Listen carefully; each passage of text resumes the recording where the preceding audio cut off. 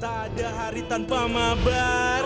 Main nge-lag, kerap buat ku tak sabar. Gimana mau main sampai kelar?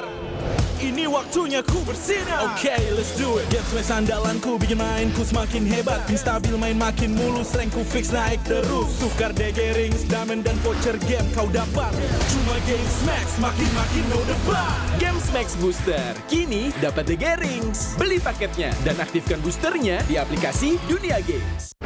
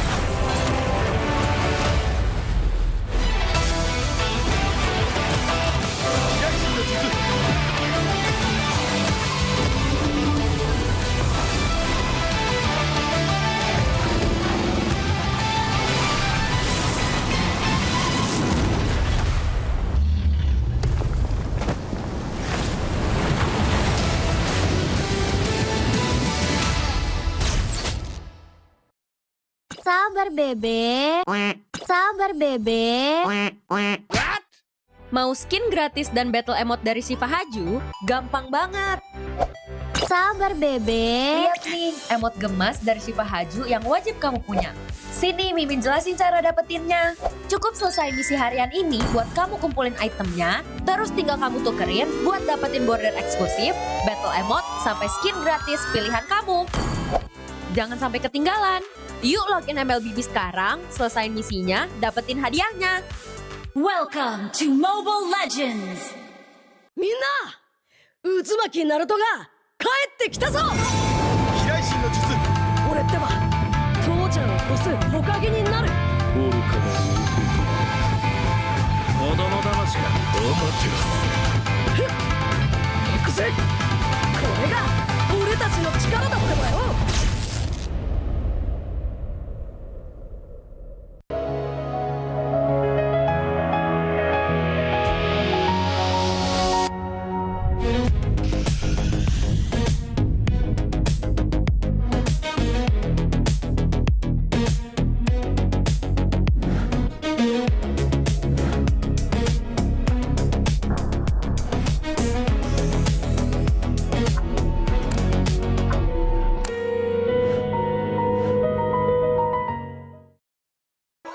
Di tim yang paling susah itu nyatuin semua di tengah perubahan yang nggak ada habisnya. Kami bukan lemah, kami cuma belum searah.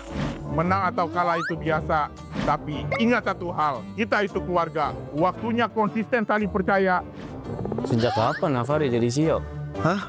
Lalu diam, Ming. Mending lihat ini. Yang ini murahnya beneran. Bantu kita naik level barengan.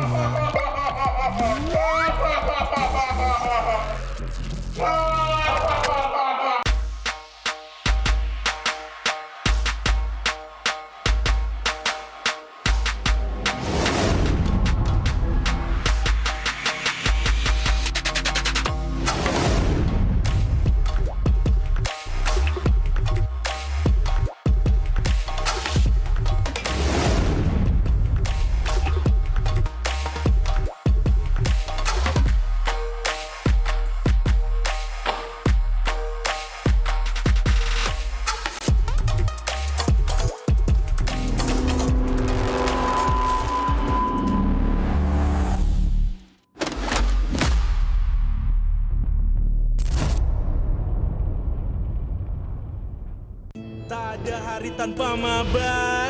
Main nge-lag, kerap buat ku tak sabar. Gimana mau main sampai kelar? Ini waktunya ku bersinar. Oke, let's do it. Game smash andalanku bikin mainku semakin hebat. Pin stabil main makin mulus, rankku fix naik terus. Tukar DG rings, diamond dan voucher game kau dapat. Cuma game smash makin no debat. Games Max Booster, kini dapat DG Rings. Beli paketnya dan aktifkan boosternya di aplikasi Dunia Games.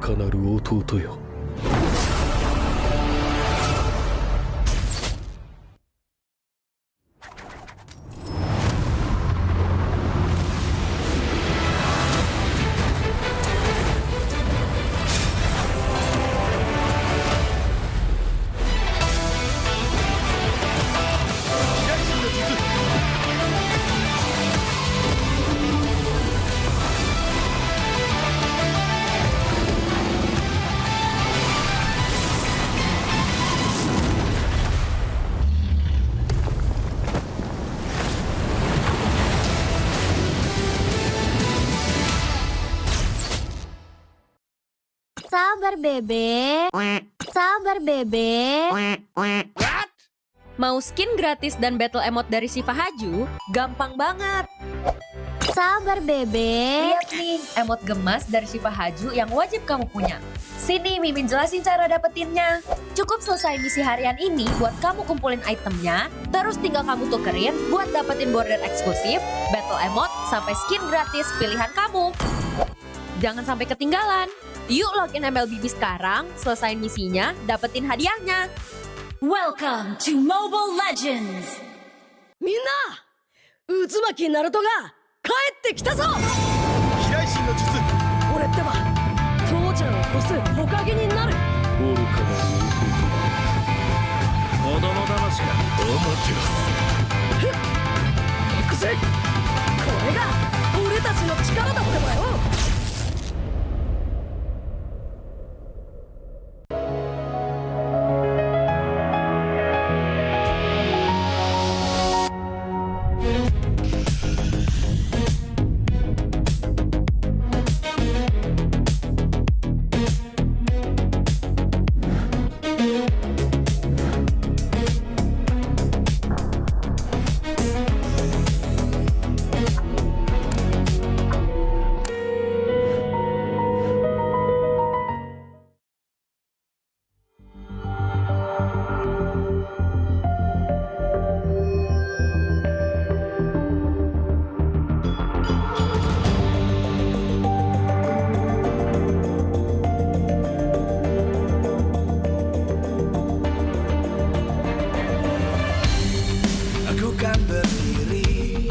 Dan terus berlari, terus ke arah puncak tertinggi. Ku takkan berhenti, hanya sampai di sini. Kemenangan abadi menanti. You know we won't miss if we unite our focus. And if you haven't noticed, we all nyalakan apimu, hadapi semua tantangan, hadap semua serangan, jatuh bukan halangan. Bakar semangatmu, janganlah engkau menyerah. Kita akan buat sejarah. We all this, we won't miss. We all this, we won't miss. Saatnya beraksi, jalani ambisi. Aku kan menyawakan hari ini. You know we won't miss if we unite our focus. And if you haven't noticed, we all live. Nyalakan apimu, hadapi semua tantangan, hadang semua serangan, jatuh bukan halangan. Bakar semangatmu, janganlah engkau menyerah. Kita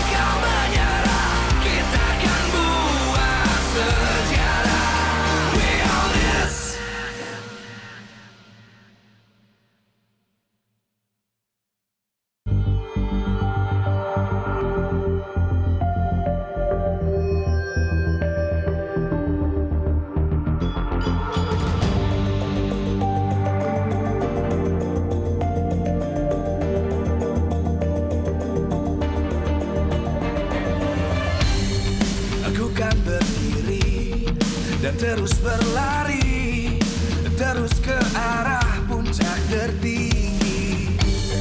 Ku takkan berhenti, hanya sampai di sini. Kemenangan abadi menanti. You know we won't miss if we unite our focus. And if you haven't noticed, we'll nyalakan apimu, hadapi semua tantangan, hadang semua serangan, jatuh bukan halangan, bakar semangatmu, janganlah engkau menyerah, kita akan buat sejarah.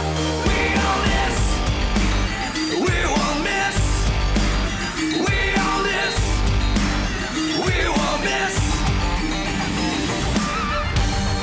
Saatnya beraksi, jalani ambisi, aku kan menyawakan hari ini. You know we won't miss if we unite our focus. And if you haven't noticed, we'll nyalakan apimu, hadapi semua tantangan, hadang semua serangan, jatuh bukan halangan, bakar semangatmu, janganlah engkau menyerah, kita akan buat sejarah. We all this, we won't miss, we all this, we won't miss, we all this.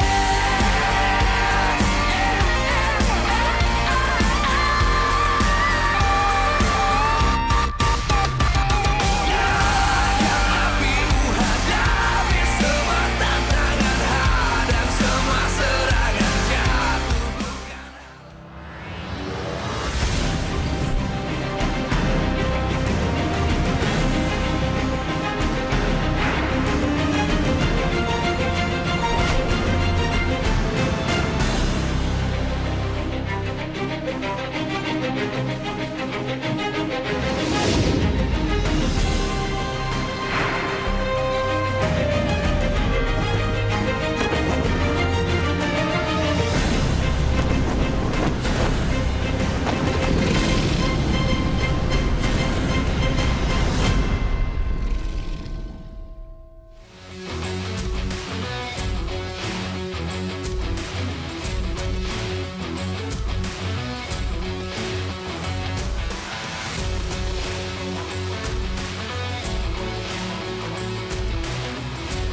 Live from MPL Arena, Jakarta, MPL Indonesia Season 17 is powered by Moontalk.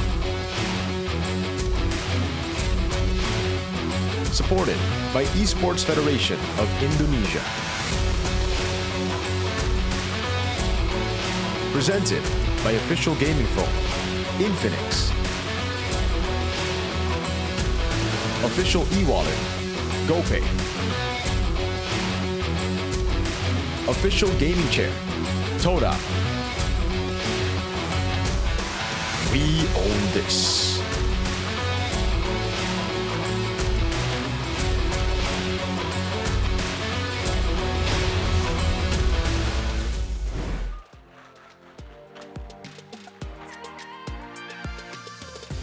Hari yang kedua, minggu yang pertama, di mana kita akan melihat banyak mata tertuju ke panggung MPL Indonesia Season 17. Karena di hari kedua, minggu ini, kita akan menyaksikan EVOS dan juga Geekfam beradu untuk match pembukaan. Yes, betul sekali, di mana untuk hari ini seperti yang tadi Bude Kelra udah bilang, tapi yang tidak kalah panas hari ini di MPL Arena sudah hadir super fans. Mana suaranya? Wow, luar biasa sekali semangat yang diberikan untuk kedua tim yang akan bertanding pada match pertama kita hari ini, di mana EVOS dia benar-benar merombak semua untuk rosternya, bahkan revamp dilakukan untuk menanggulangi kesalahan di season sebelumnya dan juga mengejar juara King Phoenix di musim ini. Kita sudah melihat adanya Luke, streamer yang kembali di dunia kompetitif, dan juga Vel yang telah kembali ke tanah air setelah menimba ilmu di negeri Cina. Tapi tidak lupa karena ada satu romer Ini romer yang luar biasa karena dia adalah winner dari MPL season lalu, yaitu ada TZ yang siap menjadi ujung tombak dari tim EVOS untuk di musim ini. Banyak banget gebrakan yang diberikan oleh tim EVOS. Di season 17 banyak sekali juga harapan dari semua fans yang menantikan bagaimana perdana dari tim EVOS. Namun kalau dari tim Geek Fam, kita juga tahu mereka membawa formula baru di mana rombakan yang mereka lakukan terjadi. Dan hari ini semua juga menanyakan bagaimana dari New Fam untuk Geek Fam sendiri akan hadir di panggung ini. Satu role yang mereka ubah. Dan kita akan lihat performa di mana meta di season ini akan menjadi tantangankah untuk mereka atau tidak. Yes, aku setuju banget Bude, tapi pastinya bukan cuman perubahan roster aja. Karena Geek Fans juga menerapkan 3K untuk di season ini. Yaitu ada chemistry, kepercayaan dan juga kekeluargaan. Di mana Baloy memberikan kepercayaan untuk Marcel mengisi di posisi XP lane. Lalu ada Asune yang nantinya akan menjadi pelapis untuk Baloy yang siap memberikan gebrakan dan juga memberikan match yang luar biasa untuk di MPL Indonesia season 17. Iya, season ini formula dan racikan yang akan mereka buktikan pula karena mereka harus membuktikan diri. Ini akan menjadi tantangan berat untuk mereka berhadapan satu sama lain di match pembukaan mereka di season 17. Namun kita juga mau mengingatkan kalau MPL Indonesia season 17 powered by Moonton, supported by PBSI, presented by official gaming phone Infinix. Dan pastinya official e-wallet kita ada GoPay, official gaming share ada Todak. Tidak lupa untuk partner ini sports kita ada Garnier, Bayu, Dunia Games dan juga Gamesmax. Ditambah dengan supplier IndiHome, Indomaret dan Aqua. Dan itu dia pastinya karena kita sudah melihat di sini semua super fans sudah pada ready untuk match pertama kita hari ini di minggu yang pertama pertandingan antara Geek Fam melawan EVOS. So langsung saja kita berikan kepada casters yang sudah ready di sana. Silakan.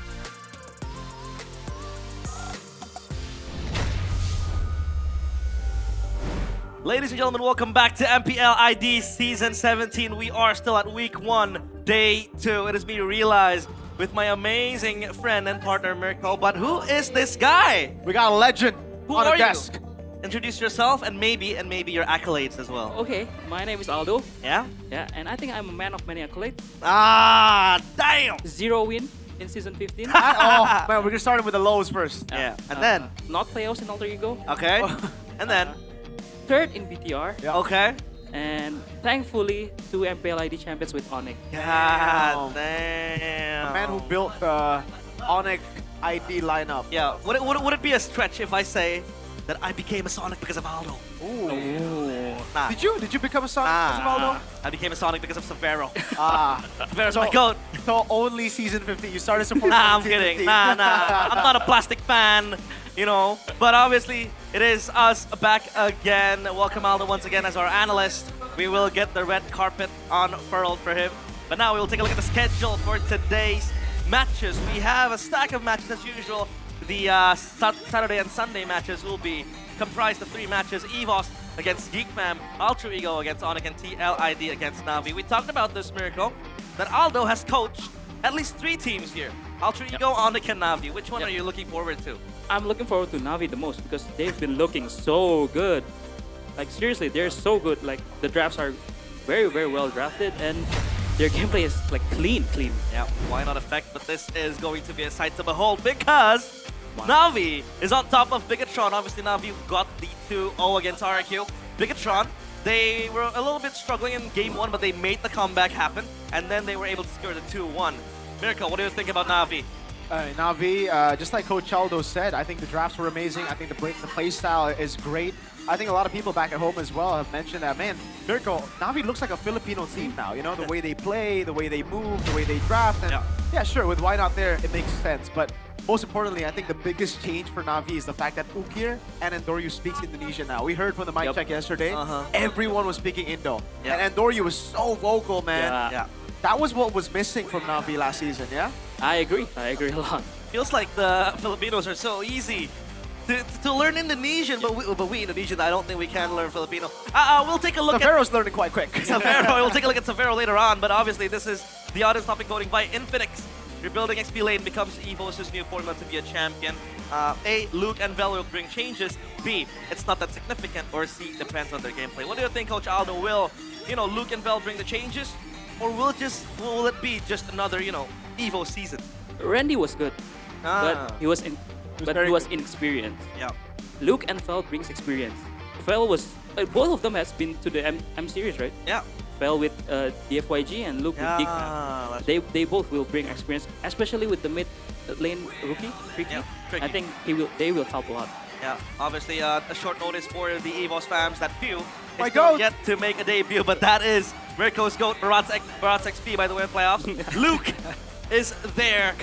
And now Luke and Vel are both ex-Geek Fam members. What do you make of this addition, Mirko? Yeah. He's not ex-Geek Fam, he's ex-BTR, man. He's actually, he's not even ex-BTR, he's still BTR. He's low, right? Damn. So he's still my GOAT, bro.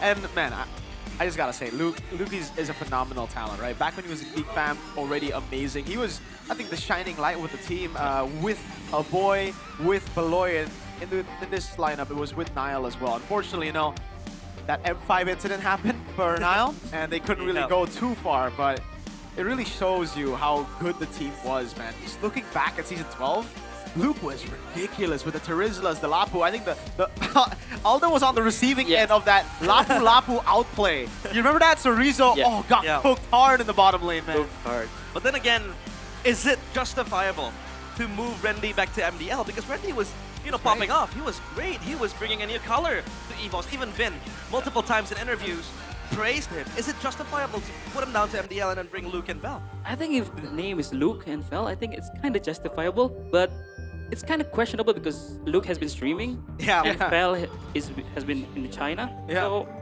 there's question marks there, but I think it's kind of justifiable. Yeah, obviously Luke is not he's not BTR. He's BTRP, alongside X-Win and the likes. But let's take a look at the Vel's gameplay here. Obviously, Vel was there when Geek Fam were playing back in the day. And what do you think are the strengths of Veldora, you see, Mirko? Veldora is just very explosive, I would say. He does a really good job when he's on heroes that can really make plays happen. You saw him on the Edith earlier, you saw him on the Cho as well in the XP. When he's on these explosive picks, he can take account into the game. They can really dictate the pace of the game. But I don't know if it's Vel, underperforming, or if it's him just losing trust in his teammates. Because when he was playing with Yanfeng Yaoguai and M7, it really looked like he just didn't want to be there. It looked like he was losing in lane. He didn't really want to rotate that much.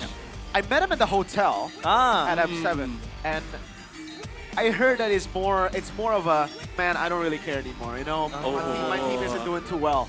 So hopefully, with a team like EVOS, especially in week 2 later, with two-time world champ Mr. Few coming in the lineup, I think he'll be very motivated to actually, play and regain his form. Yeah. And now, obviously, let's shift to Geek Fam, right? Yeah. We talked about EVOS, and now let's talk about Geek Fam. They were known as the meta makers back in the day, but before that, we will take a look at Key, El Memento. XBCR, by the way. Yeah. XBCR. With Egatizzi on the lineup, we had discussions. Will it be Egatizzi that's playing? Ega is also XBTR, by the way. A lot of XBTRs. Is this the? I'm so famous, man. Is this the Bigatron retirement home? Then is my question. But Kind of. Finn is XBTR. Yeah. Bravo is XBTR. A lot of Brands was XBTRs right XBTR. Exactly. Yeah. That is I am true. so EVOS this season, bro. You are an EVOS fan. Beloyski was almost BTR. That was a boss move. What you felt about that? How did you feel about that? It's sad, man. If it was my choice, I would definitely take Big Brain Beloy. I think this guy is still one of the greatest minds of MLBB to this day. Unfortunate season last season, but I think it was more of just the team trying to fix something that did not need to be fixed.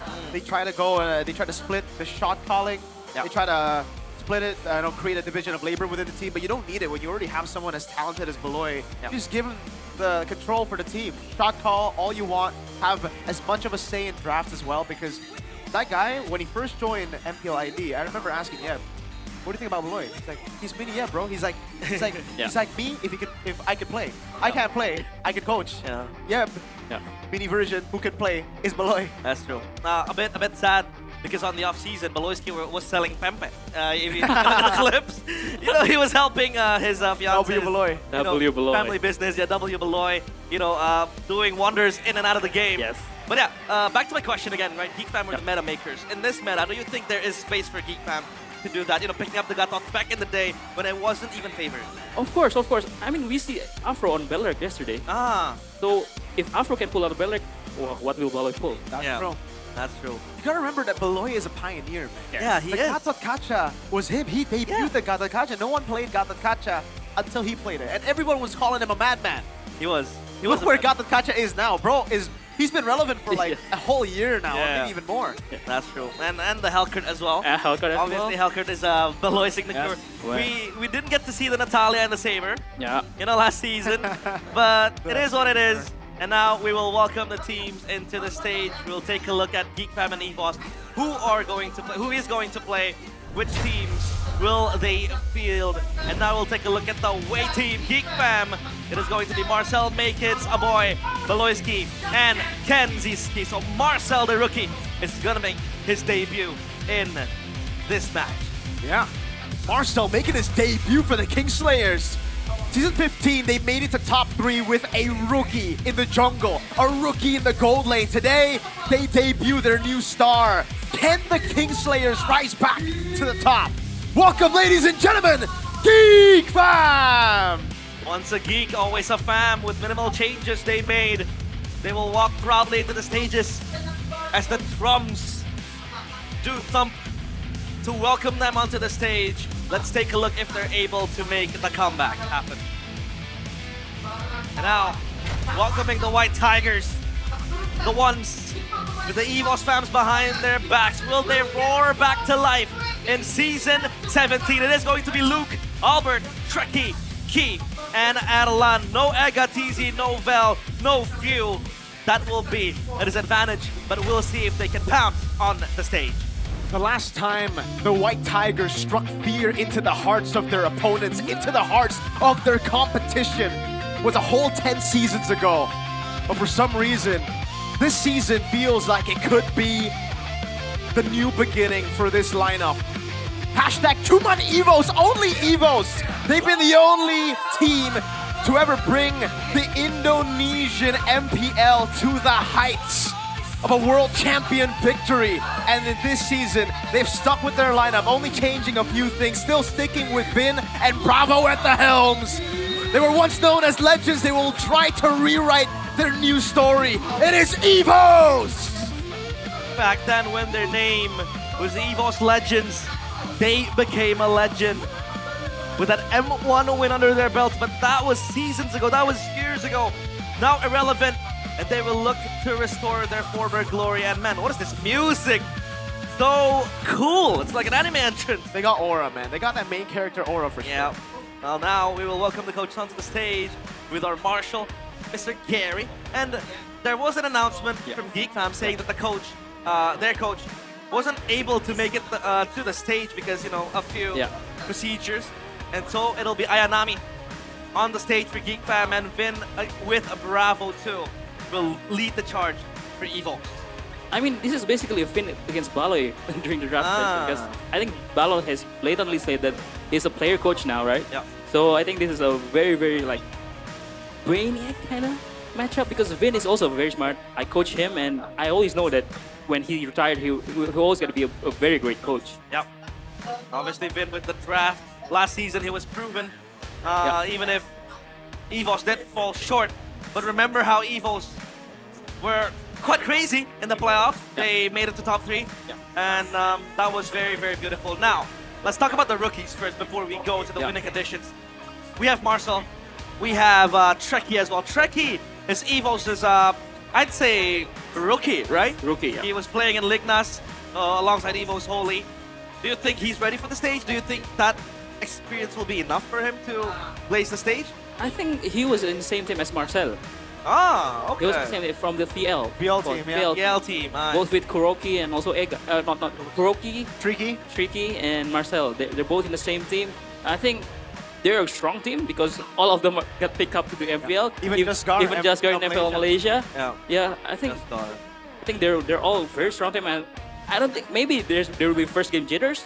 It's what expected from rookies, but let's see what they can bring. And the man on your screen, a shadow of his former self, a boy. What do you think contributed, Mirko, to a boy's kind of decline in the latest seasons? I actually have no idea, man. That's something that's just really weird. A boy and Beloy have always been the pillar that have kept Geek Fam stable, right? Even when Luke departed, they were still good. They were able to make it playoffs. They were able to contend. They did a good job. Finished 4th place. Yeah. But then the last 2 seasons, it's just been such a weird drop in quality. Weird I think that's the only way to put it. It's been weird. It is weird. I have no idea, but I spoke to Beloy. I did a podcast with him, and he told me you should be excited, Miracle. And Geek Fam Unity, you should be excited because a boy is back. A boy is back. But will the XP lane for EVOS be back? And now we'll take a look at the oddest topic coding with Vel on your screen by Infinix. A, Luke and Vel will bring change to speed, not that significant, and C, depends on their gameplay. A close vote, a close call for both A and C. So, a lot of people still believe that Luke and Vel will bring changes. Now, the question for Luke is that, will the lack of match fitness affect his first game in MPL after his, short break? I think with that kind of talent, no, and I think with that kind of experience, I think he will do great. But it depends on the gameplay because Randy last season was all about tempo. He plays tempo heroes. He make EVOS tempo very quick. But Luke is kind of different. He's more brawly. He's more team fight. He looks for the opportunity and go. Yeah, and I think the XP lane meta right now kind of, supplements that, right? You see the Soras and then the full view. So a lot of brawl heroes that will be picked up to the fray. And obviously back to Geek Fam. The rise of Suyo back to the meta. Ooh. This will make the smiling jungler make it smile. Smile again. Will he be back, Mirko, you think? I think he's never been. I think he's never gone. He never left. He never left. Last season he was great too. Unfortunately, the team wasn't great, right? So it really comes down to the whole team performing right now. It's a team game at the end of the day, especially if you play at the highest level.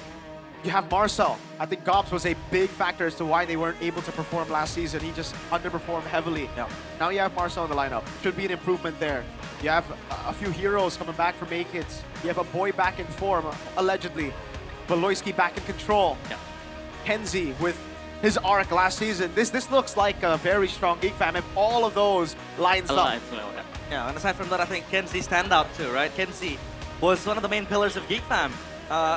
Last season, even a few seasons ago, where he was promoted with the Granger, he was able to do wonders. Even with the Sun Gold lane. Yeah, the Sun Gold lane as well. That was delirious, to be honest. And now let's take a look at the random map draw. It'll be Dangerous Grass. What a way to start for Beloyski. This is a dream come true. It is a Geek Fam map, I'd say, and Beloyski will have fun. Look at EVOS ban. Even season 17, the Hellcard still auto ban against Geek. Yeah, some things never change, man. Some things never change. They still ban the Hellcard off fear that it'll possibly pop up for EVOs. I wonder who made that call, right? Was it Luke? He's like, guys, I know how he plays. Just ban it, man. Just ban it. You don't want to pressure he will be gone right in the map, and he will just pressure every lane with his Hellcard. So, especially with Dangerous Grass, in which it will help Hellcard a lot. Yeah, and the Fanny obviously banned out because of how strong Albert is on the Fanny. And that'll be supplemented too with the brawly type of gameplay that Geek Fam also wants to play. And the Chusian, still a prio pick to be banned, the Sora. The typical second pick ban, Zuxian, Freya, and one more. Yep. It's just typical second pick draft, and let's see what's gonna be first pick by. Ooh, wow! Redrin. I think this is more aligned to what we saw in the Philippines week 1. Yeah. Yesterday was a bit odd. We saw the Frederick completely ignored, but maybe it's because we had Nile, Yazuke, more of those carry players. Albert, he got a full package with this guy, man. Mr. Consistent. And do you want to go for the Yves to poke out the Fredrin? Yeah. And also maybe Khalid? Or there's Marshall Stoven. Yeah, Marshall is available. The Yves is available. Ooh, they're called Hilda. Talk to me about this, Aldo. I think they're looking because Fred in early games is kind of weak. He's susceptible to Hilda's. What the hell? Wow. What? Well, Wait. damn, if you have Luke, might as well just utilize him. Yeah, this is a I Luke didn't expect special. it game one, though. Wow, and they expected it with the expert pick. Yeah. The geek. I don't know which one's more impressive. The fact that Evo's got the cojones to pick up the Masha this early and a chip after... How long has it been since we saw a chip and a Masha combo? Yeah. Or the fact that Geekfam read it. Read it with the expert pick, yeah. Man, I'm impressed. And it was instant expert pick. Beloy. This is why you just give Beloy control, bro. Just give him control. Big brain Beloy. And the Valentino ban, yeah, because you don't want to steal... You don't want to let the Valent steal the last Insanity because it's too good. But holy, this first game, EVOS just went out with a bang on the draft. Yeah, Baxia ban. Baxia ban. Rotational plays will be the name of the game for EVOS, especially when they have wow, they're fast. Chip available. The Harris taken out as well. Very fast draft. Very fast That's draft. Very fast draft. I mean, just look at the difference between last season's Geekfam and this season's Geekfam. Right? Yeah. We haven't seen the result yet, but Beloy is super decisive in drafts, man. Yeah. Ooh, this is gonna be a spicy game for sure. Oh, the marksman ban here come through. Oh, no, sorry, they had the cloud already. Yeah. So now evolves maybe a the Suyo Yi ban or Suyo ban. to respect or the Leo Moore. Yeah. Okay, so the Suyo is gonna be contested. Yeah, Suyo can be is a flex, but I don't think it will be picked by EVOS. But maybe it's a good pick for Geek. But the Xbox is also a flex, right? They can go jungle and can go XP. But I prefer it to be a matchup against the Masha because they're both scaling and it's hard to pop out the drag armor as the Masha. We saw Faramis yesterday. Yeah, Faramis. But we see a last pick Faramis for a boy. I mean, Suyo is a signature pick for May Kids. Yes, sir. As much as Faramis is a signature pick for a boy. Yes. Yeah, they with the Faramis, it'll enable them to kind of just juke it out. Especially when EVOS has the chip, right? They're gonna get engaged. That Faramis ultimate will be very, very handy. So now, to close out the draft for EVOS, two last picks. I think I would go is a Farsha or Yves. I think Farsha is better because you need someone to power the Virag armor for expert from a safe place. And Farsha ticks the box for that. Is Yves not as fast to No, put Raga? Up against a Suyo, Hilda, and Claude. Claude, Suicide. Yeah. Very immobile as well. But Farsha has the wings by wings. Yeah. It'll be super safe for the Farsha. They go for the Granger. Ooh. And that's the Farsha, yes, called it. Beautiful shot from Aldo there. Of course, they give my boy Erlan Granger. Yeah, Oh, an answer. that is a great answer. The Actually. counter engage Yeah. the chip, yeah. I don't know why I completely forgot about Zetian, but yeah, Zetian is like, I'd say Juicin, Yves, and then you get Farsha and It's Farsha, Zetian yeah. at the same tier right there. Ooh. Talk to me about this. I'm so excited for this draft, man. I mean, this is like Yeah. hero power against hero power, you know? Yeah, and they didn't take their time at all. Yes. They were blitzing it quickly. And before we start, talk to me about this Jatian pick in Geekfam. What it's going to be? Is its objective? I think this is just for counter engage. So when Chip goes into the teleport, he will just pop the Fury of Phoenix to delay the engage and also to proc from a very safe place. Because from EVO side, it's only Masha, but you know how crazy Luke's Masha is. So let's see his debut match back in MPL with Masha. Yeah, that passive from the Jatian will be very handy. But now, will we be entertained with all the power picks coming in game one of EVOS against Geekfam? Onto the land of dawn we go, as they both will treat us with a beautiful and explosive draft. Yeah, they both want to go fast, so I think we're bound to be entertained here. But Coach Aldo, you saw the counter index earlier. It was heavily in favor of Geekfam. Do you agree? Nah. I think the counter index is kinda, you know, sometimes good, sometimes bad. It's a scam. It's a I agree with you. I'm not a fan of the counter index and the land rating a lot of times, but Geekfam, man, Zetian is such a lane bully. Level 1, it's great. Yeah. Lane bully with the skill 1. Very, very hurtful. And look at Make It. Make It. Gonna make his way, especially with the Beloyski. So this Hilda, right? You can't. I mean, you can kind of bully the Fredrin, but the Fredrin is still very strong. Beloyski, he's gonna flicker away. Oh! A boy catches Streaky in mid. The rookie, feeling the jitters of playing in MPL, instantly punished by the veteran. I think the Farsha just steps too far ahead against the Zetian. You need to play safe because the first is so long.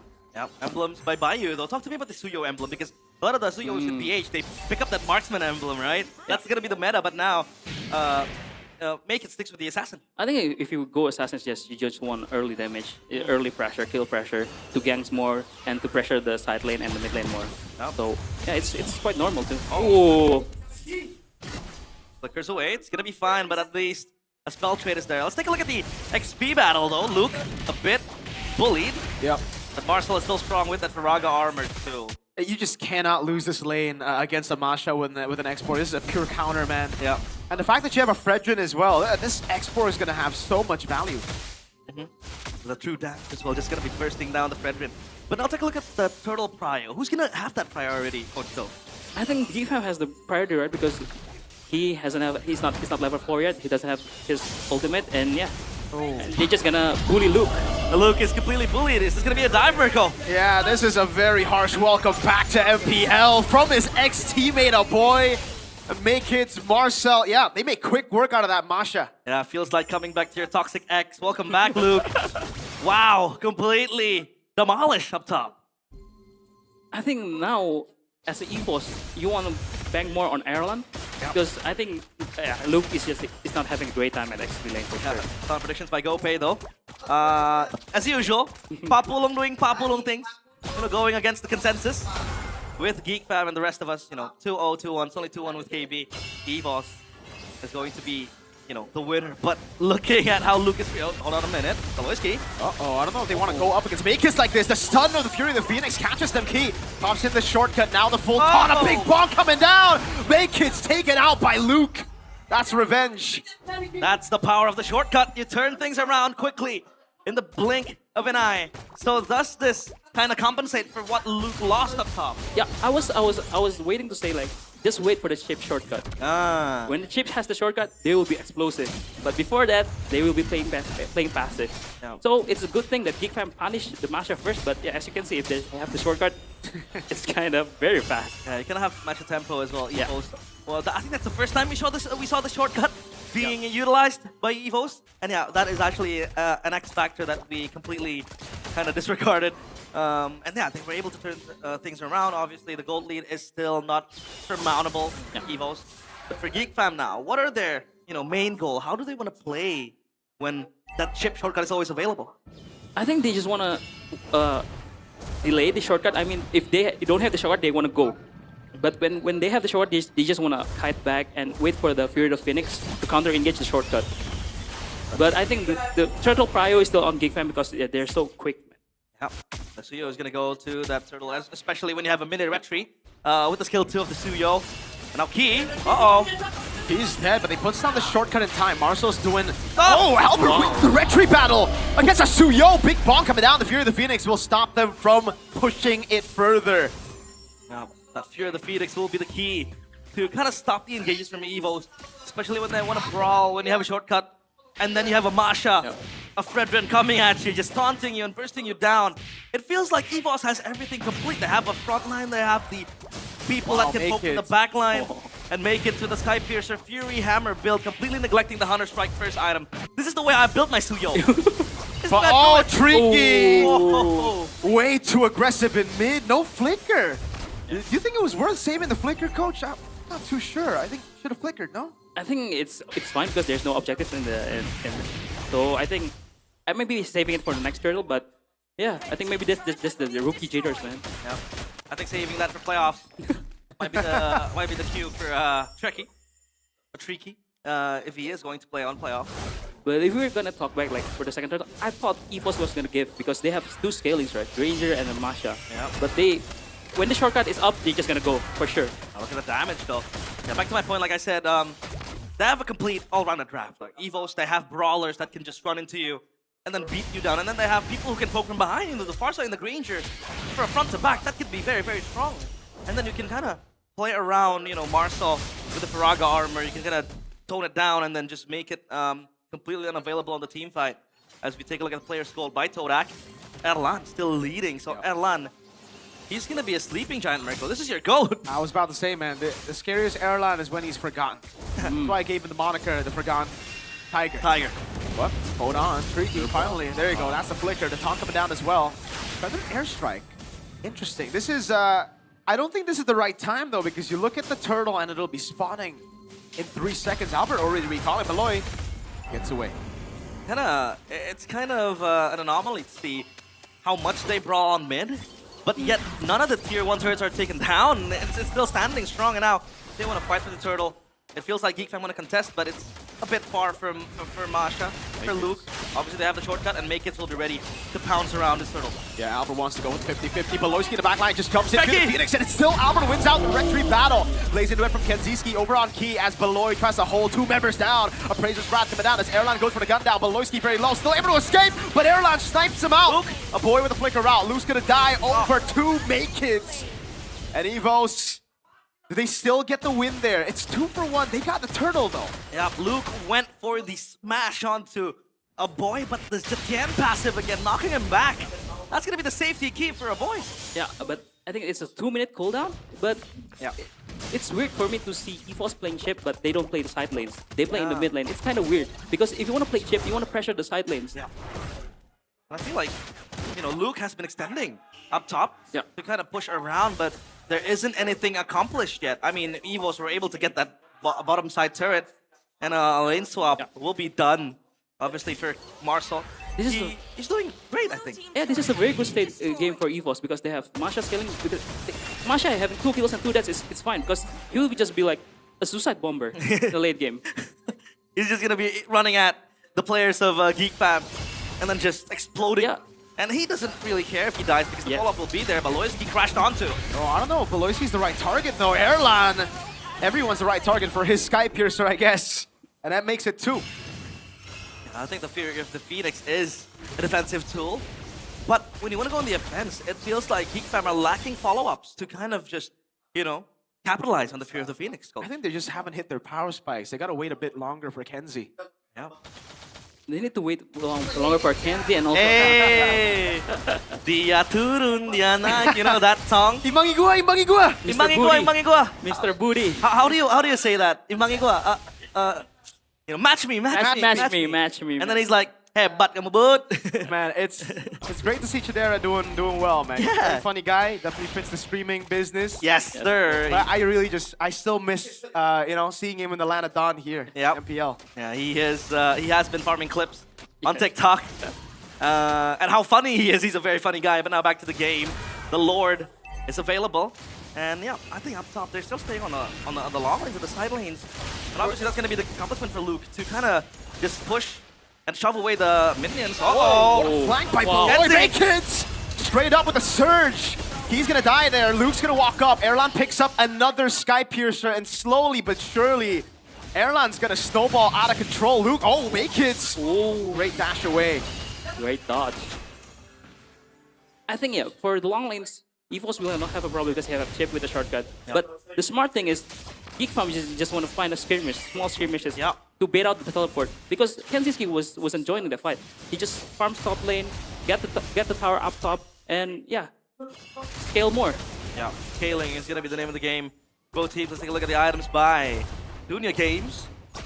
War Axe and you know, the Antique Cuirass for the Expork, and the Masha has a very strong item there. Have to teach on the BOD, but for Erlan, he's gonna go for that. I think he's gonna go for that last item with the Malefic Roar, the Sky Piercer, and the Hunter Strike available too. And he's going for the Wind of Nature. Yeah, Wind of Nature. Ooh, good poke on Boy. And now they're gonna dance on the Lord. It's gonna be a very long game for GeekFam. They have to force the fight if they don't want to let Luke just demolish the side lanes. He's gonna get the turret for free. But down bottom though, it feels like a slow push has been building for GeekFam. And Marcel is gonna answer the call to stop Luke from going. War Axe completed for Make It. Whoa. So this is the split push Coach Aldo was talking about, you know? Yep. Have the chip, you want to have the Masha up top. Because they will always... Oh, nice poke. Oh, a boy. Very good poke. Yeah, a boy is going to just have to play with the Fury of the Phoenix. Yep. That's way too low. Albert is on. Yep. That's it. Lord reset again. Great Lord dance. Great Lord. The Masha has been pulled to the mid lane, and Luke is going to let the top side minion push on to the top side turret as well. I mean, they have a slow push building for Evo, so that's going to be a prio for them. The crash! Oh, he got Scott, Kumar, man. We've been seeing a lot of this. Arfi yesterday, now it's Kenzie. That bush. The dangerous Grassman. Yeah. Surge over on Key. Doesn't have the shortcut. But look at the damage. The Feather Airstrike taking Make-Its down to a quarter. Another Lord Dance. That's going to be priority for Evos because it feels like GeekFam will lack damage. Without the appearance of Kenzie, maybe Make-It's going to carry this fight. Like it's trying to feel. Goes in. It's still Albert. How does he keep doing it? Make-Its has lost every single retreat. Now it's Marshall with a flicker in. Last Insanity takes Albert down, but Erlan's unstoppable. 50 stacks on the Sky Piercer. There's a lot of stacks for Erlan and Evos with the baby alien now in a pack of tigers. Still winning the retry, Albert. It's consistently hitting the retries and with the Federate against the Suyo. That was a fear of the Phoenix on top. Yeah. Albert, I have no words for him. Like his retry is on point. I mean, but I want to take a look on Tricky. We said that he's an early game jitters, rookie jitters, but he's been playing very well. When he see Aboy, he just Feather extract him to poke him out and isolate him from the team fight. Yep, and we know this by GoPay. This spark to return. Hold on a minute again! Kenzie's. Oh my goodness, Luke! Oh, he's gonna jump in on a boy. No, he doesn't find the range. Thank goodness for a boy. Here the Phoenix lands flush, but I don't think Evos care that much. The Sky Piercer's built up already. It's all the way down to 70 stacks now. Erlan, he's having a field day. Oh, Luke is a man possessed. He doesn't have anything to lose. He's running onto the base of GeekFam with the turret still standing. Oh my god. Kenzie, 2 times already, man. Completely caught off guard. They're gonna siege again. The Feather Airstrike pop. Make-Its can only see from afar. And do I have time for the fun fact from GoPay? I do. That was Luke with the Masha. The last time he used that was 323 days ago. And that was when Bigatron was sent home by TLID. Hey, you know, why you gotta bring up that stat? Why you gotta bring up that stat? You just say 323 days. That's a pretty good stat. Why you gotta pull up the when BTR lost? You know, it's a wake-up call, you know? It's back to your roots type of deal, right? Well, Albert, you know, it's strange to say because you have a Granger who's 7-0, you have a Masha and a Farsa, but my MVP this game is still Albert. Yeah. Okay. Oh no, Kenzie's 3 for 3. Shortcut on Kenzie, gets stunned up as well. Erlan gets a double. That's a last Insanity defensively. Luke's running him down. Erlan again goes in and he's gone and done it. It's a maniac for the Forgotten Tiger. Will a boy give him the Savage? Give him the Savage. That's a question. We've seen 2 maniacs already on day 1. The third one comes in day 2. But could it be the first Savage? It looks like they want to give it to him. I think it's an unofficial Savage. Wow. The White Tigers with the Forgotten Tiger makes themselves known. Once more, they roar and completely pounds on GeekFam in game 1. In dominant fashion, Evos takes the game 1-0. What a way to introduce yourself back to the MPL from Luke. A very solid Masha game, but still, Albert is my MVP. Yeah, I agree, dude. Great maniac. You know, maybe Savage would be close, but it would still be Albert. How does he keep winning? Okay, Fredjin wins retries, yes, but it was up against a Suyo. Yeah. And a couple of times, Albert wasn't in the pit. He was outside of it. So, man, walk us through this game, Aldo. I mean, it's kind of sometimes it's kind of weird to see Evos like playing chip, but doesn't really play in the side lane. But I can see why, because you're just waiting for the shortcut to let Luke play to the access to the back lane of GeekFam. So it's an amazing game to watch. Albert's strategy was very on point. Erlan's positioning was great. He was untouched this game. The shortcut was perfect, and yeah, what a way to introduce the back to MPL. He completely shut down. And Luke, he had nothing to lose again. This was mentioned by Coach Do in game where he's just gonna be the guy who's just gonna run at you and die. He's not gonna care. You know, I mean, if he's gonna run at the Chetian and the Chetian pops the passive, that's a mini win for Evo, so that in the next skirmish, you have that passive gone, and then the Fear of the Phoenix, obviously not stopping the Masha. What a game. We saw Luke completely bullied up top, because against an export, the Masha is gonna... It's gonna be so hard for the Masha to win the lane, especially when he was constantly ganked up top. But he made it happen. I mean, props to Albert as well, winning the red tree multiple times. All the time. He had a all the 100% red tree win. Yeah. Damn. When he's contesting the turtle. Yeah. But it's just the beauty of chip. One shortcut is all you need. Yeah. We talked about this. I mean, they were losing a bit in the early game, and then they popped the shortcut. They got like 3 kills. Obviously, quite a shaky game for Trekkie, but you know it's gonna be fine. It's your first game on stage. The jitters are still there. I believe he's just gonna shrug it off for game 2. But props to him. He played the Pasha very well. Like he knows his job test is just to poke out a boy. If he shows, I feather airstrike him, so my Masha doesn't get poked. Yeah. He didn't let the first 2 deaths really, you know, dictate the rest of the game, which is great because Evos could have been in real trouble if you know he didn't really do his job. And Freaky goes to show you why the BL team boys are getting a lot of them are promoted over to MPL. Yeah, they have a lot of young guns on season 17, Instant 17, sorry, and this is the winning moment we saw. Talk to us about this, Coach Do. It's always the shortcut start, and it always Kenzie getting caught. I don't know, it's unlucky or his positioning it was kinda tough, but yeah, it's always the shortcut from Key, which is maybe the experience speaks for itself. Yeah. Wow. Let's take a look at the MVP presented by the official gaming phone, Infinix. It is obviously Albert. He is not gonna lose those red tree battles. Up against a Suyo, a Hilda, an X-Fork as well that's gonna burst down your white shield. It's insane. Mr. Consistent, and it's the first big brethren. First big brethren, It's the first big brethren. It shows like how confident he is playing that hero, man. Yep. What else do you see from Albert aside from the red trees, obviously? And playing this brethren. Of course, he's doing his job well. He became the first man in his team. Yep. He became the one who opened up the map, giving vision because Chip is not that good at doing that. So he became the first man, and yeah, he does. The red tree is amazing. The way he peel for Erlan is also very good. That's why Erlan had 0 deaths. It's all because of him. Yeah, again, this competition is so dynamic. Again, like I said, you know, you have a chip, you can go and just dive on towards Geek Fam. Obviously not really a dive because you're just gonna run at them. Yeah. You can kind of play kick and rush, and then you can kind of poke from behind. Erlan was doing that. Ricky was doing that wonderfully as well. And it feels like the Hilda was quite hard, and the Kenzie's key in the Kumar booth. It was so hard for him to maneuver out of that. And that's what I love about Albert. If you see closely, like if you pay attention, he was always stay by Erlan's side. Yeah. And the one who engaged is gonna be Luke and he.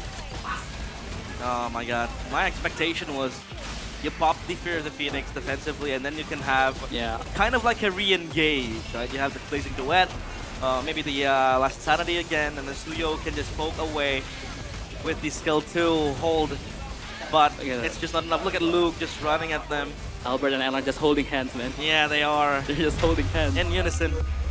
Well, Mirko, was that an entertaining game? Oh, that was very entertaining, man. But I'm just lost in thought right now because Heat Fam, like Coach Aldo said, they have to ban Jusin, they have to ban Freya. Yeah. So what do they let go to ban out the Masha? Because, man, I don't think you can let the Masha open. Or if maybe the Fredrin, right? You need a Fredrin to pull out the Masha, you need utility jungle. So you have to ban one of those. Yeah. And this is a question that a lot of MPL teams will have to answer up against EVOS. Yeah, obviously it now becomes fair and square for this match because EVOS has to allocate 1 ban for the Hellcurt, and now Geek Fam might think that they need to allocate a ban for either the Masha or the Fredrin. Or the chip. Or the chip even. It's like a trinity, you know? Yeah, obviously. Or the Granger merchant. Or the Granger merchant. Yeah, you can do that in a second phase, but if they take it first phase, then you are completely screwed. He is back in form, 12-0-4. Yeah. In his first game back, MPL 17 with Granger, and he got a Maniac, an official Savage. Yeah. I mean, this man should be, you know, just ban out the Granger, man, against Erlan. This was his performance on the playoffs of last season. I remember he was scoring a multitude of kills and just insanely good at this hero, the Granger. And it feels like we have a showdown of 2 Grangers, of 2 great Grangers. Kenziski made his name with the Granger as well. But Erlan is also very infamous with the Granger. 60k damage dealt. Yeah. Oh, that's just insane. I don't want to take away from Kenzie, but this Granger is the best Granger. You know, like in Indonesian standard wise. Yeah. Better than Eman? No. I'm not Indonesian, right? Kelra, Eman, we will find out. We'll find out this season, right? We will. But we gotta find out whether Erlan has learned new heroes. That's the thing. Right now, it almost looked too good to be true. Evo's got all of the picks they wanted. Is he still gonna be a Granger Merchant, or is he able to play other heroes, do you think? I think from watching his stream, I think he picked up a couple of heroes. I think he's a good player too, I think. But let's see in MPL, because it's different. It's gonna be a different stage, yeah.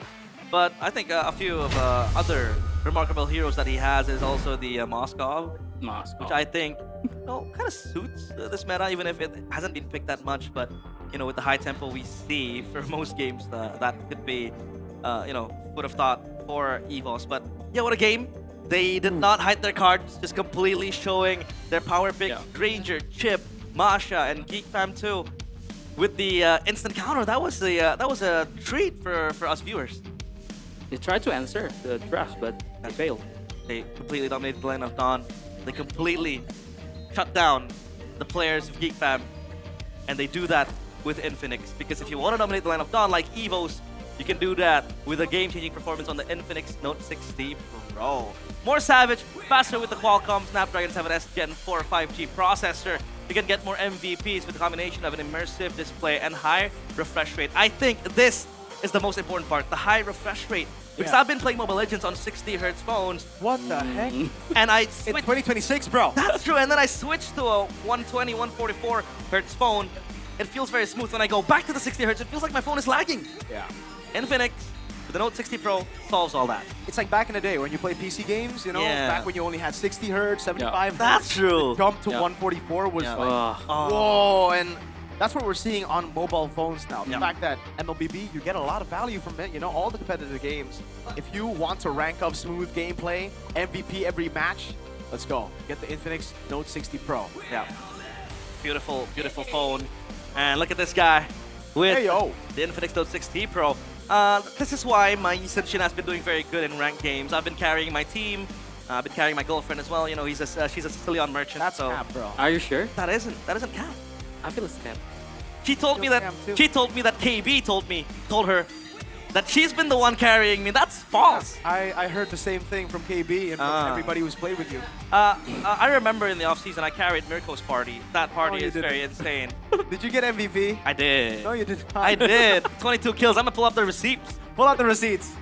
Yeah. My Infinix 60 I don't remember you getting 22 kills. What the heck? I did. You know the first thing I did when I got MVP? What? I texted my girlfriend. I told her, babe, I carried Mirko in his party. I got 22 kills. Oh my god, we have a very good party now, actually. Yeah, we do. Aldo's joined the ranks. Aldo play? Oh, let's go. Can the coach play? Can the coach play? Coach, tell him. I can play Fanny. I can play 1-1. But can you download the new GoPay app? Because with the GoPay app, this is the go-to wallet for gamers with massive damage. And you can get a chance to win 17 GoPay gold rings by Fairy, 20 Todak Throne gaming chairs like the ones we are using right now. Very comfy, very smooth, and 20 smartphones and many more prizes you can win every day on the GoPay app. How to do that? It is very simple. You can just vote for your favorite MPL team before each match, create a party with your friends, and play snakes and ladders. I hate snakes, but ladders I tolerate. And also, you can complete solo missions or party missions to earn profits every day only on the GoPay app. So yeah, we can create a party and we can play snakes and ladders. Are you good at snakes and ladders? Yes, I am. Are you good or are you lucky? Well, I think the only way to be good is to be lucky and on snakes and ladders. That's you gotta roll the dice, get the right one to avoid the snakes, and Mm-hmm. keep climbing up. Are you good? Of course, I have good RNG. RNG! Nice. But not Season 15 though. Season 15 was a pretty bad RNG. No, that was a good RNG. He made a new record. Broke Wolf's record. Broke Wolf's record, that's true. So, that's true. When I posted Aldo on my Instagram story before we cast it, someone replied to me, and he said, "Is this the analyst that broke Wolf's record?" That was insane, coach. But again, it's all guaranteed GG on GoPay games. Special for MPL ID, which is our Academy League for Season 12. GoPay games will give you a free weekly diamond pass. Just scan the banner that appears during the MPL ID Season 17 live and claim the promo only at gopay.co.id/games. You can top up MLBB diamonds at gopay.co.id/games with fair prices, easy and secure payments using the GoPay app. It is super safe. And of course, the one that we all wait, the promos. The promos. A plethora of promos. There's so many features on GoPay, dude. I remember during Chinese New Year, yeah, our boss gave us ang pao, digital ang pao with GoPay yeah. coins, man. That was dope. I didn't know yet they had a feature like that. And I think they have the same for Tehaya, right? Yeah. We did. Gave a few THRs to my close friends, and So I'm not your close friend? I didn't get no THR. I mean, Mirko, you're richer than me, so you know. How about me? How about me? Yeah, maybe I would. Yeah. I would give him Too late. It's too late. Yeah, it's too late, Too man. late. The 8 festives are all done. Yeah. It's finished. But hey, the festivities are all on Evos because they were completely, you know, smashing Geek Fam on that game. I thought in the early game, Geek Fam had an answer to that Masha, obviously the chip as well. The Hilda was completely, you know, proactive, Beloyski, to look for kind of like defenses peeling for the team. But Evos completely shut that down. Yeah. What was the turning point, you think? One thing is the first shortcut because it pays off, right? Ah, The first yeah. shortcut. But I think the second point is like they don't go for Luke anymore. They just did it once and it's one and done. But because you want to like shut down Luke really hard, make him 0-3, 0-2, so that when he goes with the shortcut, he did not do any damage. I mean, they didn't go for Luke. Luke went for them. Yeah, I mean, yeah. Running into the base like Fair that enough. and dying. That's a move I'd make on my rank games. But now the guy on your screen, Kenziski Mirko, was that him snoozing, or was that just Evos completely, you know, having their target locked onto him? I think it's both. Yeah. He shouldn't have walked in the bush, man. He should know better. You Yeah. know, it's dangerous grass. That's the whole point of the map, especially with the chip and the Masha. That was just a risk that was unnecessary. He didn't need to take that. But the other times where he was caught from behind, it was kind of like, all right, you know, it's either him or a boy. He was like, okay, I might have a better chance to survive by being a Claude. I think he didn't have Wind of Nature, by the way. Like, he was building towards it. This is just the thing about the Claude. And the fact that they just never rotate to gold lane. If you want to go and, you know, pick a Claude here, you need to help him by at least taking the gold crap away. Yeah. I think early we saw the gold rankings and we saw Erlan high at the top. Again, Okay. when he's forgotten in the game is when he actually does the best, right? Because he can control the way he lanes is amazing, and the way he takes the gold crabs, the way he double lanes as well to get that gold lead. All of that was ignored by Geek Fam. And I'm not saying you gotta give the gold crab to Kenzie. Make it, just take it. Yeah. As long as it's not going to Erlan, it's good for the Claude. That's true. You don't want to funnel Erlan with a lot of gold. And it feels like Geek Fam were able to get their hands on strong picks too, right? Make it. Yeah, the Suyo. Obviously with the Suyo was relevant in the early game. Was relevant. And then completely shut down by Albert. With that red tree battle, that was just so good from Albert. And he's smiling because he knows that the drafting phase presented by the official gaming phone Infinix is right on the corner. Random map draw though, we will see again. Dangerous grass. Initially, we thought this was a very Geek Fam map. Yep. After that game, I think it's more on the Evo side now. Let's see. Coach Do, do you think they'll ban out the chip? The Masha? Yeah. The Masha ban Gotta out. ban something, yeah. Gotta Masha ban makes the most something. sense. Make it more normal, I think. I feel like More they want normal. to make it more normal. Okay. It's a good choice by Geek Fam to stay on red, though. Nah, I think they should still go first pick and look out for the prio picks. What's your command? Oh, wow. Fanny. Okay, one thing that Albert isn't known for Yeah, is the fan. yeah. But he's been improving a lot. With He has, Fanny. yes. Like, yeah, during his early years, he's not like known as a Fanny main, but during I mean, he's like wine, you know? Like what? Wine. It's like Ah. wine. Yeah. He ages. He aged very well. and very well. That's true. That's very true. Because Oh, man. we thought like his prime would be on RQ, but now you know in Evos he's very Looking good again. Yeah, but the Sora pick up here. Will this warrant a Valentina reply from Yes. Evos? Yeah. I don't think there's no doubt. For There's sure. no doubt. Yeah. But it's interesting from Geek Fam, like when they saw Fanny, they just pick up like two fighters, Yeah. like Gold Lane and XP Lane, and they will look up third pick for Yi Shin to like maximize the two fighters. Yeah. You need extra range, Yeah. especially with this pickup. But for Evos, yeah, they should look at Valentina and then back again, Marshall is still open, and against two fighters, I think it's very good. Yeah, Marcel's still available, but still yet to be picked up. Do we have a something going on here? Let's take a look at the crafting. We're gonna wait. We have a pause. Have a pause. I got a question here. for Aldo. Like, I understand that he's been improving really, really quick. He's like fine wine. Yeah. But why Fanny first pick, right? I mean, could have hidden it all the way to the end, Yeah. right? I think, because I don't think Geek Fan would have banned it either.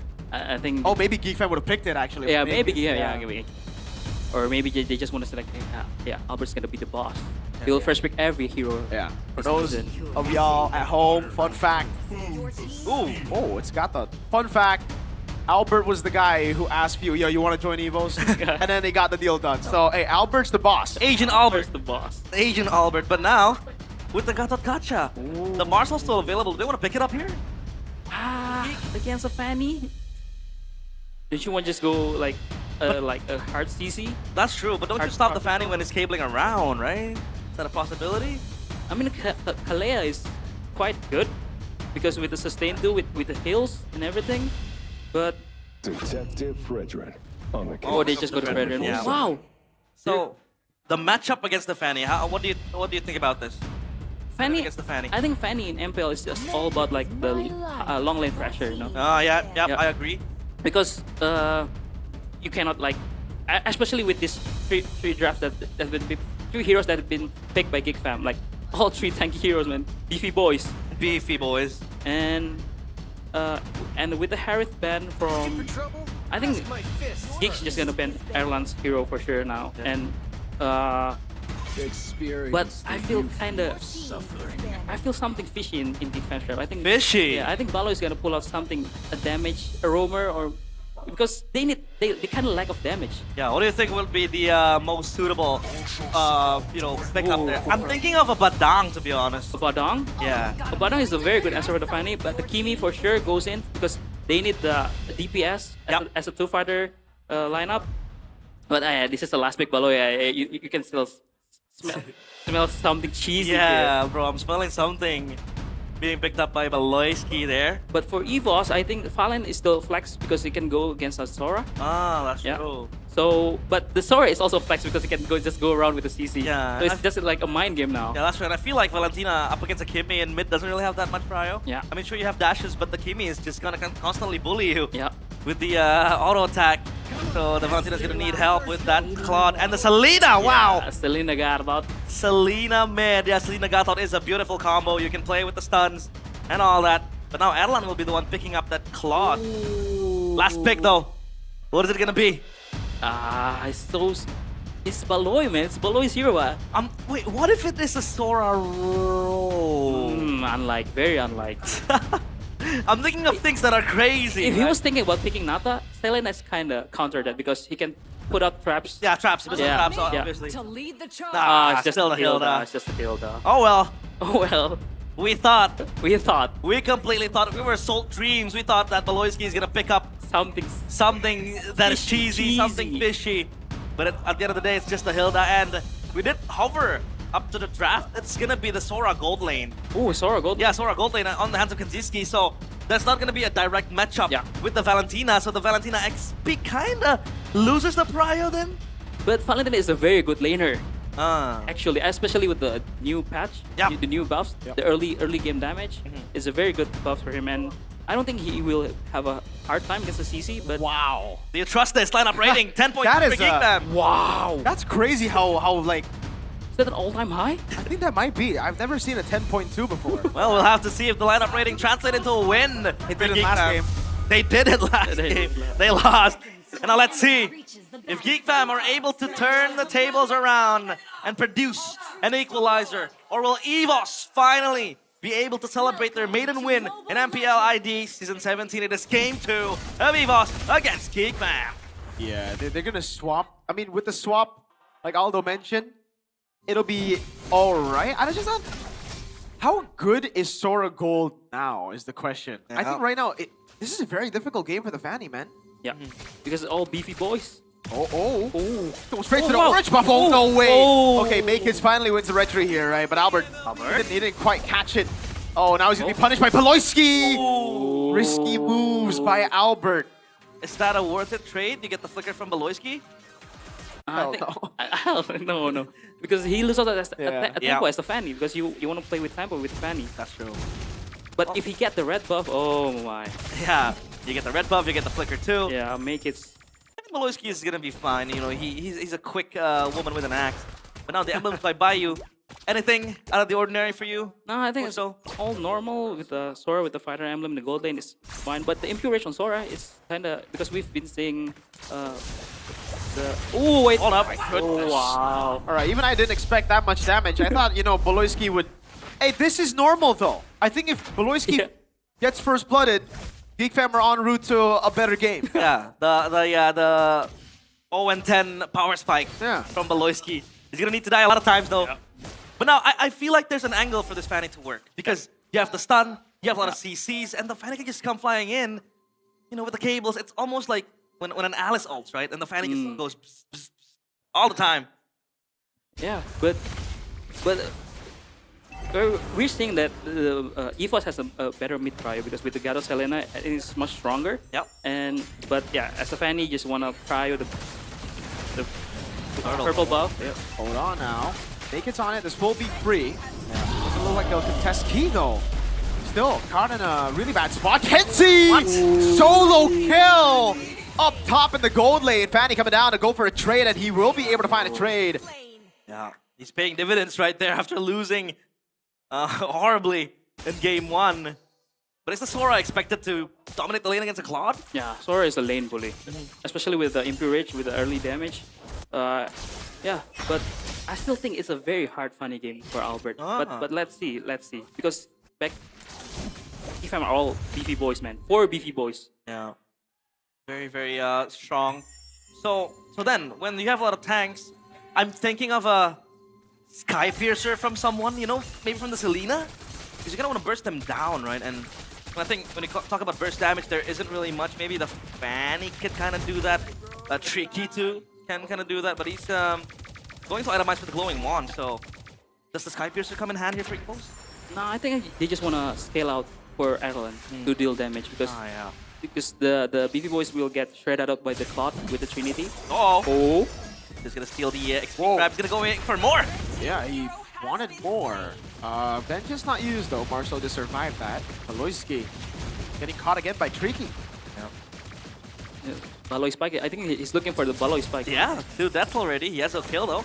1v1 gets verified. 7 deaths Baloy. 7 deaths Baloy. I'm gonna go for 12 deaths Baloy. No. This is the possibility. And look at how they have Prio 2 on trying to disturb Albert and his purple buff.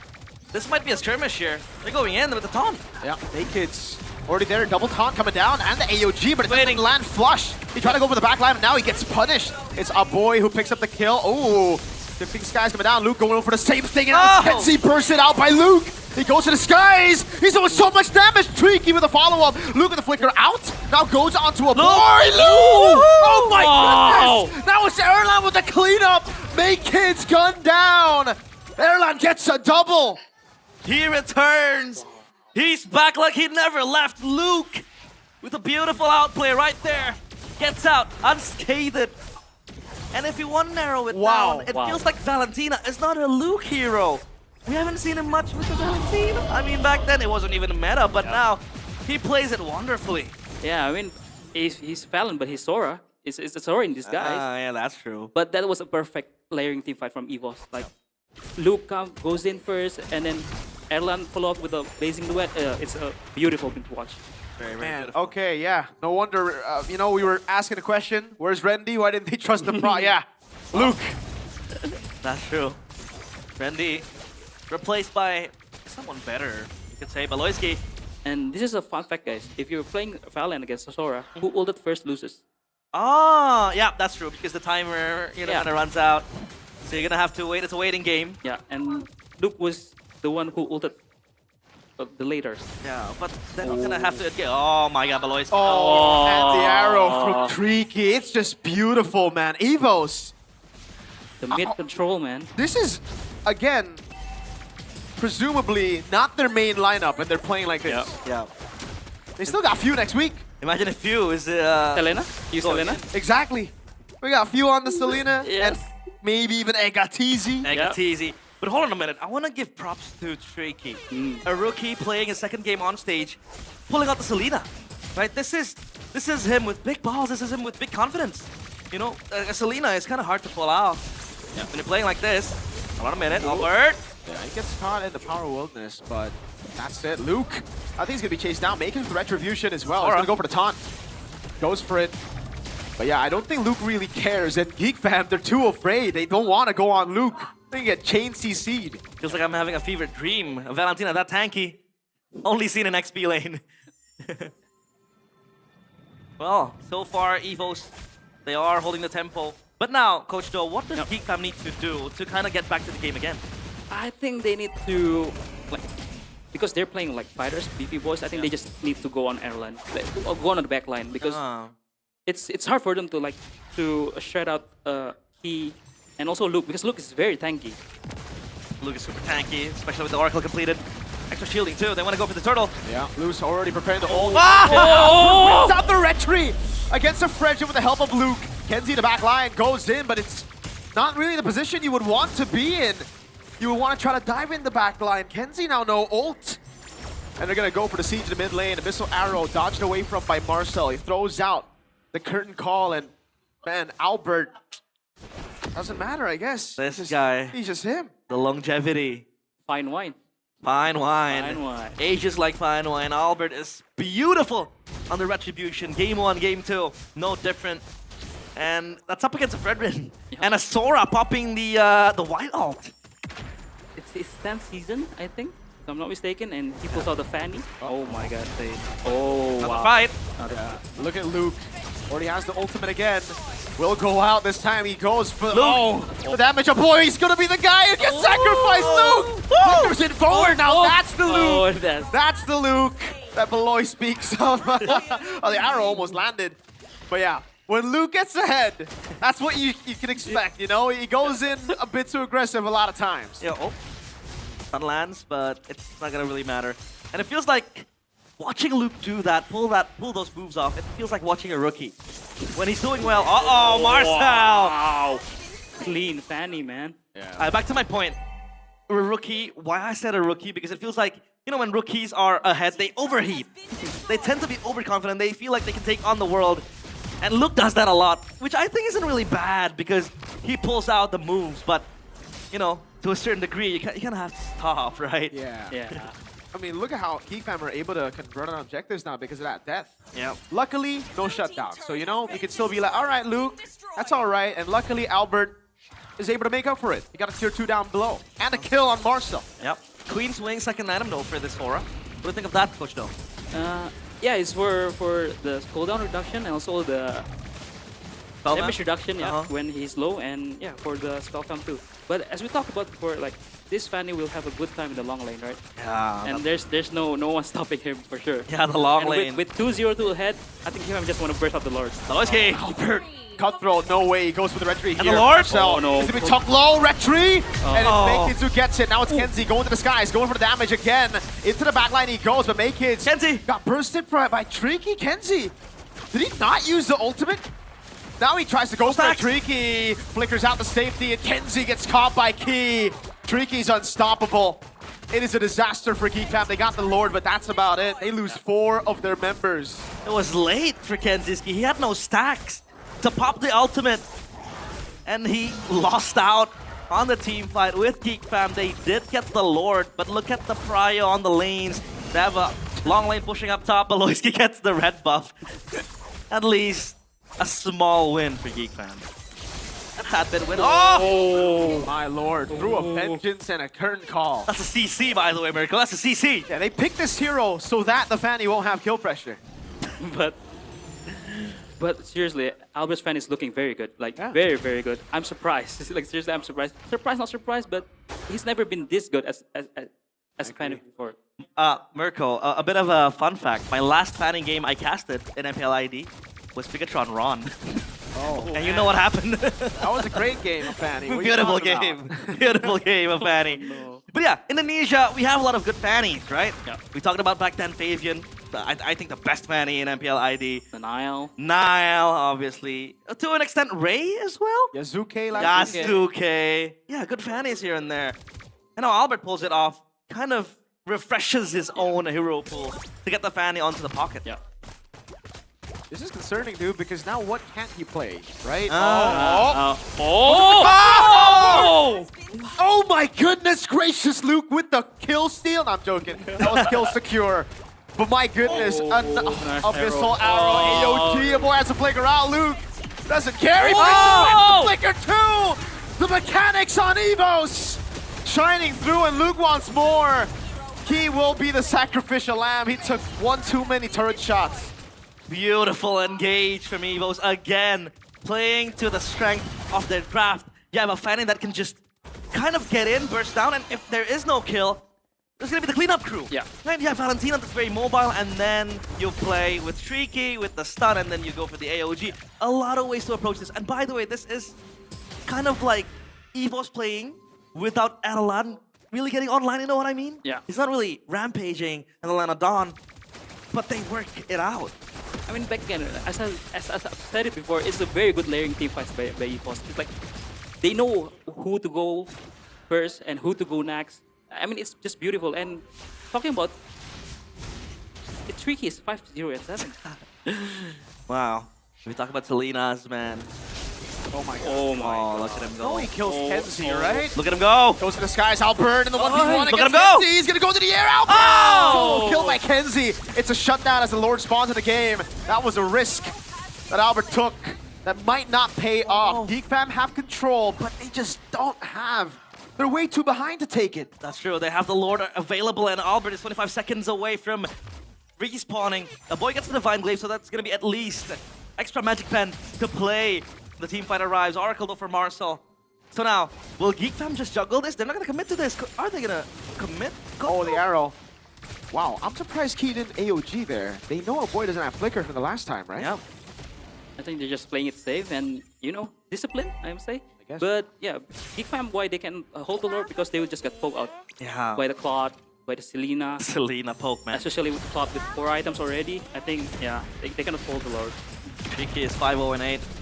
Gonna be a stun going in with the Abyssal Trap 2 Key. Eating so much damage. Yeah.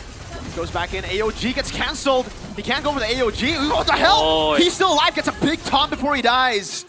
No one there to follow it up though, but a boy falls as well.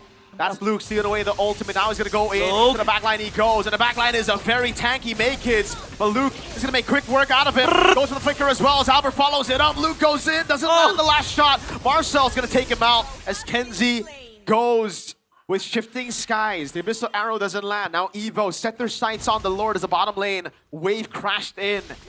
This looks like it's no way. Yeah, there's no way for PFAM to contest. Evos, they got the Lord. Yeah, they got the Lord, but was that overzealousness from Evos, or they were just trying to zone out PFAM and take their chance? I think they're just trying to zone out GeekFam and take the chance. But I think at this point of the game, it's very hard for GeekFam to come back because their composition is built to win out the early game pretty much.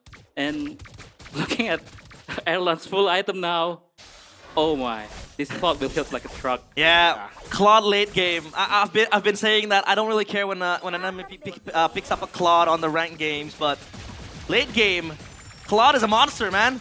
Hits very, very hard, and now they have the Lord prepared to siege onto the base. Look at Albert again.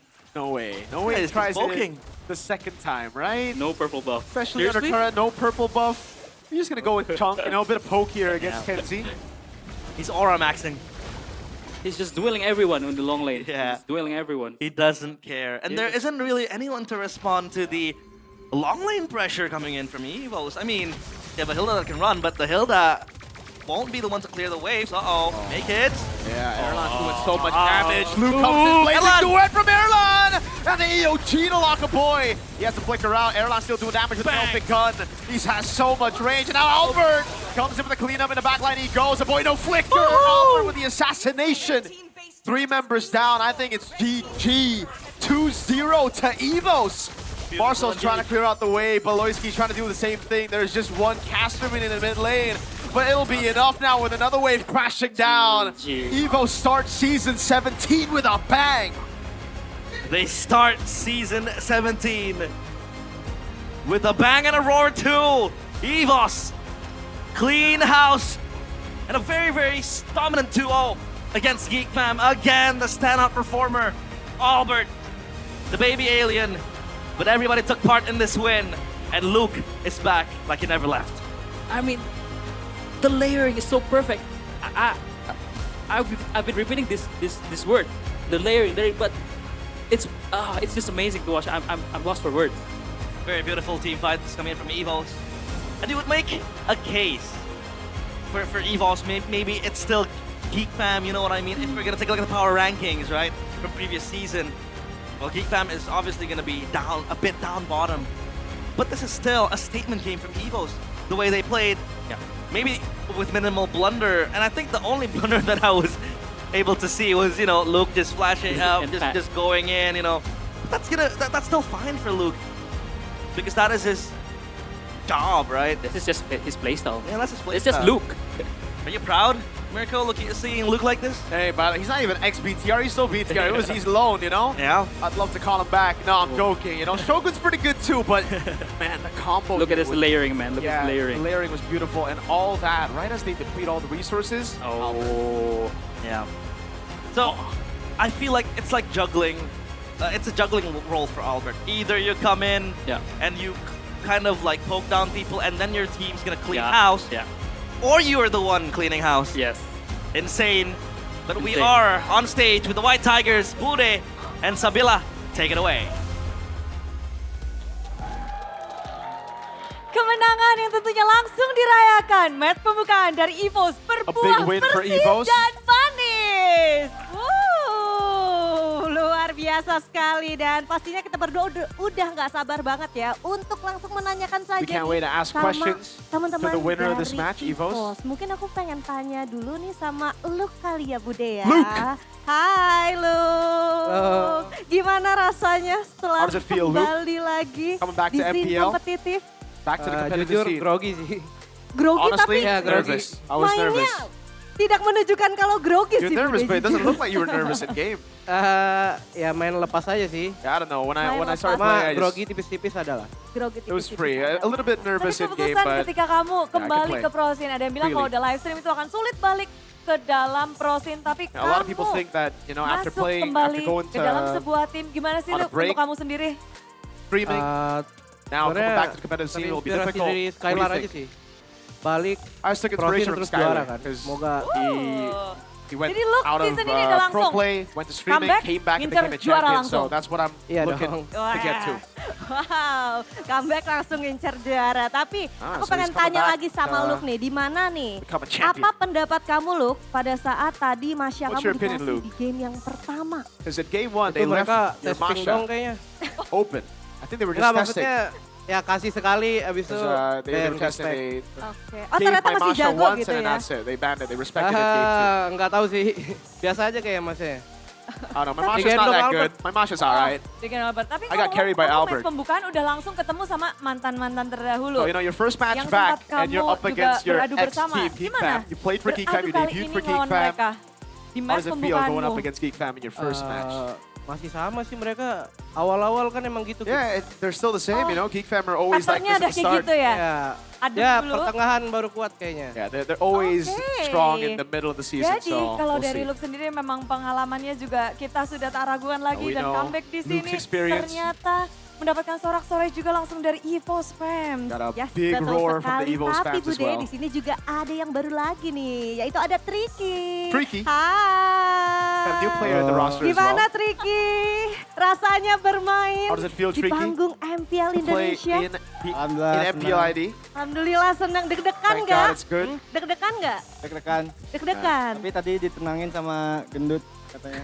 Yang mana nih? Yang mana? So- Yang mana? Yang tengah? Yang Ya. Oh yang tengah. Yang tengah sama Luke. Apa? Ditenangin sama Luke Ya. tadi. Dikasih semangat. Apa semangatnya kalau boleh tahu? Dipeluk-peluk tadi. Alright, so Luke apparently gave him hugs so that he wasn't nervous Jadi this game first game. 1 grogi gitu, Tricky. So it was game Pada one. game 1 grogi. Ya, masih inilah. Was okay. So Pemanasan, were there jitters in game one? menyesuaikan. Yeah, game one there were jitters. Penyesuaian. Game two was a lot Tapi better. I had to kalau adapt a bit. menyesuaikan mental, di game When kedua it comes to terlihat adapting, ada yang you know, sampai bilang, improving wah your mental. boleh-boleh nih Selenianya A lot of Tricky. people were Apakah itu saying, hero man, signature-mu? Selena was Hero very favorit? good that game. Game two. Lumayan ya. Yeah, Lumayan. it's quite of a Bisa jadi. signature pick. Lihat One of my ini sih, favorite picks. sering lihat Luminaire dulu kan. I used to watch a lot of Luminaire back in the day, Abang so Idol picked it up. Luminaire. Oke, baik. So apparently his Wah. idol is Luminaire. Dimulai dari idol, sekarang Let's hope he bisa doesn't menjadi idol Bude ya. leave before MSC. Luar biasa sekali. Oke, mungkin sekarang kita bergeser sedikit ke Eman. Hai Eman. Erlan? Erlan, sorry. Erlan. My Maaf boy ya. Erlan, that's my Mohon boy maaf. Erlan right there. Aduh, mohon Erlan maaf. langsung Erlan langsung bingung ya. Erlan mohon maaf sebelumnya ya. Kamu marah nggak sama aku Erlan? Jujur sedih sih aku. Aduh, jangan sedih dong. Kamu The kan host dapat called him maniak Eman tadi. and Erlan say, I'm pretty sad he called me Itu Eman. gak apa-apa, itu adalah hati dari Erlan. Kamu sedih ya? Enggak, itu pujian Eman kan jago I'm soalnya. just joking, I'm just joking. Tapi kamu gak kalah jago hari ini. Karena kamu juga mendapatkan maniak. Kenapa sih? Got a Sekarang maniac tuh Goodland too. kita ngeliat ya dari Today. hari kemarin sampai dengan hari yang kedua. Semua tuh pada berlomba-lomba dapat maniak kayaknya. Everybody's been getting maniacs, you know, on day 1 to day 2. maniac. Ya mungkin aku FOMO aja kali pengen ikutan. Yeah, I'm just a bit FOMO FOMO. I want to join Mau in the main fun, savage kalian the gitu? action. Tadi sih pengen, cuman gak I mau wanted to get a dikasih tadi. savage, but they didn't give it to Siapa me. yang gak kasih tadi? Aboy. Oh boy, didn't give it to me. Gak dikasih sama Aboy. Oke, tapi ngelihat dari potensi gold lane di season 17, apakah memang Looking ini at the potential metanya of gold gold lane banget laners Lan? in season 17. Akan berat ke arah gold lane. Is it going to be difficult Enggak this sih, season? udah sama aja kayak Nah, not really. semuanya ada partisipasinya lah pasti. Everybody's going to Oke, tapi participate. kalau ngelihat mereka bahkan dari Geekfam melepas Granger dari Erlan Seram. Season 17, They let go of Erlan your Granger sendiri. game 1, Gimana you know? liatnya? Season 17. Hero-heromu akan dilepas kah? What do you think will happen Harapannya this season? Do you mungkin. think your hero's going to be left Ya, open? gimana-gimana sih Bude. Apa namanya, Oh hero no, udah Bude. banyak belajar lah aku. I learned a lot of Ini. heroes, you know. Oh, I added jadi a lot of kedepannya heroes mungkin into bakal the ada pool this hero-hero season. lain kah? Mungkin lebih unik lagi. Oh, gonna have bakal a lot ada more hero-hero unique unik picks. berarti ya yang akan keluar nantinya ya. Iya. Bakal maniak atau savage mungkin? Amin. Amin. We get maniacs and savages? Oke. Amen. Nah sekarang masih ada 2 di ujung tuh Bude. Yang sudah menanti kita untuk tanya-tanya. Fight goat, by the Sepertinya way. di sini ada Albert Hanky dan juga XBTR. Ki. Mungkin dari Albert dulu ya. Hai Albert Albert. first. Halo. Albert, Gimana hello. untuk pembukaan match kalian di hari ini dengan What is- formula What's yang your opinion baru? on the opening match for you Pembukaannya today? ya bagus lah hasilnya. Di pembukaan ini bisa 2-0 It's good, you know. I'm happy with the result today. Cuman It's ya a good masih result. ada match besok lah. But we still have a match Oke, tomorrow, tapi so kalau we're misalnya still kita ngebahas focused. soal match kali ini dulu ya. Untuk match kali ini kira-kira dari Albert sendiri ada nggak sih yang pengen diperbaikin mungkin? Do you have anything you want to fix, Albert? Enggak ada today? sih. Selagi hasilnya not really. menang, ya kita As semua long as we win, senang lah. I think we're happy with that. Oke, baik. Sekarang Bude ada yang mau nanya mungkin ke Albert atau kita langsung ke Ki? Oke, ikut aja gimana? Kita Wow, langsung Ki ya. aja ke Ki. Karena sekarang Ki? penasaran banget di mana season 17 season yang berbeda dari season sebelumnya. Season 17 is a sebelumnya, different season. Ki jadi Last season, satu-satunya sosok. you were the Roam. only Dan roamer sekarang, on the team. Now you kamu have masuk ke season competition. 17 Teasy. dengan ada kawan, dengan ada pelapis juga. Gimana sih Ki dengan kedatangannya How does Ega it feel, di you know, EVOS? with Ega in the team? Kedatangan Ega ya makin semangat lah. Kayak With Ega, I mean, it's ada great. persaingan you know, secara have sehat juga competition. sama Ega. Jadi It's, kayak it's healthy competition. saling ngebimbing satu sama lain lah. We Nasihat, we nasihat. learn Kasih from tahu each dong. other. I Spill teach him, dong. he teaches me. Spill apa? Spill a Phil, little bit, gimana man. persaingan untuk di dalam tim sendiri? Spill Ya, kita the persaingannya competitive secara nature sehat aja sih. between you two. Maksudnya kalau misalnya ada yang salah kita saling ngasih Oh yeah, tahu. if I make a mistake, Terus kalau then ada he- move-move yang he corrects bagus, me. If ya I make a mistake, if I saling make a mistake, sharing aja lah. Bong. vice versa. Ini temen-temennya Pada bilang bohong tapi. Kan percaya mereka. Team saying Oke. he's lying. Biasa lagi pada sakit ini. Albert, the boys are saying he's lying. tapi kalau oh sakit beneran. Ya. Hari ini anak-anak semua yang ada di GH lagi kurang fit lah. Oh, Jadi apparently some of the players semoga are sick besok here, dan and that's seterusnya why, kita you bisa know, some of them memberikan aren't here. performa yang lebih baik lagi dari hari ini. Alright, Semoga so lekas sembuh there'll be a untuk better para player performance dari from EVOS when they're EVOS. all Kasih tepuk in tangannya better dan doa health. bareng-bareng dong EVOS fans. W Evo spams. Namun dengan performa yang luar biasa seperti ini dengan kondisi yang tidak know, baik dari condition kalian isn't Hengki the sendiri best, but pembukaan you match guys ini. got Apakah ini the menjadi job done standar today? terbaru untuk EVOS Is this dengan the new 2-0 standard yang kalian for hasilkan? EVOS? Because you guys got a 2-0 Harusnya match win. pembuka ini akan jadi Yeah, this opening match match yang is kita great. bisa Opening result is konsistenin great. sampai Hopefully di we can be akhir consistent musim all the way to the end. Konsisten. Jadi memang udah yakin banget ya dengan So you guys are formula very yang sekarang confident with Ki. the formula you have today. Harus yakin. Oke Yeah. baik. Dan sekarang He nih aku says pengen we have to be tanya ya confident. ke kalian. Kira-kira ada nggak yang pengen disampaikan untuk You have a EVOS message you want to fans send yang ada to the di EVOS fans who Sidoarjo? are in the building? Sidoarjo. Ya. Pesan aja. Treki. Oke. Treki. Ya orang Sidoarjo. Oh, Oh, because he's from Sidoarjo. Tricky is clearly very Coba, shy. boleh apa yang pengen disampaikan untuk fans yang ada di Sidoarjo? Mana itu ya? Terima apa? Halo EVOS fans Sidoarjo. Halo EVOS fans Sidoarjo, makasih ya udah support dan bantu doanya. Hello, Terima EVOS kasih fans from banyak. Sidoarjo. Keep on supporting us. Baiklah, itu dia luar Oh, biasa we got Gunter in the sekali. building, Kita sudah chat. menyaksikan match The yang roars. benar-benar panas banget, bahkan 2-0 langsung dikantongi oleh tim EVOS hari ini. Yes, dan kemenangan sudah didapatkan. Ekspektasi dari EVOS fans pun sudah terjawab. Sambutlah kemenangan pertama dari EVOS.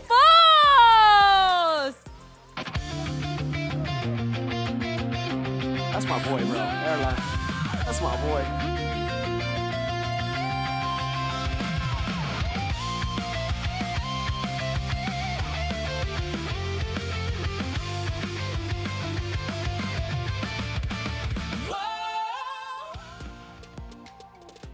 Cepet banget ya, tiba-tiba udah 2-0. Dan kebahagiaan ini akan terus berlanjut karena saat lagi Bude dan juga Sabila akan memberikan sesuatu. Nah, itu dia. Apakah sesuatunya? Mungkin di sini udah pada tahu semua ya para super fans karena kita akan bagi-bagi hadiah, Bude. Iya, dan pastinya bagi-bagi GoPay. Yeay. Nah, untuk caranya kita akan langsung dikasih tahu sama Bude di sini. Cari Iya, Bude. caranya inilah dia. Pertama-tama pastikan kalian sudah mendownload, udah mengunduh, udah punya aplikasi GoPay. Oh udah pasti dong. Kita tiap season, tiap hari selalu ada GoPay hadiah GG. Dan kalau kalian udah download, siapkan kamera kalian. Nanti akan ada QR code di layar putih yang ada di depan. Setelah itu klik buka hadiah. Kalau kalian udah ngeklik, otomatis saldo GoPay akan masuk ke akun kalian. Pokoknya siapin langsung ya, angkat smartphone kalian setinggi-tingginya. Siapkan diri kalian. Yes, betul sekali. Bahkan kita udah ngeliat ya, semuanya sudah pada angkat smartphone-nya. Langsung aja kita spill barcode-nya dalam 3, 2, 1. Ini dia. Ayo yang udah dapat boleh langsung ditunjukin ke kamera. Karena ingat ya, spesial untuk MPL Indonesia Season 17, total hadiah GoPay-nya adalah 17 juta rupiah. Luar biasa sekali. Oh, semuanya langsung pada happy, semuanya langsung pada pamer. Yes, banyak yang dapet ternyata ya Bude ya. Tuh lihat tuh, langsung pada diangkat semua. Ini udah kayak retenya Albob tadi ya, pakai Fanny. Wow, luar biasa sekali. Itu dia, tadi kita udah melihat ya banyak sekali yang dapat hadiah dari GoPay. Tapi nggak cuman itu aja, untuk kalian semua yang pengen dapat hadiah lagi, GoPay akan bagi-bagi hadiah tambahan. Caranya kalian perhatiin aja pada saat match dimulai, pada saat ada perfect turtle ataupun gold difference 10K ya. Nantinya kalian langsung cek ke official sosial media dari MPL Indonesia, di situ bakal ada hadiahnya Bude. Iya, jadi pantengin aja di sosial media MPL karena akan ada hadiah untuk kalian jika terms and condition masuk. Jadi kita masih penasaran apakah tadi ada perfect turtle atau ada 10K? Langsung aja kita tanyakan kepada para caster. Monggo.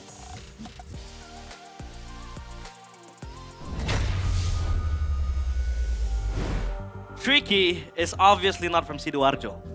He's not. Is he not? They just rolled him? You know, that's what they do. Oh my I think every MPL team does that. He's like, what do you want to say to the fans today? I think he has something to say. And then, what do you want to He say? can't fight back. He's a rookie, you know? Yeah, he can't.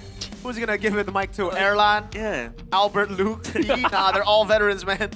For you guys wondering what Sidoarjo is, it's a place on East Java.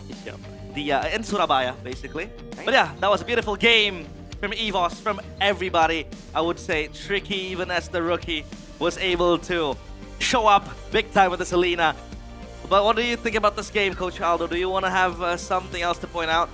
I think it's just a beautiful gameplay. Like, we've seen this glimpse of what EVOS in Season 16, but in Season 17, they're like more refined, you know?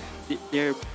They're much better, they're more cleaner, they're minimal mistakes, and yeah, Albert, man, just too good.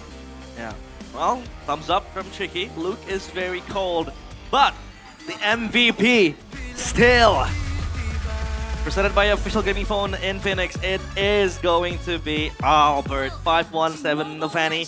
We saw him play the game beautifully. I mean, he did kind of lose out on the early game, that red buff take, and then kind of like wasted his time because he wasn't able to get on the red buff quickly, or the orange buff. But he was able to recover himself. So what do you want to point out from Albert too in this game? His fan is on point. Well, although the one mistake when he got solo kill by Kenzie, but he's on point and he uses his duo with pretty well. He uses the Selena and Gatot pretty well to set up kills for him in the mid lane. Anything else you want to point out, maybe, Miracle? What do you see from Albert's fanny here? I mean, Albert, it's just that, right? He's flashy, he just got very consistent. I think the other side, this outplay from Luke was beautiful. The follow-up from Erlan as well. Goes to show you that he might not be the Granger Merchant anymore, man. He said in the interview as well that he's learned a lot of heroes, he's added a lot of heroes to his pool. This is a ridiculous solo kill, man. They literally picked up CC and Sora so that this wouldn't happen, but Albert's inevitable. Yeah, the curtain call, the torrent even did not really save GeekFam from what was to become from Albert. He was completely outplaying and just running rampant. Lanadon. But yeah, another point I want to make is that we pointed this out in the game. The fact that this lineup is still without Q, and they're able to play like this. Obviously, again, I made my stand on saying that this is still a GeekFam side that we aren't really able to assess yet. How far is their power ranking? But looking at this, still a lot of blunders, still a lot of discomforts here and there. It feels like GeekFam is still down there. So the true test for EVOS will be if they meet, you know, the strong teams like Bigatron, Onyx, Alter Ego, and the rest of the other squad in MPL ID. Well, anything you want to point out again? I mean, it's normal for GeekFam to be, you know, to be down, to be not playing well in the early. Yeah. I think it's more weird to see them win, like in season 16, like, yeah.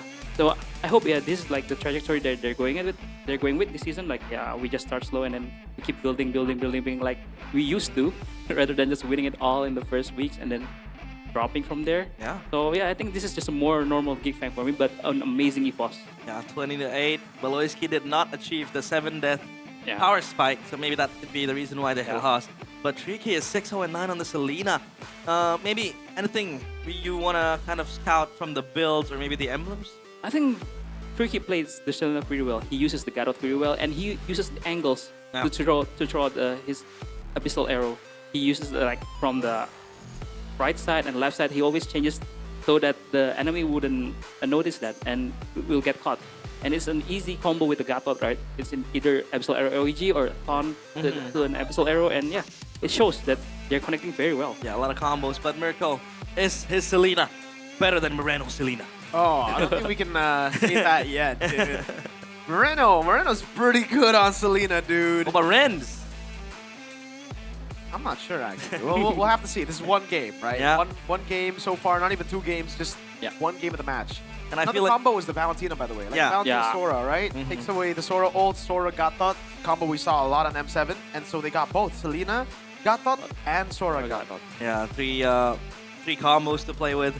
And again, the Fanny either pokes early to kind of lower the health of GeekFam, or he will become the one to kind of like clean house. Finish the job. Yeah, just become the cleaner for EVOs. And that was mostly what Albert was doing. And the fact that he also won a Red Tree battle, you know, Fredrin, that was quite impressive, Coach Doe.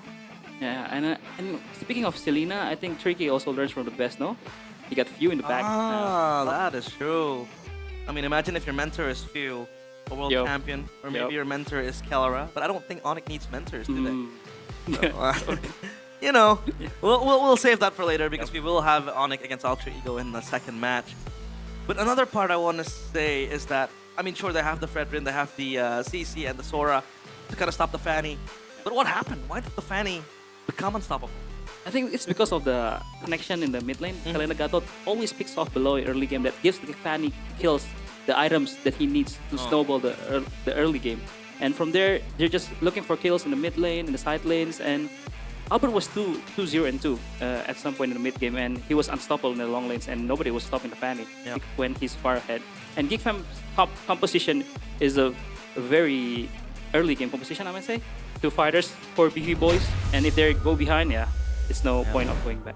So the beefy boy lineup did not really work out for GeekFam at the end.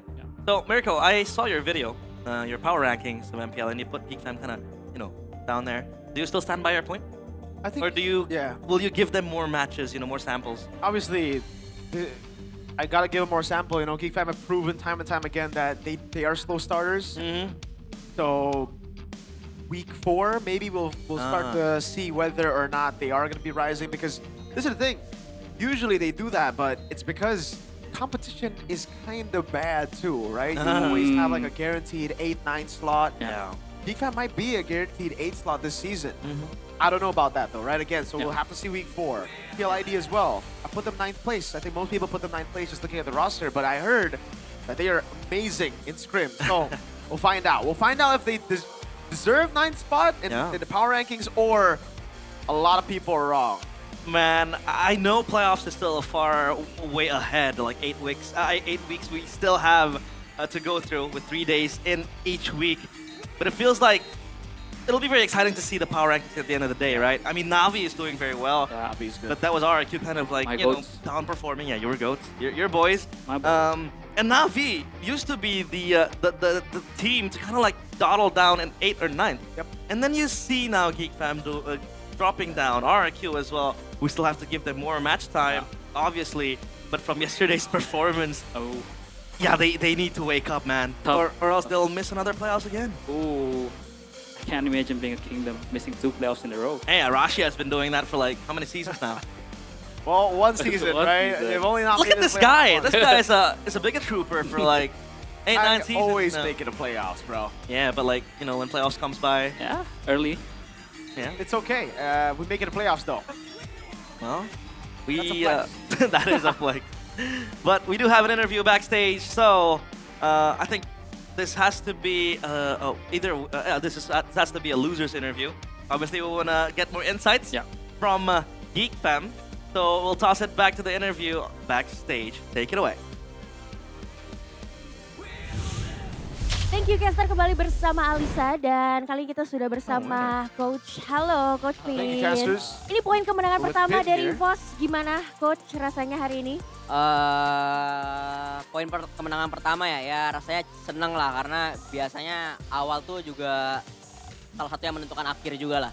Jadi ya cukup seneng getting our first win. Awal, semoga bisa konsisten juga. Hopefully we can be awalnya consistent. cukup baik, cukup mulus juga untuk EVOS, tapi saya pengen tanya nih, kalau kita melihat roster dari EVOS sendiri ini banyak yang sedikit berubah nih dinamikanya ya. Terutama aku penasaran karena di season lalu ini sebenarnya kita sudah punya Randy ya. Tapi kenapa di season kali ini EVOS akan mendatangkan Did you swap Randy out for Luke and Veldora? Kalau soal itu ya udah pasti kalau dari EVOS dan guanya ya milih roster yang pastinya cocok lah ya dari segi apapun itu. Karena yang namanya tim harus cocok.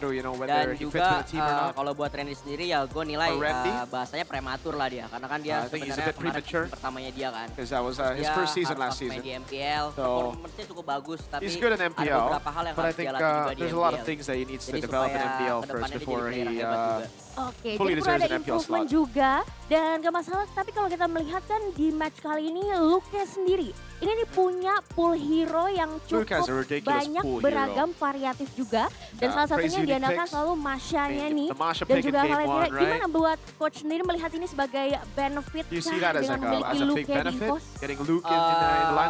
Ya pasti setiap player ada kelebihannya semuanya lah ya. Semua player all players have their advantages, jadi their benefits. Ambil advantage dari situ aja sih, ya mungkin masanya Luke power, ya udah kita harus bisa cari cara buat mainin hero-nya lah. Masha is his power hero, so. Oke, kalau kita tadi sudah melihat Luke yang mungkin sudah cukup veteran ya di dunia MPL ini, kita punya rookie juga nih, Tricky di sini. Gimana melihat performance Tricky menjadi salah satu roster pembuka ya di MPL season 17 ini, gimana melihatnya?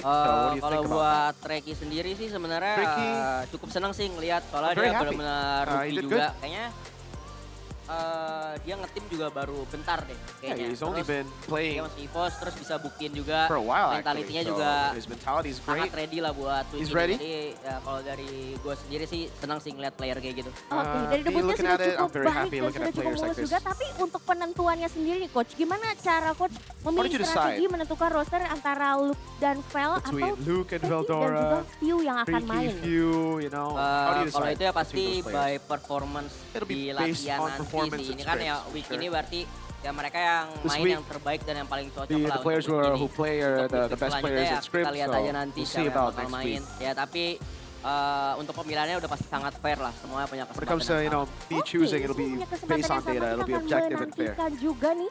Terutama kita kayaknya menantikan Few juga nih. Kira-kira kapan Few bakal dimainkan si Coach? Boleh di When will Few play, Coach? Pas dokumennya udah ready pasti Once dia his bakal documents are ready, main lah. he'll Pasti ada definitely kesempatannya play. juga. I'll Oke, definitely kita give akan him a tunggu chance, ya that's for debutnya sure. Few untuk bermain di MPL Indonesia. Dan terakhir, Alisa pengen tanya. Alright, well, we'll be waiting for gimana that. nih impressionnya ngelihat tim entrance dari EVOS nih? Okay, what are your thoughts on the team entrance of EVOS? Oh yang tadi yang Yang tadi, popnya. yang ada lagunya. Earlier? dong. Yeah. Bagus, keren. That's a very, very good Ada request mungkin entrance. nanti ada yang Very dibawa creative. mungkin lagunya. Do you have a Nggak usah recommendation? masukin muka saya dong. Oh, No, just muka. put, just Itu ya, tolong add dicatat my ya face oleh in. Coach Vin. Nanti tolong dimasukin mukanya. Dan pesan-pesan dong untuk EVOS fans nih pastinya untuk Oh, tetap ya. dukung EVOS. Buat Message to the EVOS fans. thank you semua For yang the EVOS udah fans, dukung. thank Ini you for masih supporting. awal lah, ya doain kita It's, supaya this is tetap only the konsisten beginning, dan so kayak gini please terus menang-menang keep praying for terus, us and Thank you. be hoping Terima for us kasih to do banyak better. dan ditunggu Thank ya you. Coach Vin untuk kemenangan berikutnya. Pastinya ini masih menjadi poin pembuka. So kita akan melihat This is only the apakah first point that you got, performa EVOS akan so tetap konsisten we'll see later hingga on akhir how season. EVOS So Caster, performs. silakan take it over.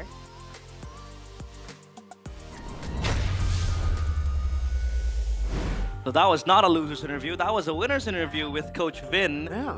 Which, by the way, Coach Aldo rated highly. Yes. He's an amazing player back then. He was very vocal. He's a very smart player. Ex-BTR, by the way. Ex-BTR, Baker's GOAT. Yeah. And yeah, I've always known that he will be a great coach. What do you see in him that makes him a great coach? Is it gonna be the man management, the drafts, the creativity? The mind and also the leadership. The mind. The leadership is amazing. The leadership. But I'm gonna lead you guys to make sure that you don't miss all the matches here in the MPL ID arena, because for people like Miracle, like Coach Do, like me, we categorize ourselves as super fans. Super fans. And as super fans, Sure. we don't miss our team's matches. So if you guys want to get yourselves those tickets, you can come over to the MPL ID arena and watch MPL ID Season 17 live. You can experience the electrifying atmosphere of watching the MPL together with other fans, with their drums beating and all their chants shouted. How do you buy the tickets? It's easy as ABC. Just head over to strip mpl.com/ticket and you can choose which match you want to watch. Don't forget as well to show up on match day, because if you don't, then your ticket's gonna be hangus. What's the word? Sold out. Expired. Sold out. Expired. Expired. By the way, speaking of super fans and not missing the match, you remember there's a certain guy who slept on the finals while his team was winning. Yeah. Donnie, it's, you know, Oh my. Manchester City fans, man. You know? Yeah, you know. They're just there for the vibes, you know? Yeah. I mean, I show up. I know Onyx gonna dominate, but then I still show up, you know. But this guy just sleeps through it all. So, I'm not really a super fan, but we'll see. Gani, you gotta up your game for Season 17, man. It's electrifying right here, and the teams are in close contention. So, Onyx might still be contested. Hey, we'll find out if Onyx are as good or even better. They got an upgrade in the gold lane, I can't lie, you know. Kelra, whatever team he joins, it's an upgrade. Yep. And he's gonna be playing next. And he's gonna be up against someone who's standardized the Freya in M7. Yeah. The Freya merchant. Nah, not really. Not a Freya merchant. He's the Freya GOAT. But obviously after this, we have Onyx against Alter Ego, the finalists of MPL ID Season 16 going head to head. Before we throw it to the break, here is a VT for you guys to watch. We'll see you after this. Di Indo jadi pembuktiannya Arfi juga sih, kayak ketemu Kelra gitu. Kelra berhasil membawa penantang kontingen Pelepen menjadi juara dunia. Dengan masuknya Kelra, udah pasti mereka tuh nyari sesuatu yang kurang kan, pasti kan dari sebelumnya kan. Dia dari dulu banget yang di Omega itu emang udah kelihatan jago banget sih. Terus dia sekarang masuk ke Onyx yang pasti Onyx bakal tambah kuat lagi. The gold standard Kelra.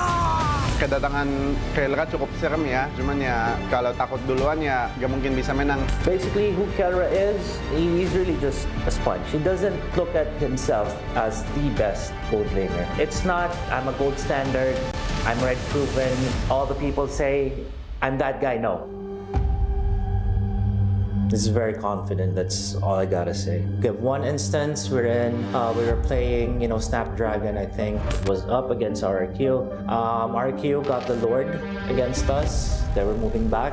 Kelra was in the base. Then he threw a spear. He didn't say anything to his teammates. He went in against 3 people, Hayabusa, Granger, as well as Valentine. He killed 2. Then it started the comeback of the game. Kelra versus everybody. Rasa mendapatkan double kill. Standar gold ya Kelra. Menurut gue nggak setuju sih karena banyak gold lane yang di Indo juga banyak yang menurut gue udah melebihi standar sih. The Youngblood membuktikan veteran harus tunduk di hadapan Youngblood RV. Mungkin kalau sekarang sih, ya mungkin dia standar yang dipunya sama tim Indo sih sebetulnya. RV set the trend on still using the fighter meta. Because during that time there was a patch, most teams were using Claude, carry, whatnot. He didn't care. To him, it's Freya. Triple kill looking for Mediac. Mediac, RV.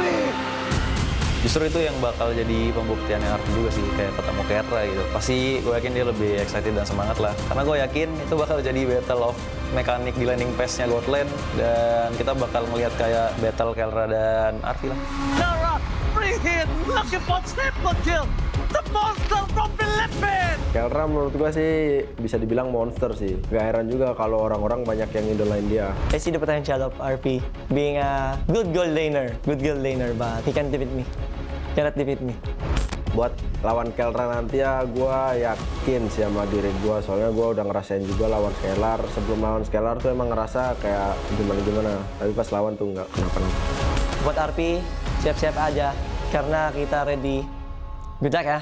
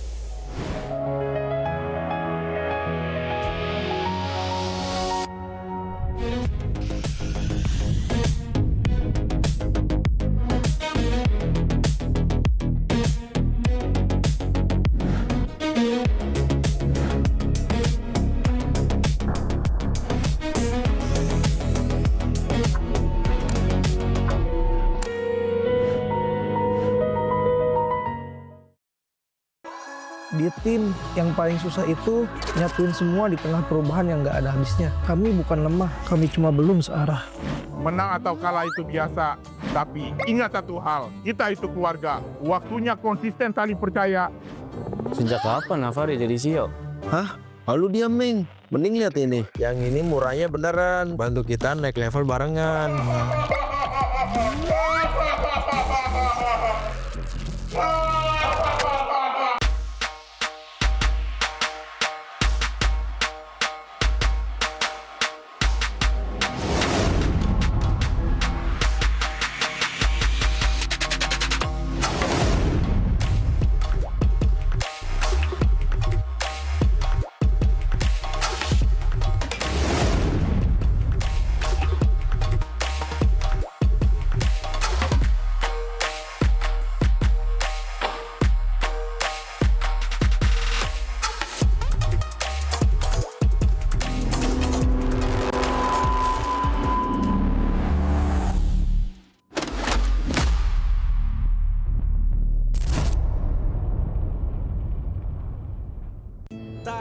Hari tanpa mabar, main nge-lag, kerap buat ku tak sabar. Gimana mau main sampai kelar? Ini waktunya ku bersinar. Okay, let's do it. Game smash andalanku bikin mainku semakin hebat. Pin stabil main makin mulus, rankku fix naik terus. Tukar DG rings, diamond dan voucher game kau dapat. Cuma game smash makin no debat. Game Max Booster, kini dapat DG Rings. Beli paketnya dan aktifkan boosternya di aplikasi Dunia Games.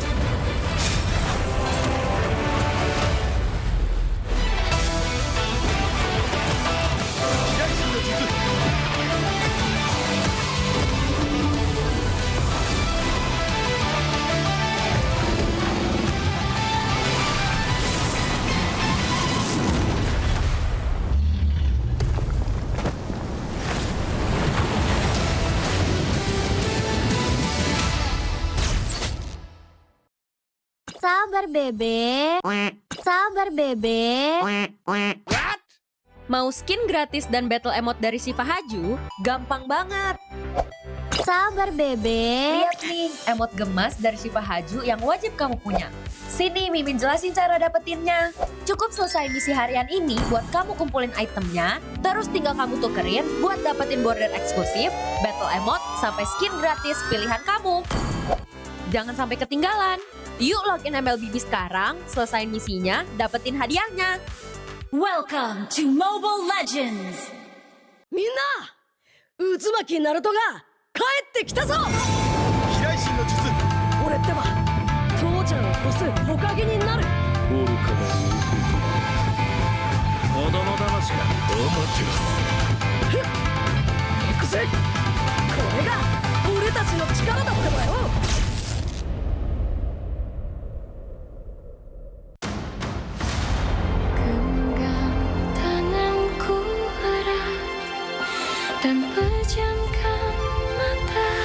！Berarti kita harus menemukan Zeolite Omega ya Bunda? Iya Flangi, Zeolite Omega adalah tiket kita pulang ke bumi dan bertemu lagi sama ayah kamu. Lalu kita bawa mineral itu ke pesawat yang telah Ibu Pratiwi siapkan untuk kita Dan meluncur pulang ke bumi.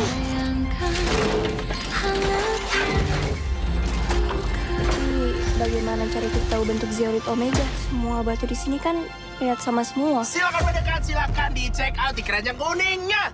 Ini kita ada Zeolite Omega.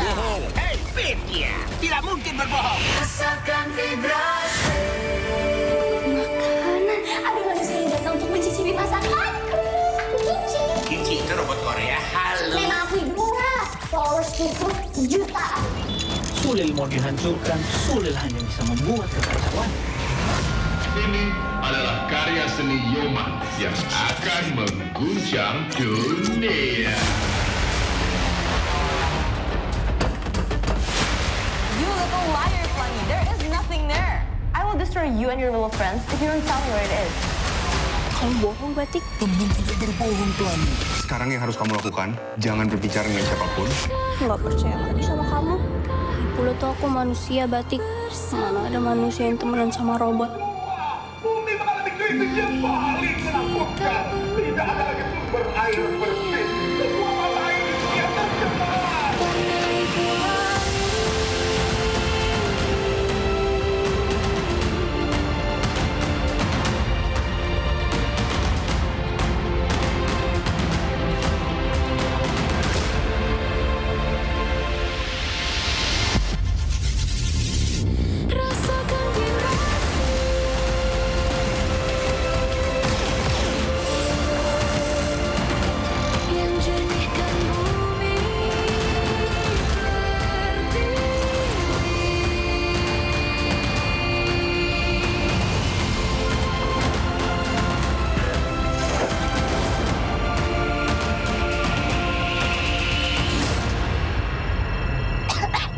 Jangan bertingkah, Kimchi. Kamu bukan manusia. Robot tidak bisa batuk. Kapan aku bisa ketemu ayah? Satu-satunya masalah, satu nama yang harus diwaspadai, Kelra. Kelra bakal menjadi nomor 1 lah di Indo. Jadi pembuktiannya Arfi juga sih, kayak ketemu Kelra gitu. Kelra berhasil membawa penantang MPL menjadi juara dunia. Dengan masuknya Kelra, udah pasti mereka tuh nyari sesuatu yang kurang kan, pasti kan dari sebelumnya kan. Dia dari dulu banget yang di Omega itu emang udah kelihatan jago banget sih. Terus dia sekarang masuk ke Onyx yang pasti Onyx bakal tambah kuat lagi. The Gold Standard Kelra. Kedatangan Kelra cukup serem ya, cuman ya kalau takut duluan ya gak mungkin bisa menang. Basically, who Kelra is, he's really just a sponge. He doesn't look at himself as the best gold laner. It's not, I'm a gold standard, I'm red proven. All the people say, I'm that guy. No. He's very confident, that's all I gotta say. We have one instance wherein we were playing, Snapdragon, I think, was up against RQ. RQ got the Lord against us. They were moving back. Kelra was in the base, then he threw a spear. He didn't say anything to his teammates. He went in against 3 people, Hayabusa, Granger, as well as Valentine. He killed 2. Then it started the comeback of the game. Everybody, rasa berapa double kill. Standar gold ya Kelra. Menurut gue nggak setuju sih karena banyak board lane yang di Indo juga banyak yang menurut gue udah melebihi standar sih. The Youngblood membuktikan veteran harus tunduk di hadapan Youngblood Arfi. Mungkin kalau sekarang sih, ya mungkin dia standar yang dipunya sama tim Indo sih sebetulnya. RV set the trend on still using the fighter meta. Because during that time there was a patch, most teams were using Claude, carry, whatnot. He didn't care. So yeah, it's Freya. Triple kill looking for Mediac. Mediac, Arfi. Justru itu yang bakal jadi pembuktiannya Arfi juga sih, kayak ketemu Kelra gitu. Pasti gue yakin dia lebih excited dan semangat lah. Karena gue yakin itu bakal jadi battle of mekanik di landing pass-nya God Lane. Dan kita bakal melihat kayak battle Kelra dan Arfi lah.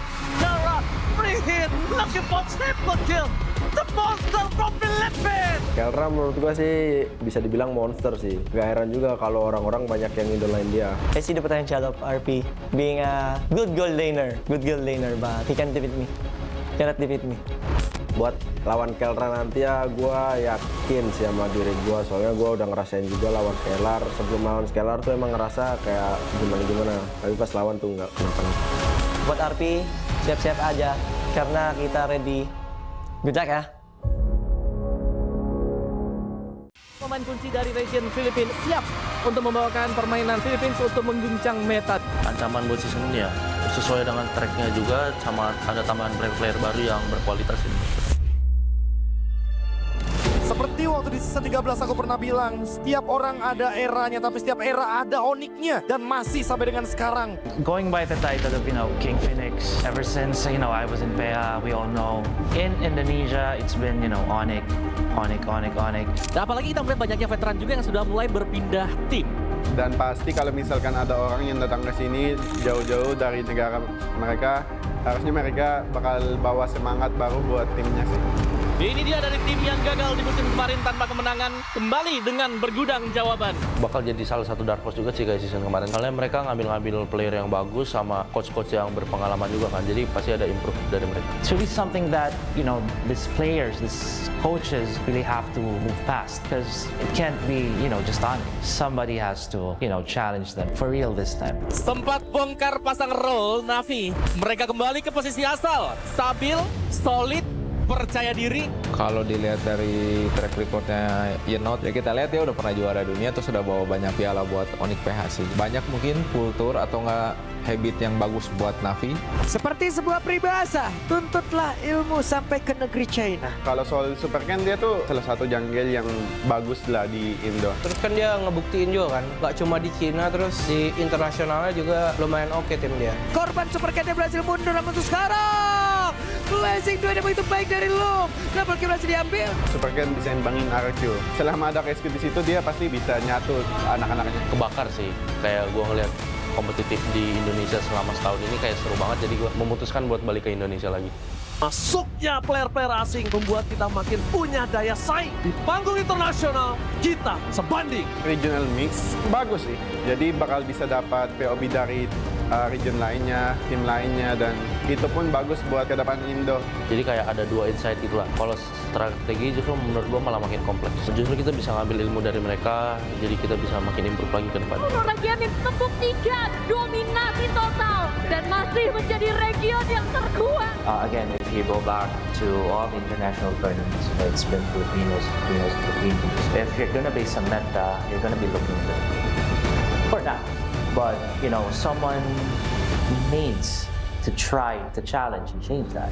Balik lagi ini tim game, dan meskipun sekuat-kuat apapun tim apapun itu, bisa imbangin lah. Bahkan bisa kalahin juga. I do understand that, you know, Indonesia, it has the biggest fan base, but, you know, with the experience of Onyx, this is most important.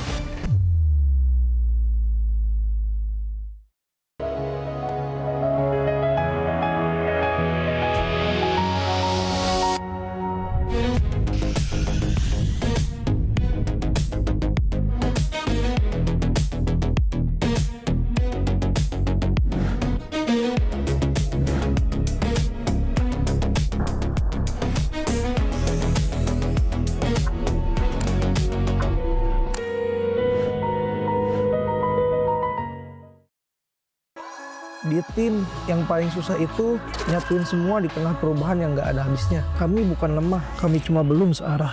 Menang atau kalah itu biasa, tapi ingat satu hal, kita itu keluarga. Waktunya konsisten saling percaya. Sejak kapan Navari jadi CEO? Hah?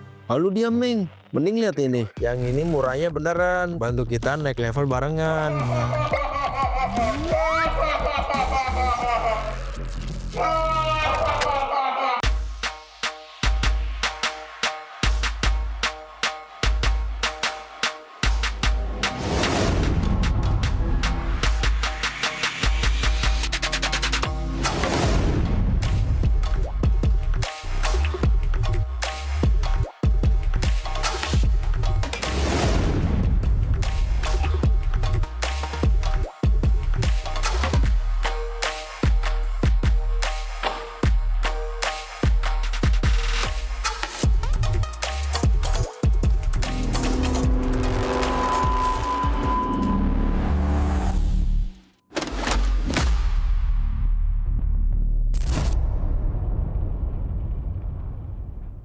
Tak ada hari tanpa mabar. Main nge-lag, kerap buat ku tak sabar. Gimana mau main sampai kelar?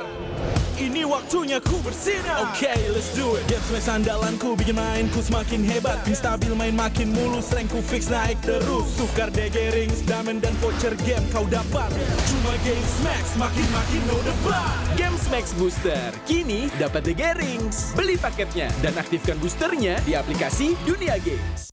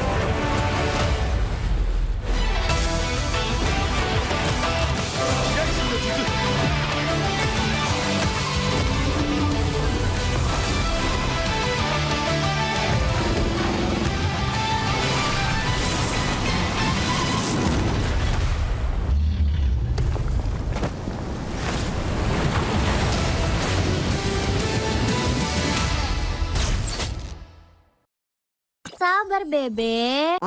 Sabar bebek. Mau skin gratis dan battle emote dari Siva Haju? Gampang banget. Sabar, Bebe. Lihat nih, emot gemas dari Siva Haju yang wajib kamu punya. Sini, Mimin jelasin cara dapetinnya. Cukup selesai misi harian ini buat kamu kumpulin itemnya, terus tinggal kamu tukerin buat dapetin border eksklusif, battle emote, sampai skin gratis pilihan kamu. Jangan sampai ketinggalan. Yuk login MLBB sekarang, selesain misinya, dapetin hadiahnya. Welcome to Mobile Legends. Minna, Uzumaki Naruto ga kaette kita zo. Hiraishin no jutsu. Oreってば、父ちゃんを越す火影になる。愚かな子供騙しか。アマテラス。ふっ。行くぜ。これが俺たちの力だってばよ。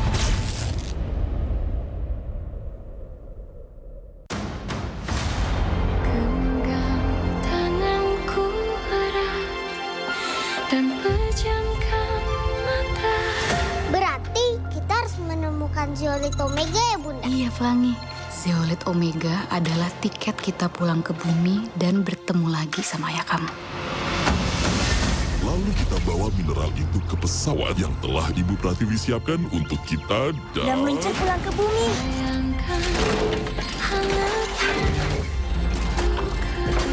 Bagaimana cara kita tahu bentuk Zeolite Omega? Semua batu di sini kan lihat sama semua. Silakan mendekat, silakan di check out di keranjang kuningnya. Ini kita ada Zeolite Omega. Hei, pikir, tidak mungkin berbohong. Rasakan vibrasi. Makanan. Ada manusia yang datang untuk mencicipi masakanku. Kimchi. Kimchi itu robot Korea. Halo. Memang aku Dora. Followersku jutaan. Sulil mau dihancurkan, Sulil hanya bisa membuat kekacauan. Ini adalah karya seni Yoman yang akan mengguncang dunia. You little liar, Flangy. There is nothing there. I will destroy you and your little friends if you don't tell me where it is. Kamu bohong, Batik. Temen tidak berbohong, Flangy. Sekarang yang harus kamu lakukan, jangan berbicara dengan siapapun. Nggak percaya lagi sama kamu. Pula tuh aku manusia, Batik. Mana ada manusia yang temenan sama robot. Bumi mengalami krisis yang paling menakutkan. Tidak ada lagi sumber air bersih. Semua mata air di dunia tercemar.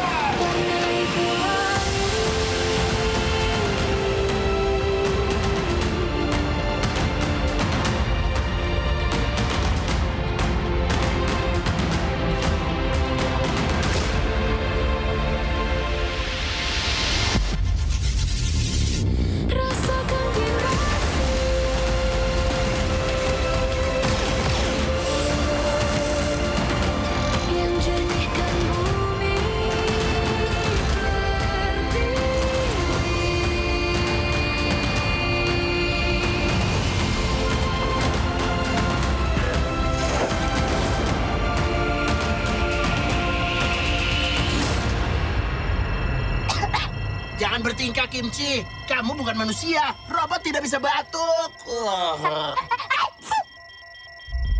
Kapan aku bisa ketemu ayah?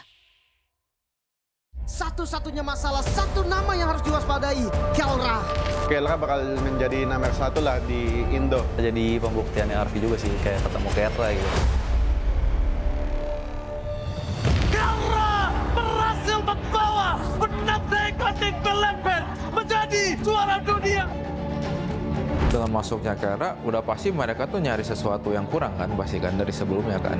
Dia dari dulu banget yang di Omega itu emang udah kelihatan jago banget sih. Terus dia sekarang masuk ke Onyx yang pasti Onyx bakal tambah kuat lagi. The gold standard Kelra.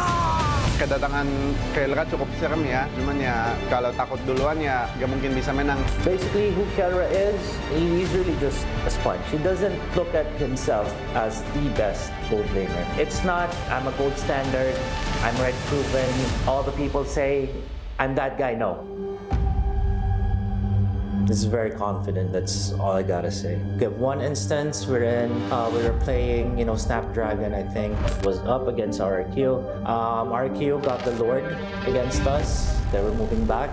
Kelra was in the base. Then he threw a spear. He didn't say anything to his teammates. He went in against 3 people, Hayabusa, Ranger, as well as Valentin. He killed 2. Then it started the comeback of the game. Kelra versus everybody. Langsung mendapatkan double kill. Standar gold ya Kelra. Menurut gue nggak setuju sih karena banyak gold lane yang di Indo juga banyak yang udah menurut gue udah melebihi standar sih. The Youngblood membuktikan veteran harus tunduk di hadapan Youngblood RV.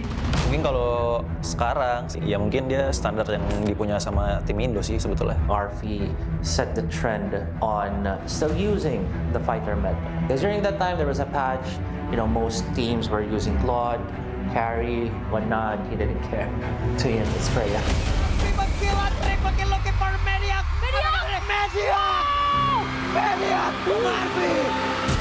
Justru itu yang bakal jadi pembuktian RT juga sih, kayak ketemu Kelra gitu. Pasti gue yakin dia lebih excited dan semangat lah. Karena gue yakin itu bakal jadi battle of mekanik di landing pass-nya God Lane. Dan kita bakal ngeliat kayak battle Kelra dan RT lah. Kelra, free hit, looking for triple kill. The monster from Philippines. Kelra menurut gua sih bisa dibilang monster sih. Gak heran juga kalau orang-orang banyak yang idolain dia. I see the potential of RP being a good gold laner, but he can't defeat me. Cannot defeat me. Buat lawan Kelra nanti ya gua yakin sih sama diri gua, soalnya gua udah ngerasain juga lawan Scalar. Sebelum lawan Scalar tuh emang ngerasa kayak gimana-gimana, tapi pas lawan tuh nggak kenapa-napa. Buat RP, siap-siap aja karena kita ready. Good luck ya.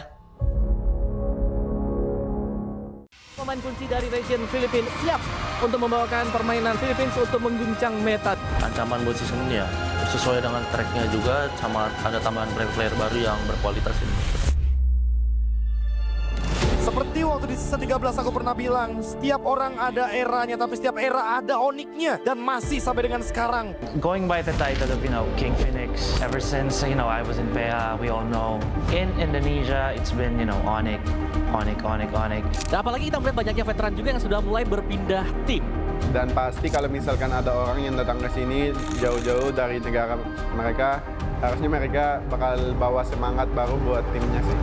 Ini dia dari tim yang gagal di musim kemarin tanpa kemenangan, kembali dengan bergudang jawaban. Bakal jadi salah satu dark horse juga sih kayak season kemarin. Soalnya mereka ngambil player yang bagus sama coach-coach yang berpengalaman juga kan. Jadi pasti ada improve dari mereka. It's really something that, these players, these coaches really have to move past. Because it can't be, just on. Somebody has to, challenge them for real this time. Sempat bongkar pasang roll Navi. Mereka kembali ke posisi asal. Stabil, solid, percaya diri. Kalau dilihat dari track recordnya Yenot, ya kita lihat dia udah pernah juara dunia, terus sudah bawa banyak piala buat Onyx PH sih. Banyak mungkin kultur atau nggak habit yang bagus buat Navi. Seperti sebuah peribahasa, tuntutlah ilmu sampai ke negeri China. Kalau soal Super Ken, dia tuh salah satu jungle yang bagus lah di Indo. Terus kan dia ngebuktiin juga kan, nggak cuma di Cina, terus di internasionalnya juga lumayan oke tim dia. Korban Super Ken berhasil mundur, namun untuk sekarang blazing duet yang begitu baik dari Loom. Double kill berhasil diambil. Super Ken bisa imbangin RQ. Selama ada rescue di situ, dia pasti bisa nyatu anak-anaknya. Kebakar sih, kayak gue ngeliat kompetitif di Indonesia selama setahun ini kayak seru banget, jadi gue memutuskan buat balik ke Indonesia lagi. Masuknya player-player asing membuat kita makin punya daya saing. Di panggung internasional, kita sebanding. Regional mix bagus sih, jadi bakal bisa dapat POB dari region lainnya, tim lainnya, dan itu pun bagus buat ke depan Indo. Jadi kayak ada dua insight itulah. Kalau strategi justru menurut gue malah makin kompleks. Justru kita bisa ngambil ilmu dari mereka, jadi kita bisa makin improve lagi ke depan. Region membuktikan dominasi total dan masih menjadi region yang terkuat. Again, if you go back to all the international tournaments, it's been Filipinos. If you're gonna be some meta, you're gonna be looking good. For now. But, someone needs to try to challenge and change that. Balik lagi ini team game, dan meskipun sekuat-kuat apapun tim apapun itu, bisa imbangin lah. Bahkan bisa kalahin juga. I do understand that, Indonesia, it has the biggest fan base. But, with the experience of Onyx, this is most important.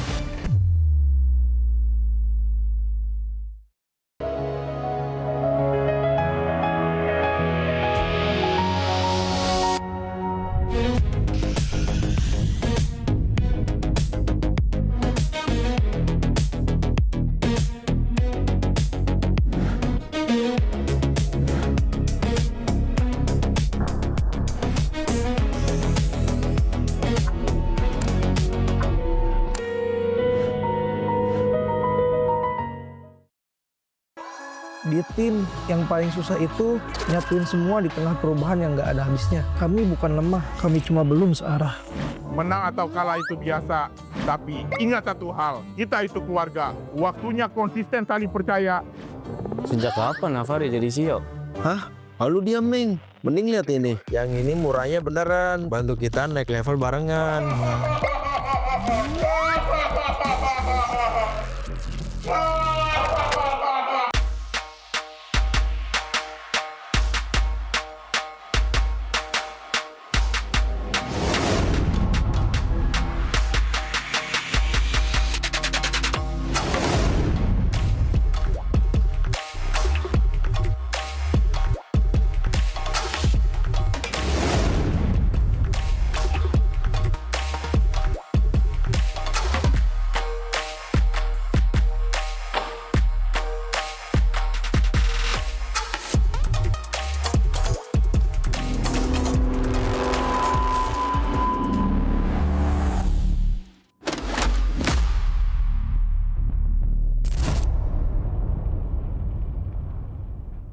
Tak ada hari tanpa mabar, main nge-lag, kerap buatku tak sabar. Gimana mau main sampai kelar? Ini waktunya ku bersinar. Oke, let's do it. Game smash andalanku bikin mainku semakin hebat. Pin stabil main makin mulus, rankku fix naik terus. Tukar DG rings, diamond dan voucher game kau dapat. Cuma game smash makin no debat. Game Max Booster, kini dapat DG Rings. Beli paketnya dan aktifkan boosternya di aplikasi Dunia Games.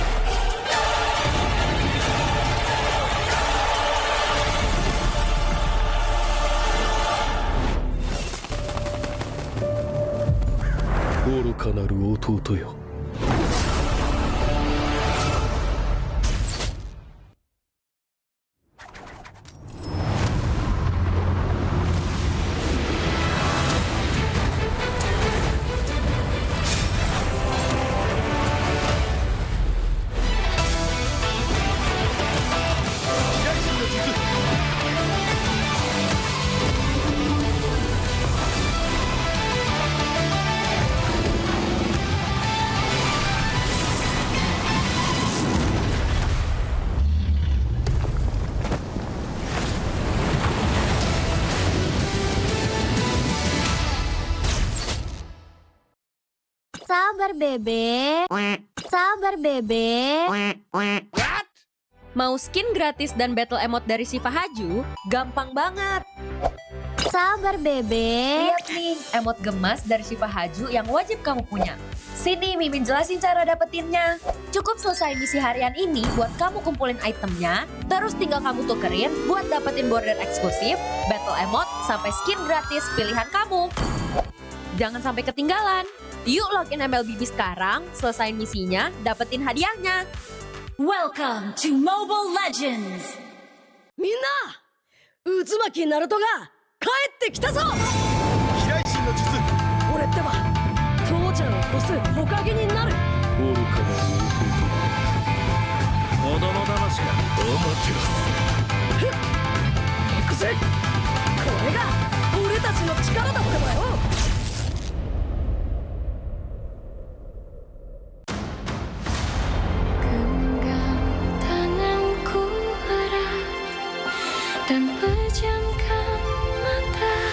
Berarti kita harus menemukan Zeolite Omega ya Bunda? Iya Flangi, Zeolite Omega adalah tiket kita pulang ke bumi dan bertemu lagi sama ayah kamu.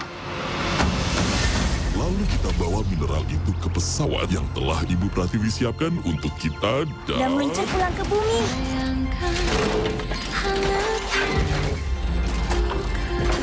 Bagaimana cara kita tahu bentuk Zeolite Omega? Semua batu di sini kan lihat sama semua. Silakan mendekat, silakan dicek out di keranjang kuningnya. Ini kita ada Zeolite Omega. Hei, Pit ya, tidak mungkin berbohong. Rasakan vibrasi. Makanan. Ada manusia yang datang untuk mencicipi masakanku. Aku Kinci. Kinci itu robot Korea. Halo. jutaan. Sulil mau dihancurkan, Sulil hanya bisa membuat kekacauan. Ini adalah karya seni Yoman yang akan mengguncang dunia. You little liar, Flangy. There is nothing there. I will destroy you and your little friends if you don't tell me where it is. Kamu bohong, Batik. Teman tidak berbohong, Plan. Sekarang yang harus kamu lakukan, jangan berbicara dengan siapapun. Nggak percaya lagi sama kamu. Pula tuh aku manusia, Batik. Mana ada manusia yang temenan sama robot. Bumi mengalami krisis yang paling menakutkan. Tidak ada lagi sumber air bersih. Semua mata air di dunia tercemar.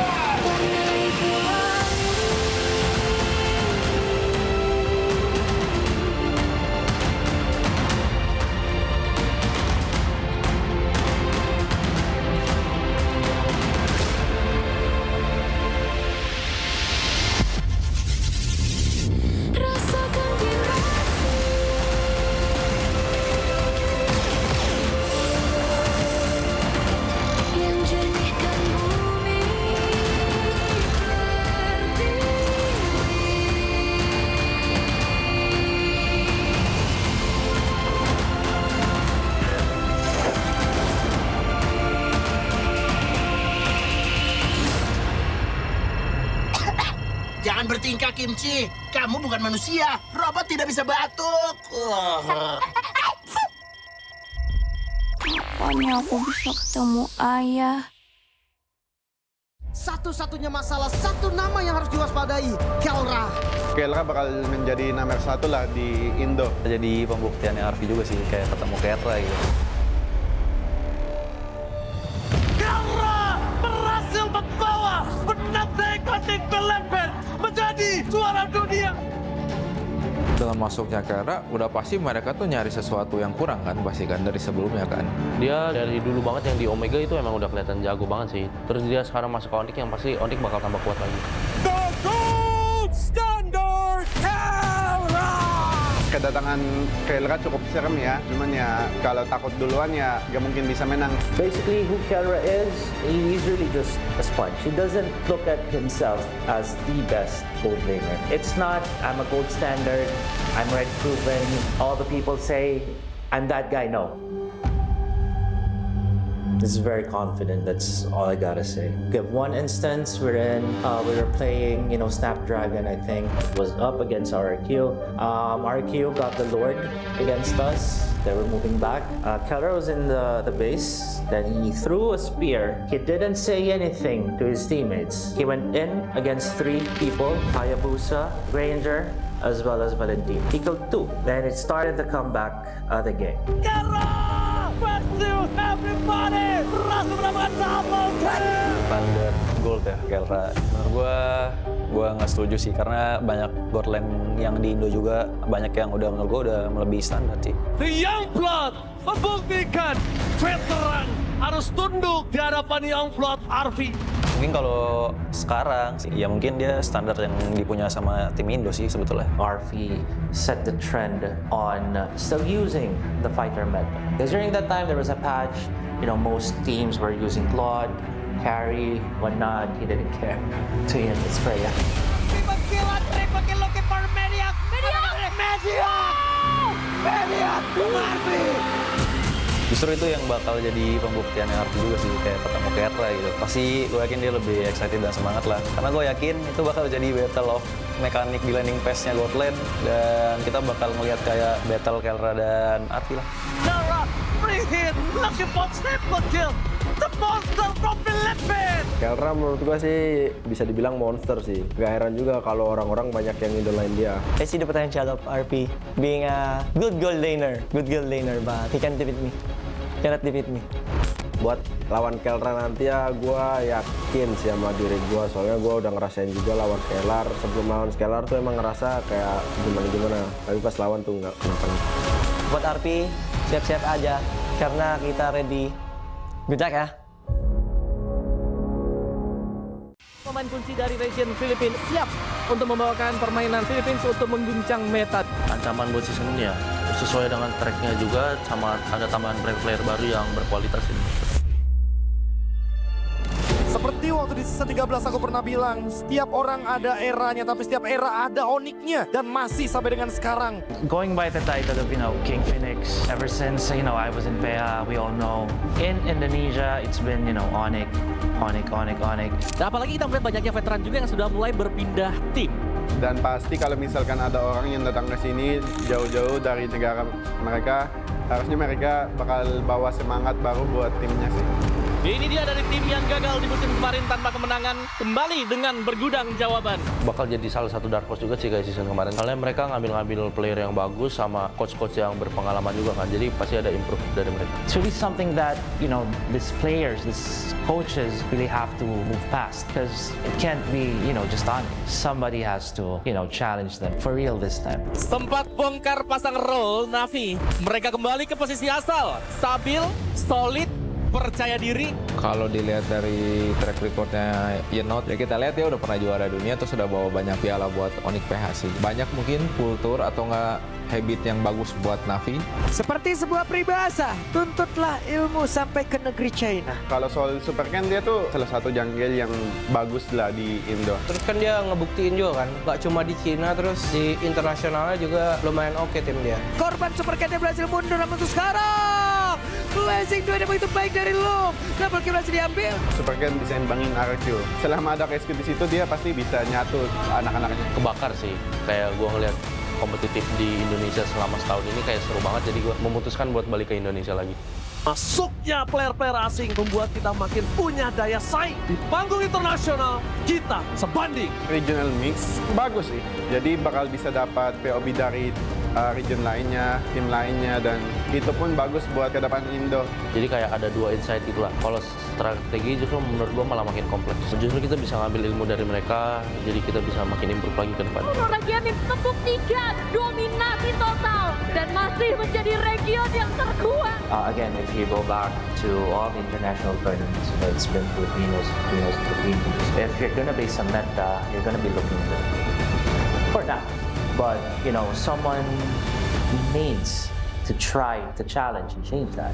Balik lagi ini team game, dan meskipun sekuat-kuat apapun tim apapun itu, bisa imbangin lah. Bahkan bisa kalahin juga. I do understand that, Indonesia, it has the biggest fan base. But, with the experience of Onyx, this is most important.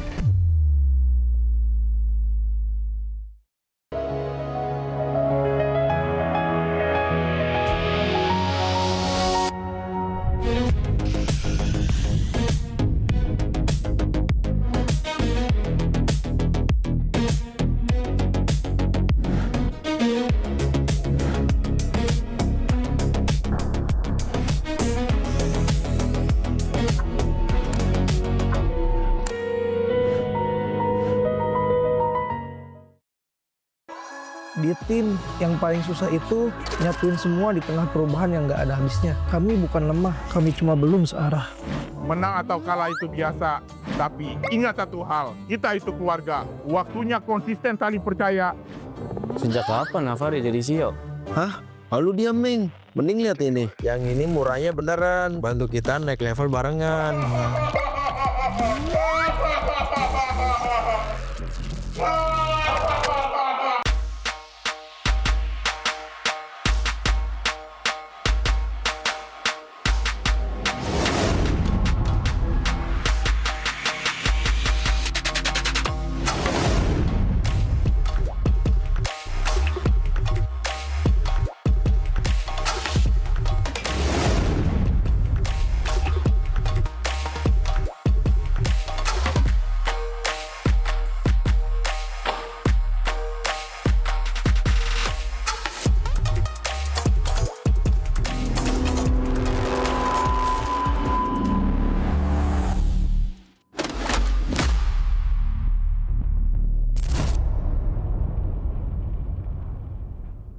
Tak ada hari tanpa mabar. Main nge-lag, kerap buat ku tak sabar. Gimana mau main sampai kelar? Ini waktunya ku bersinar. Okay, let's do it. Game smash andalanku bikin mainku semakin hebat. Pin stabil main makin mulus, rankku fix naik terus. Tukar DG rings, diamond dan voucher game kau dapat. Cuma game smash makin no debat. Game Max Booster. Kini dapat The Rings. Beli paketnya dan aktifkan boosternya di aplikasi Dunia Games.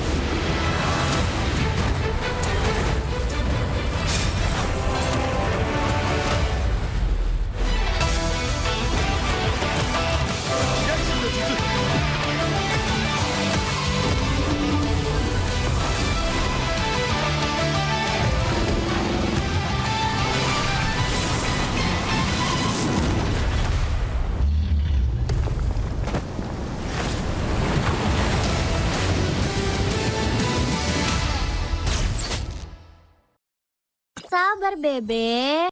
Sabar bebe. Mau skin gratis dan battle emote dari Shiva Haju? Gampang banget.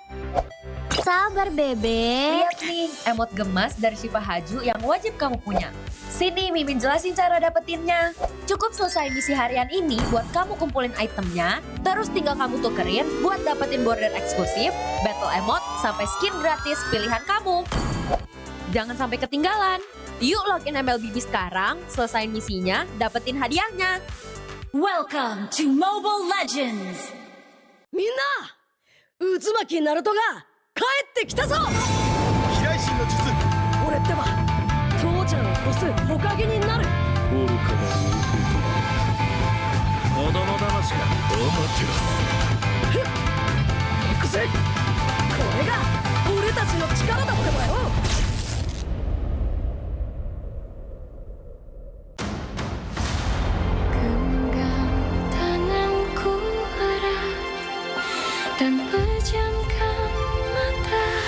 ！Berarti kita harus menemukan Zeolite Omega ya Bunda? Iya Flangi, Zeolite Omega adalah tiket kita pulang ke bumi dan bertemu lagi sama ayah kamu. Lalu kita bawa mineral itu ke pesawat yang telah Ibu Pratiwi siapkan untuk kita dan meluncur pulang ke bumi.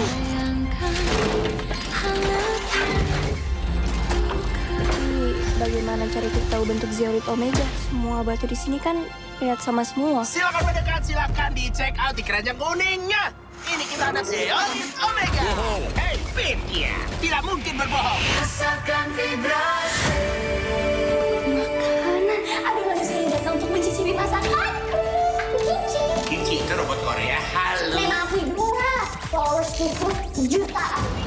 Sulil mau dihancurkan, Sulil hanya bisa membuat kekacauan. Ini adalah karya seni Yoma yang akan mengguncang dunia. You little liar, Flangy. There is nothing there. I will destroy you and your little friends if you don't tell me where it is. Kamu bohong, Batik. Teman tidak berbohong, Tuan. Sekarang yang harus kamu lakukan, jangan berbicara dengan siapapun. Nggak percaya lagi sama kamu. Lo tuh aku manusia, Batik. Mana ada manusia yang temenan sama robot. Bumi mengalami krisis yang paling menakutkan. Tidak ada lagi sumber air bersih. Semua mata air di dunia tercemar.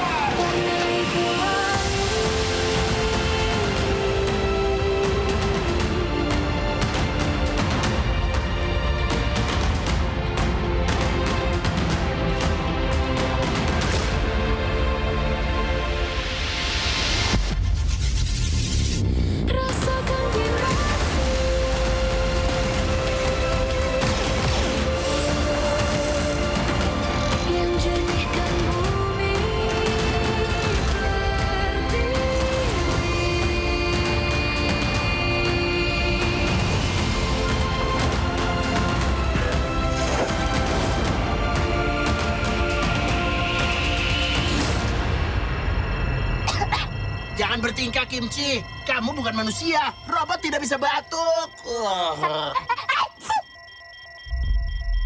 Kapan ya aku bisa ketemu ayah?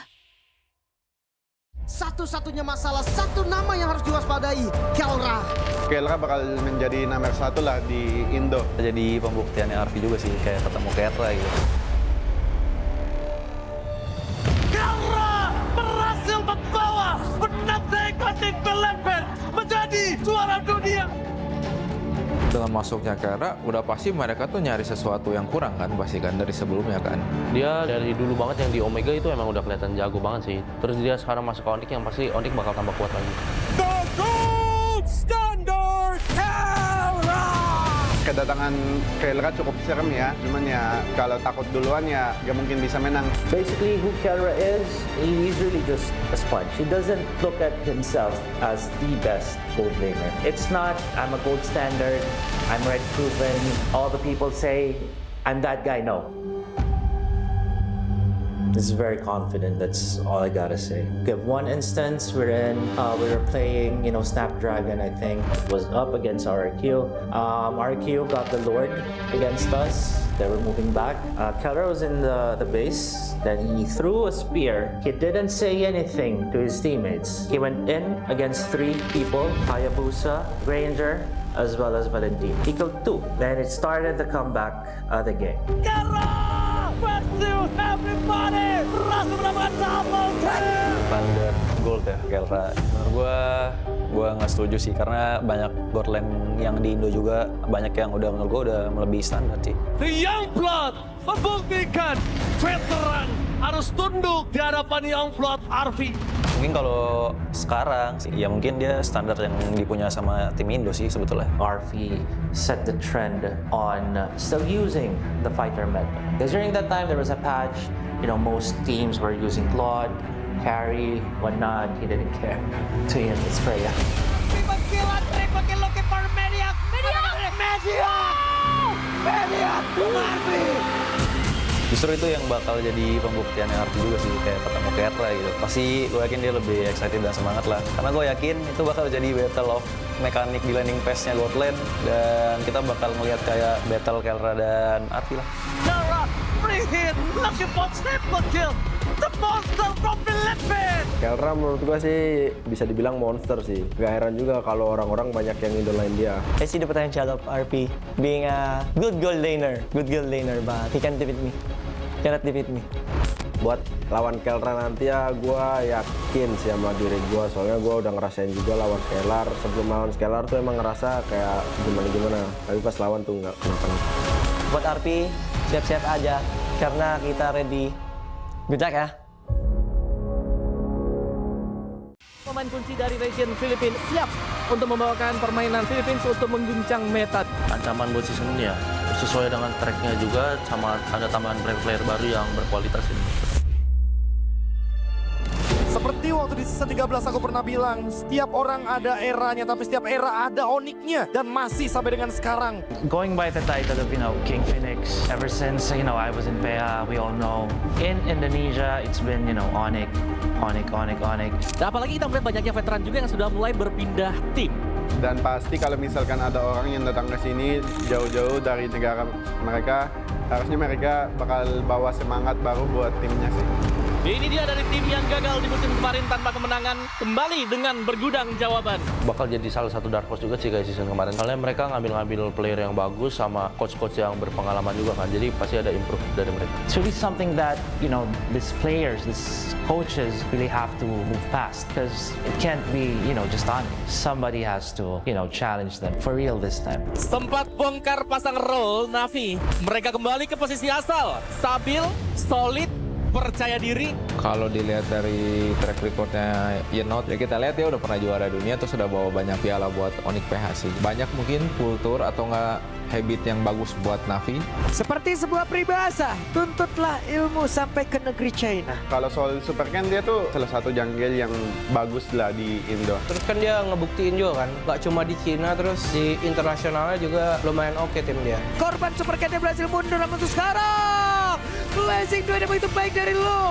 Double kill berhasil diambil. Super Ken bisa imbangin RQ. Selama ada KSQ di situ, dia pasti bisa nyatu anak-anaknya. Kebakar sih, kayak gue ngeliat kompetitif di Indonesia selama setahun ini kayak seru banget, jadi gue memutuskan buat balik ke Indonesia lagi. Masuknya player-player asing membuat kita makin punya daya saing. Di panggung internasional, kita sebanding. Regional mix bagus sih. Jadi bakal bisa dapat POB dari region lainnya, tim lainnya, dan itu pun bagus buat ke depan Indo.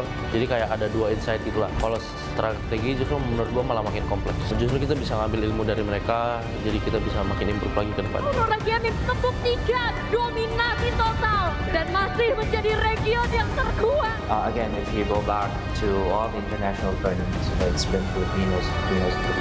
If you're gonna be some meta, you're gonna be looking for that. But, someone needs to try to challenge and change that.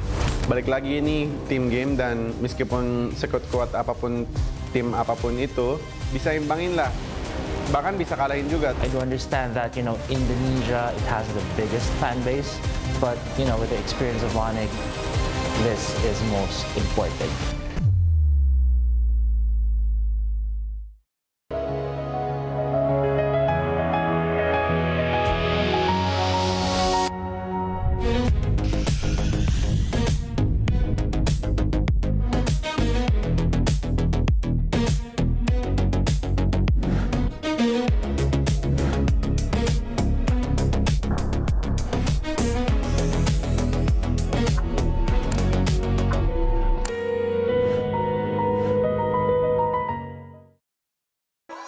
Di tim yang paling susah itu nyatuin semua di tengah perubahan yang nggak ada habisnya. Kami bukan lemah, kami cuma belum searah.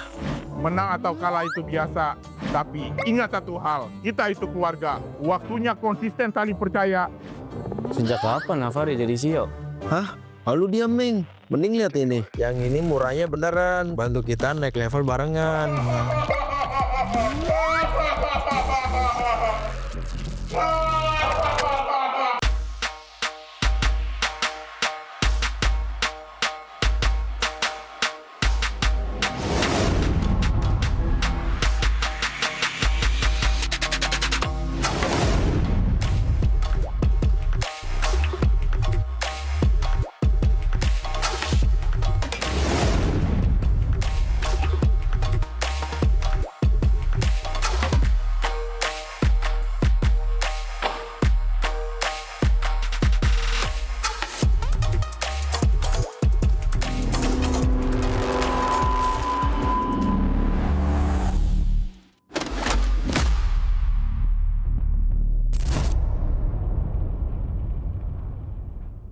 Tak ada hari tanpa mabar.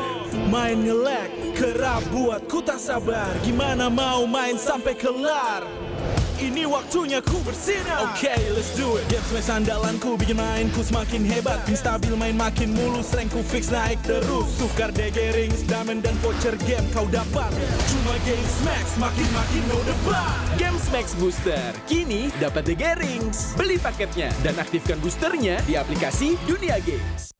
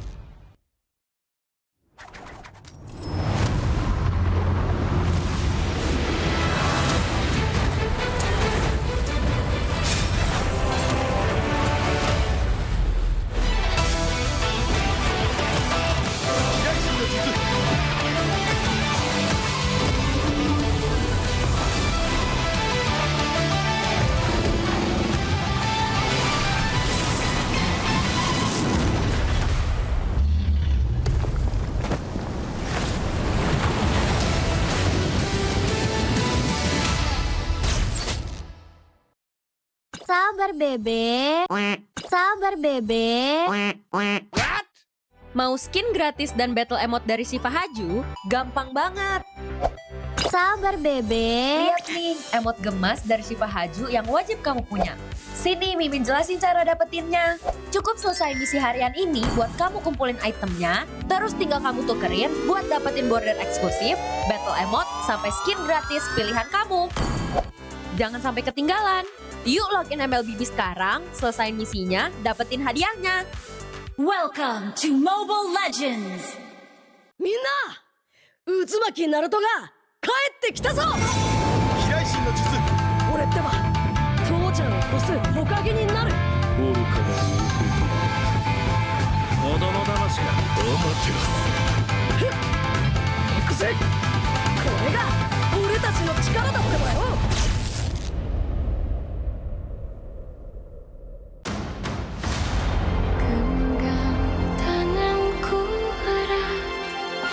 Dan pejamkan mata.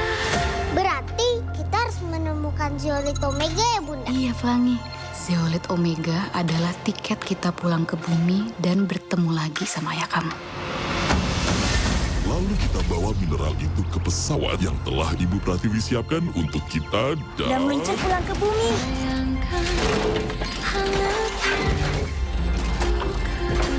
Bagaimana cara kita tahu bentuk Zeolite Omega? Semua batu di sini kan lihat sama semua. Silakan mendekat, silakan dicek out di keranjang kuningnya. Ini kita ada Zeolite Omega.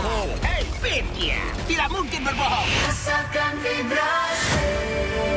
Makanan. Ada manusia yang datang untuk mencicipi masakanku.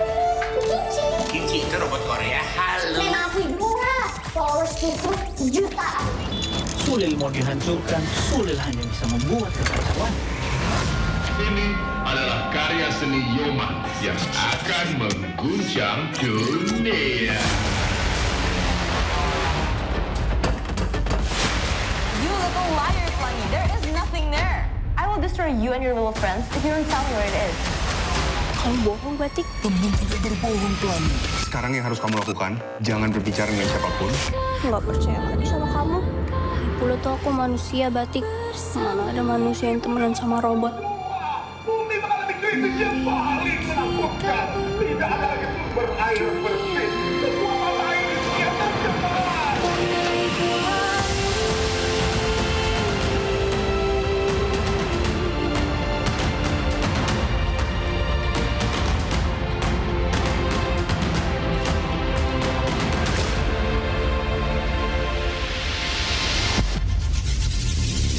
Rasakan vibrasi.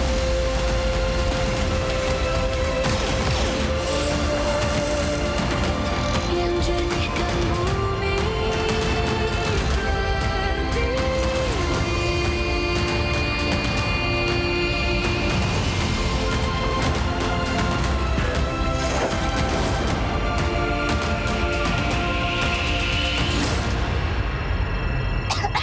Jangan bertingkah, Kimchi. Kamu bukan manusia. Robot tidak bisa batuk. Kapan aku bisa ketemu ayah? Satu-satunya masalah, satu nama yang harus diwaspadai, Kelra. Kelra bakal menjadi nomor 1 lah di Indo. Jadi pembuktiannya Arfi juga sih, kayak ketemu Kelra gitu. Kelra berhasil membawa penata ekletik Belepen menjadi juara dunia. Dengan masuknya Kelra, udah pasti mereka tuh nyari sesuatu yang kurang kan, pasti kan dari sebelumnya kan. Dia dari dulu banget yang di Omega itu emang udah kelihatan jago banget sih. Terus dia sekarang masuk ke Onyx yang pasti Onyx bakal tambah kuat lagi. The Gold Standard Kelra. Kedatangan Kelra cukup serem ya, cuman ya kalau takut duluan ya gak mungkin bisa menang. Basically, who Kelra is, he's really just a sponge. He doesn't look at himself as the best gold laner. It's not, I'm a gold standard, I'm red proven, all the people say, I'm that guy, no. He's very confident, that's all I gotta say. Okay, one instance wherein we were playing, Snapdragon, I think, was up against RQ. RQ got the Lord against us. They were moving back. Kelra was in the base. Then he threw a spear. He didn't say anything to his teammates. He went in against 3 people, Hayabusa, Ranger, as well as Valentine. He killed 2. Then it started the comeback of the game. Kelra versus everybody. Ras mendapatkan double kill. Standar gold ya Kelra. Menurut gue nggak setuju sih karena banyak gold lane yang di Indo juga banyak yang udah menurut gue udah melebihi standar sih. The Young Blood membuktikan veteran harus tunduk di hadapan Young Blood RV. Mungkin kalau sekarang sih, ya mungkin dia standar yang dipunya sama tim Indo sih sebetulnya. RV set the trend on still using the fighter meta. Because during that time there was a patch, most teams were using Claude, carry, whatnot. He didn't care. So yeah, it's Freya.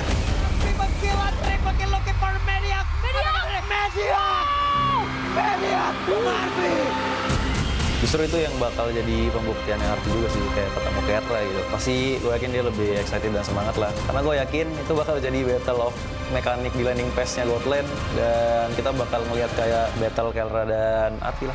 Kelra, free hit, looking for triple kill. The monster from Philippines. Kelra menurut gue sih bisa dibilang monster sih. Gak heran juga kalau orang-orang banyak yang idolain dia. I see the potential of RP being a good gold laner, but he can't defeat me. Cannot defeat me. Buat lawan Kelra nanti ya gue yakin sih sama diri gue. Soalnya gue udah ngerasain juga lawan Scalar. Sebelum lawan Scalar tuh emang ngerasa kayak gimana-gimana. Tapi pas lawan tuh nggak kenapa-napa. Buat RP, siap-siap aja. Karena kita ready. Good luck ya. Pemain kunci dari region Filipina siap untuk membawakan permainan Philippines untuk mengguncang meta. Ancaman buat season ini ya sesuai dengan tracknya juga, sama ada tambahan player baru yang berkualitas ini. Seperti waktu di season 13 aku pernah bilang, setiap orang ada eranya, tapi setiap era ada oniknya. Dan masih sampai dengan sekarang.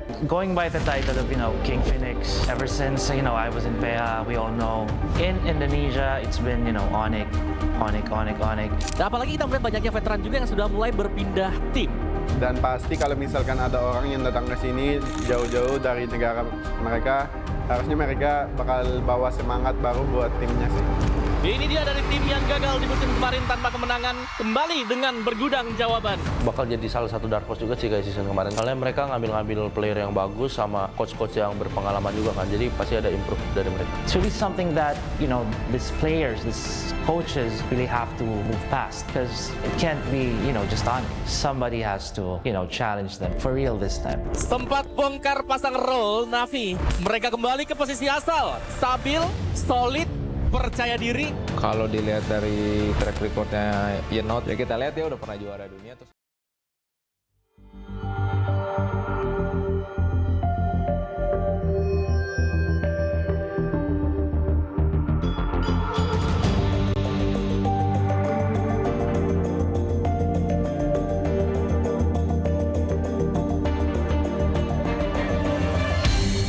aku kan berdiri dan terus berlari, terus ke arah puncak tertinggi.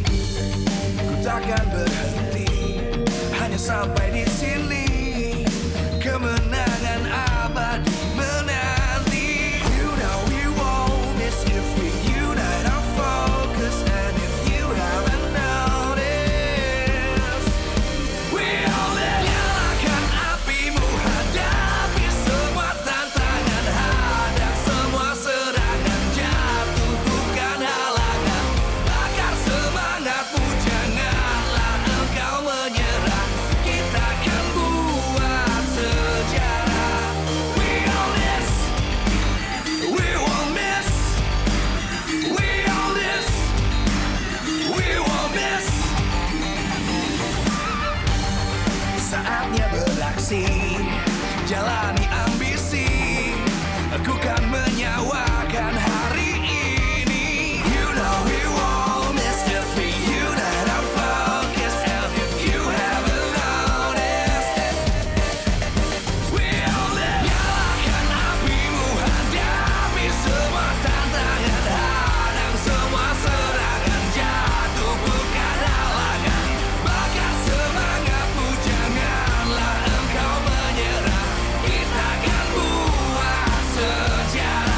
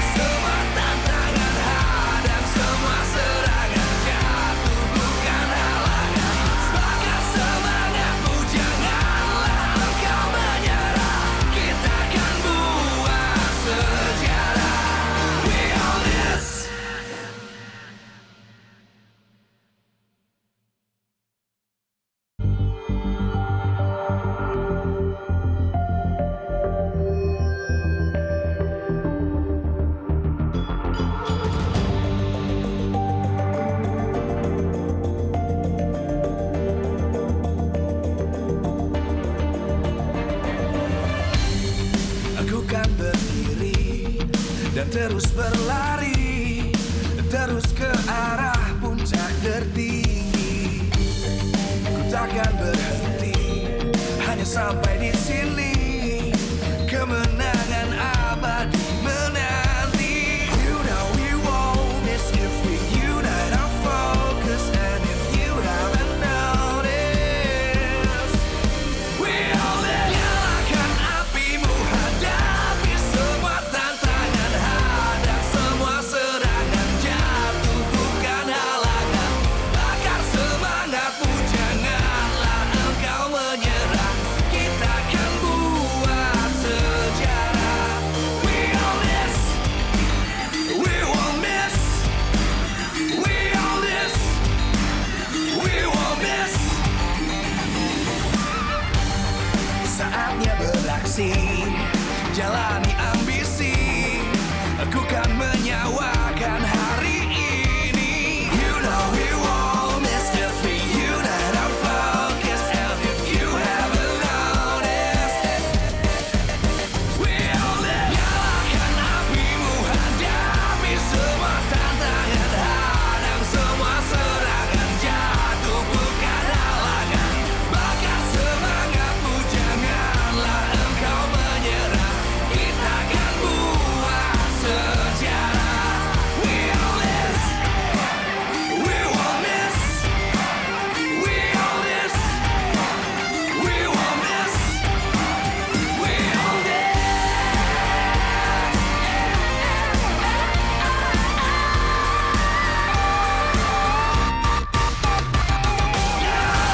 Apimu, hadapi semua tantangan, hadang semua.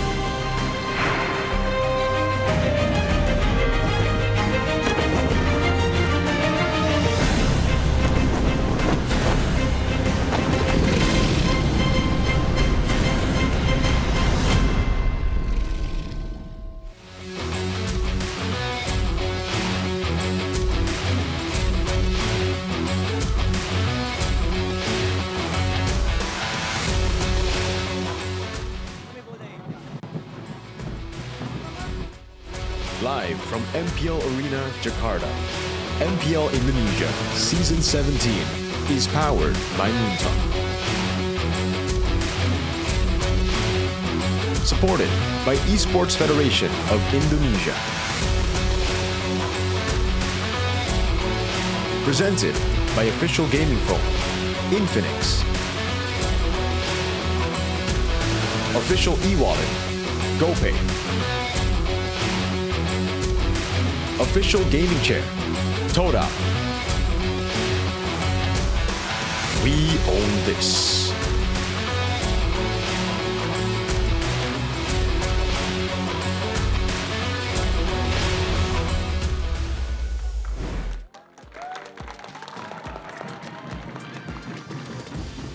Alter Champs dan Sonic telah berkumpul.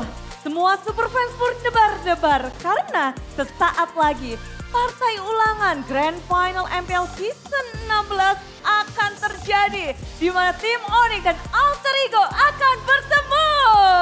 Wow, luar biasa sekali dan pastinya ini bisa dibilang adalah suatu perjalanan yang cukup berat untuk Arfi juga Bude dalam mempertarungkan nih the next GOAT laner standard untuk Arfi. Dimana kalau misalnya sedikit kita bahas di match yang lalu, Arfi baru saja ditundukkan oleh Eman dan sekarang dia harus berhadapan dengan Kelra. Wow, bagaimana sih berjalannya ya untuk match tadi, match nanti ya? Para player harus bersiap, apalagi dari Alter Ego sendiri. Minggu ini adalah minggu yang cukup menantang, bagaimana tidak? Kemarin Derby STM baru mereka lalui, harus melawan kekalahan. Namun kali ini di hadapan mereka ada sang juara dari musim lalu. Dan dari tadi Sabila juga udah penasaran, gimana nih kira-kira Arfi akan menanggapi tantangan ini. Jadi Bude bakal langsung panggil aja Sabila. Oke, Arfi datanglah ke panggung ini. Oke, ini dia sudah ada Arfi di sini. Kita bakal ngobrol-ngobrol sedikit. Hai Arfi. Oke. Gimana untuk hari ini? Apakah kamu sudah siap? Udah siap. Akhirnya kita ngobrol loh. Kemarin kita nggak ngobrol. Iya, pas jam 7. Lama ya. Yang di tadi iya. maksudnya. Kalah Bude gimana? Gimana? Ya nanti kita ngobrol lah. Oke, baik. Tapi Oka. aku pengen nanya Arfi ya. Aku pengen nanya Ya. gimana nih, kan banyak banget yang bilang kamu tuh katanya preman gold lane, kamu tuh katanya bakal jadi the next gold lane standard. Nah, gimana sih menurut kamu? Nggak ada tanggapan sih menurutku. Aku belum bisa sih menyebut aku kalau gold lane apa? The next Gold lane standard. Soalnya aku belum mendapatkan gelar apapun. Tapi kan dari performamu di M7 kemarin, banyak banget sebutan-sebutan. Kamu dari satu player yang naik hasil voting, Ya. terus sekarang kamu dijadiin the next gold standard. Gimana sih pengalamanmu kayak dar-dar banget dari hasil voting ke M7? Hoki Bude. Oke, masih tetap ya Jape hoki ya. Tim hoki, player hoki juga. Benar. Benar. Tapi untuk melaju ke season 17, hoki aja cukup nggak untuk alter ego nih? Nggak cukup. Nggak cukup. Jadi kita harus latihan lebih giat lagi. Soalnya tim-tim lain udah pada ready. Dari player, coach juga improve banget lah mereka. Oke, baik. Tapi kalau misalnya dari alter ego sendiri nih, mungkin kalau misalnya dari Arfi, bisa disebutin gak sih kira-kira top 3 deh, siapa sih yang memasuki gold lane standard? Coba, siapa? 1. Ini di luar dari Kelra Eman ya. Oh, oke. Oke, kenapa mereka nggak dimasukin? Iya. Mereka memang udah jago, udah kelihatan. Oke. Jadi menurutku nggak perlu. Oke. Kayaknya nomor 1 maybe, meskipun dia belum main, menurutku maybe 1. Toy mungkin, bukan Toy, si Kuroki, terus si Vela paling. Ini player-player yang mungkin bisa masuk nominasi the next gold standard kayak Arfi. Iya. Langsung dijawab iya gitu ya. Apa sih untuk menjadi gold standard menurut Arfi sendiri? Apa yang harus dimiliki seorang gold laner? Apa ya? Suka mainin hero-hero aneh sih. Suka mainin hero-hero aneh. Ada lagi kah mungkin? Jago farming mungkin rotasinya, atau kalau dari Arfi gimana? Nggak ada sih, kayaknya itu doang. Suka main hero-hero aneh Ya. berarti. Tapi berarti kamu di sini senang, dan gimana tanggapan teman-temanmu karena Arfi sekarang menjadi the next gold standard? Semuanya bilang loh, Arfi is the next gold standard. Jujur coba dalam hati-hatinya dikasih mic nih ya. Deg-deg langsung. Oh, bunyinya deg-deg. Apa? Apa soal hatinya? Nggak ada apa-apa sih Bude. Cuma apa ya, dibilang seneng enggak. Cuma kayak berat aja sih kalau orang-orang pada kayak gitu. Loh, bukan malah tambah semangat gitu? Semangat, jujur iya semangat. Cuma kalau kalah kayak... Kayak apa? Kok kedip-kedip lampunya? Bentar. Oh. Oh, excuse me, Bude. The OG Gold Standard is here. Oh, please welcome the gold standard. Kelra is here. Okay, welcome. Oh, hi Kelra. Okay. Finally, we see Kelra on MPL Indonesia Season 17. Kelra, what do you think about Arfi? Is he qualified to call the gold laner standard? For me, I think not yet. Not yet. Yeah. Ooh. But still a chance. Why? Why there's not yet? Because I think to being a gold standard, you need to prove yourself and also your mechanics. But let's see. For me, but also for me, I'm not the gold standard. Also, why? No achievements. No. No. You have a lot of trophies in your home. But masih banyak si Oheb.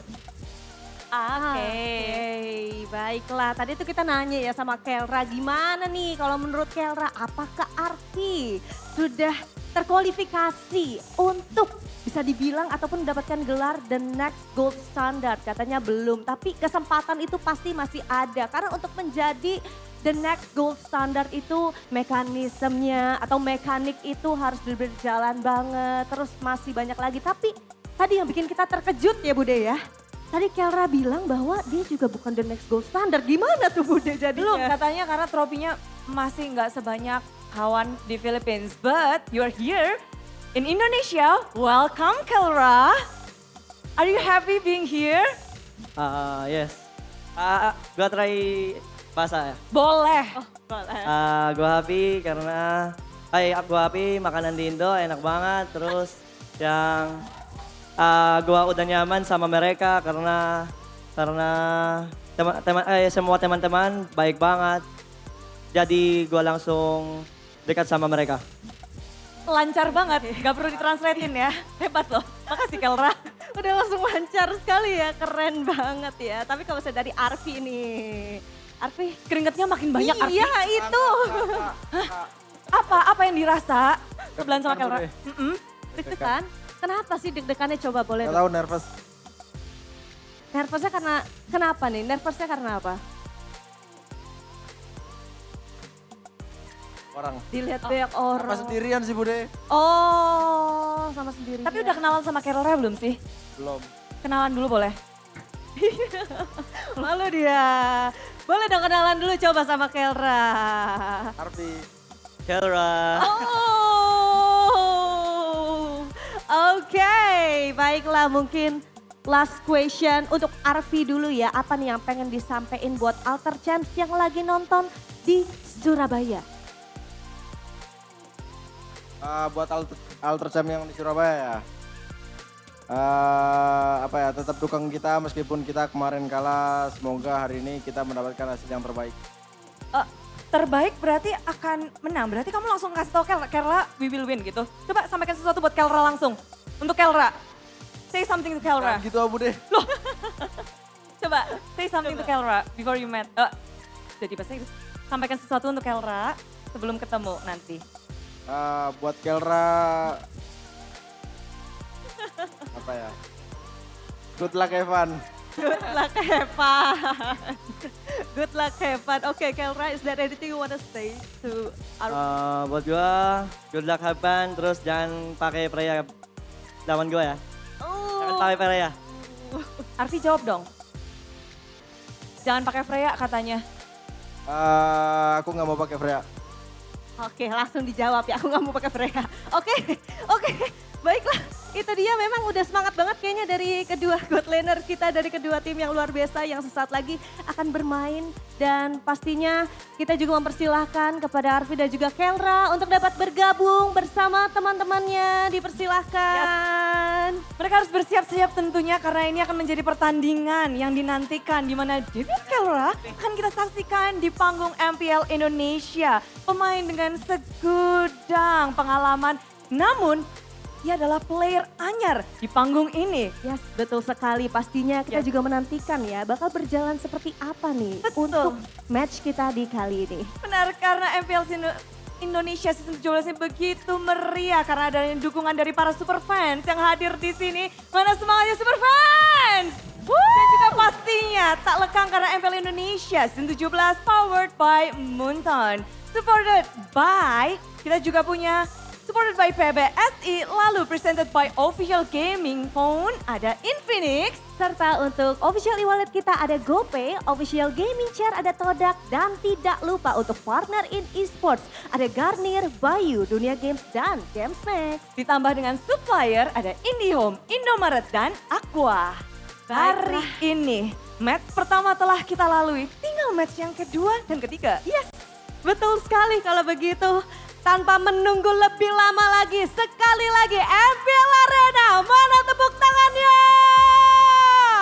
Baiklah, langsung saja kita berikan kepada casters yang sudah ready di sana.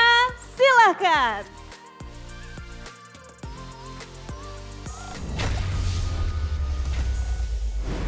A battle of many titles will be given on the second matchup today. Welcome back to MPL ID Season 17. Still with me, Realize, Miracle, and Navi's ex-coach, Aldo. Obviously, and now we'll be talking about Alter Ego against Onyx. This is a rematch of last season's Grand Finals, where Onyx was able to sweep away the series 3-1, book themselves a slot to M Series with Alter Ego, but Alter Ego finished on a higher standing. Exactly. In the M7 World Championships, and they were able to get to the Grand Finals, beating TLPH along the way. And SRG. They went through And one SRG. of, I think, arguably, maybe a lot of people already agree, the hardest lower bracket run ever, right? The champions of PH, the champions of Malaysia, and then they had to go up against Aurora, who swapped everything. But this is the big headline coming in for Onyx this season. I think this guy has the right to say something about this because you have been in that Onyx ecosystem as an ex-analyst as well on this team. How do you think Onyx will look like without Adi now that CW is promoted as head coach? I mean, same like CW has been always amazing player. Like he has a bright mind. He knows how to draft well. He helped with draft when back then. So I know he will be a very good coach because he's like when it was my time, he was the one who controlled everything. Yeah. Before the coach Shep and Kyrie. He was the main shot caller. Yeah, he was the main shot caller. Yep. He was. I mean, CW. That's something that I really kind of feel bad about is the fact that a lot of people don't really give as many credit to CW. They've been saying that he's a weak side gold laner. He's just there as a supportive gold laner. But that's what enables, players like Kyrie, players like Sans to really step up. Now that Kelra is here, they're gonna have to split the priorities. Who's gonna be the one to kind of step back to the darkness and give light to Kelra, do you think? I think Kelra will fit in right. I mean, this lineup looks like Onyx PH lineups on their prime. They have Kyrie on the jungle, they have Tinka on the jungle, a very good assassin player. I might say Kyrie is more balanced because he can place everything. So I think Kelra will fit right. If he needs to be the weak side, he will do well. And if he needs to be the main carry, of course he will do well. Yeah, for sure. I think this was the question we had when Skyler was iterated to the Onyx team. But then now Skyler has to step back again. They swap him with Kelra. Obviously, it's a good upgrade. But is it a necessary upgrade though, Miracle? Hey, Onyx have proven time and time again they will do whatever it takes to keep winning those titles, right? Even the Skyler move, a lot of people were like, bro, you have Severo, you have a guy with crazy potential in your team already. And, they already won Season 15, yet they still bought Skyler. They went out of their way to buy Skyler out. That wasn't a cheap buyout, by the way. You're buying him out, the face of RRQ away from RRQ. And then, next season, well, they didn't end up winning M Series. Sure, they did win GOTF, they did win in MPL. But they want the M Series. They want even more trophies. They want to go for Golden Road.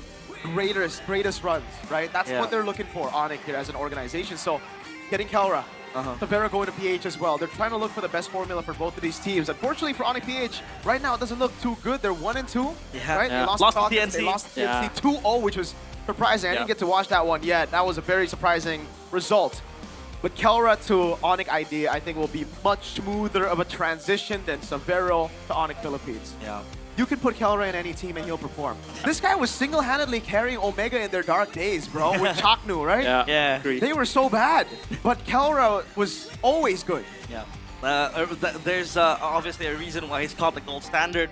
Speaking of gold lane, were you in Alter Ego and Arfi? He was in the MDL team. He was still in the MDL, but you were able to look at it too, scout him. I know his potential. He has that potential, and he has proven to be a player that achieves that potential. The Freya is now credited to him. What do you see in Arfi that might be an advantage for him when he goes up against Kelra? Arfi is a very smart player. He knows like the laning phase and everything, and he also has a very wide hero pool. Back in the days when I was still coaching Alter Ego MPL, we were streaming, and he pulls out a Masha gold lane out of nowhere. And I was like saying, Arfi, please stop. We'll not face a Masha gold lane in the MPL, please. So, and he was like pulling the fighter gold lane even back then.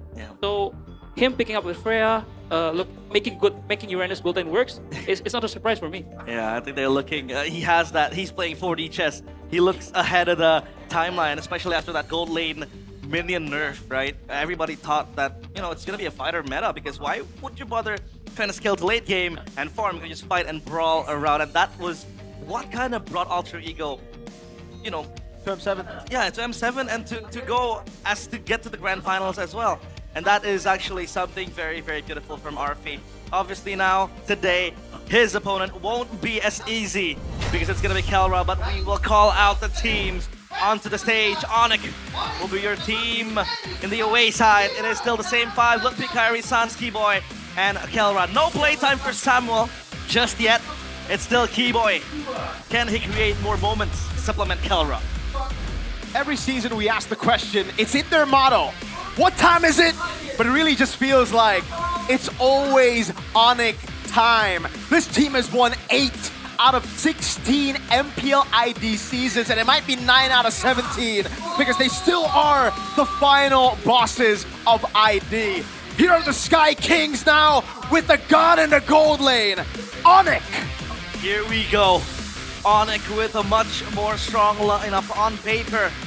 A revamped gold lane choice compared to Skylar. Skylar is a good player, but now we have Kelra, the gold standard. Now though, Alter Ego, the 3 masked men, still with the winning squad on M7. Nino, Yasuke, Hijume, Alec, and Arfi. They need to spice things up. They need to give Arfi space and time to play. Will they be able to topple down the Sky Kings? The 3 faces have come close to winning so many times. They've been runner-up again and again. They have always rose to the occasion. Known as the People's Champion, the M7 run was phenomenal. Can they replicate that? Can they go even further beyond? Ladies and gentlemen, Alter Ego! Their M7 entrance was so cold. This is also cold with the music behind them and the Ultra Champ cheering their names. A lot of buffs given to them with a new gaming house as well. But yesterday they lost to Bigatron, so I believe that'll be the wake-up call for Alter Ego. I think what I want to expect from Alter Ego is a better draft. Yesterday was kind of weird because they have Arfi, a Freya, yeah, someone said Freya Merchant, but I don't believe that. And that was open like for ages, and they don't pick it. And yeah, Eman schooled him with the Freya. Schooled him. I like that word, I like that word. But the Marshal now, Gary, with CW and Paddington, calling out Zephyr and Styx on the Alter Ego side to fist bump. And let's get back to your point of draft, right? Yeah. That was a draft anomaly coming in from Alter Ego. Is this kind of like the limit where Zephyr creates? I mean, if you take a look at Zephyr, he's a very creative guy. Yeah. You know, his genius. Yeah. His genius is something that we praise. Yeah. But sometimes he might overthink things. Is this the problem yesterday? I think yesterday's drafts was okay, but they need like the perfect execution to pull it off. Yeah. Yeah. It's really, really execution based. And BTR was playing like, yeah, it's very straightforward. I jump to your back lane, you die, and we win. So I think for this game, I think just tone the ball a little bit about the execution part, and just play to the player's strengths. Yeah. I know they like to fight, but yeah, then let's fight then. No need on the execution base. Yeah, they are known to be chaotic. Yep. Chaos team for a reason. But, you know, scheduling-wise, it has to be exhausting to be Alter Ego, because yesterday they had to play the Chaos Derby, and now they have to play against the Sky Kings. So, do you think, Mirko, that'll, you know, affect them in any way? I think it will. They got a really harsh schedule for their first week, man. Up against BTR, then this is definitely a scarier matchup compared to BTR, you know? The thing is, it's not the Onyx you face in M7. A lot of people might be coming into this matchup thinking, yo, what do you mean? Alter Ego already beat Onyx. Yeah, they beat Onyx with Skylar in the Fighter Gold meta, in the Freya Gold meta. Right now, you're up against Kelra, and you're not going to be seeing the Fighter Gold. Onyx are probably going to ban it out. Even if they don't, I think Kelra has already adjusted to it, right? So if the Freya gets left open, I feel like Kelra is going to come in with something to prove. Yeah. He doesn't need to prove anyone anything, but he's coming in here, MPL ID, to win a trophy, to get on that achievement list. He mentioned earlier in the interview, he still thinks OHEB is the gold standard because of the achievement. So you know exactly what he came here to do. Kelra is a very humble guy. I mean, with his accolades, oh my god. And I've been hearing things that Kelra's Freya is amazing. Yeah. Kelra's Freya is amazing. So hopefully we can see it today, but if we don't, then we're going to be treated by his marksman. Yeah. Hopefully. that Freya would be contested. But yeah, For sure. that was as a Sonic fan, right? You know, a bias aside. I think Skylar came in the wrong time because if I see Skylar, if I see Kelra, I want them to use Marksman. Yeah. Because that's where they shine, that's where they are able to showcase their mechanics. But you're gonna adapt to the meta. Yeah. You can't be the ones to always, you know, beg the meta to follow you. You have to follow the meta. And obviously, all of this Kelra discussion is shadowing us to other players that also deserve the spotlight. We talk about Sans, you know, so far still immovable, the MVP of last season. And then we also have Kyrie. Now, speaking of Kyrie, that Filipino connection will be existent with Kelra. But this was proven to be a bit hard because back when Ryota came in, we talked about that Filipino connection being established, but they lost their first few games alongside Ryota. And no disrespect, but Kelra It's Kelra. Is it's Kelra. 500 times better than anyone else. You know, this guy individually, you can't really say those two names together, right? It's different. Just like Kyrie, when he joined, I mean, this guy is Aldo's the guy who brought him in. And I mean, I think if we've seen online in the interviews, I think we've seen that Kyrie wants to play with Kelra, and Kelra wants to play with Kyrie. Exactly. So it's been a partnership, a duo in the making. So I'm very excited, but their opponent is not someone that you can, you know, underestimate. They're very good too, and if they get the brawls that they want, oh, it's gonna be a fun match. It is gonna be a fun match, and communication-wise, obviously, Kelra, he showed he was able to, you know, showcase his Indonesian. It was decent. It was decent, and he's a fast learner too. I mean, you had the podcast with him, Americo. That was eye-opening too. Looking at Kelra and his desires, but now the random map draw. Will it be dangerous grass again? Because twice today we saw. Oh no, I thought it was gonna be dangerous grass again. Broken walls, and we talked about how this is a map kind of favored by Keyboy because he's able to make moments happen, make plays happen. But Keyboy in M7, how would you rate his performance quickly? I think he's just a bit late shifting to the meta because he's still playing the, you know, immobile champs. Well, in the M7 was all about mid prio. So, as you can see, it's very quick ban. The Freya was banned out. Yeah, the Freya won't be contested. It'll be banned out. The Baxia too with the Penny and the Valentina. Respect to Yazuke, but they get the Sora. So Alter Ego can just respond that with the Valentina here, 1-2. This is what I want to see when teams are picking or banning Valentina first pick. They pick up the Sora immediately. Although there are maybe some good picks open, but I think the Sora also can be a flex too, right? Because well, I think Kelra might be better in Marksman, but I think he can play Sora too. Yeah, so Sora it's still flex. Yeah, we saw Kinziski with the Sora gold lane, and I mean, on M7, Innocent made waves with the Sora gold lane. It was able to get the Savage. Do you think Sora gold lane is still relevant, Mirko, in this match? It is. We saw earlier Sora getting played in gold by Kenziski as well. The fact that they banned out the Valentina sort of makes sense here with Alter Ego. They go for the Hilda pick. The Eve, I understand. The Hilda straight up though, coach. What do you think about that? I think they just want to deny, like, you know, Yusashin maybe, or, you know, Kyrie's. Because, okay, once again, because this is Alex is gonna face Keyboy. They're gonna be like mirroring battle, right? And Hilda is like one of the best mirror hero in the meta right now, and yeah, they just gonna pick it up. So it's like a deny pick maybe too, I think. But yeah, it's another flex pick by Onyx with the Gwyn and the Farsha. Farsha, yeah, it's a good matchup against Yves. It's a you know, signature pick by Suns, and also Gwyn is still flex. Keyboy is a very good Winifred player. Yeah. Very flashy, and I think, of course, Kyrie can play the Gwyn. So it's the double flex from Onyx right now, but yeah.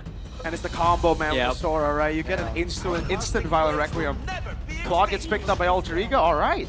It's a more standard draft from Alter Ego. Yeah, but not picking up your jungler in the first phase. I think a lot of teams have really been punished by doing that. The fact that Onyx picked up, again, the Guinevere, it's a flex, but they could always just maneuver it to gold if Alter Ego start banning junglers, and if Onyx start banning junglers, I guess you get a feel of what they're doing. Yeah, I think they're gonna ban out the junglers. Maybe Leomord is a very good Yasuke. This is Yasuke Hero 2, right? Signature pick in the M7, and also Suyo. Yesterday he played very well with the Suyo. So I think Onyx CW should be looking for a jungle ban though. You know, okay, Lapu ban.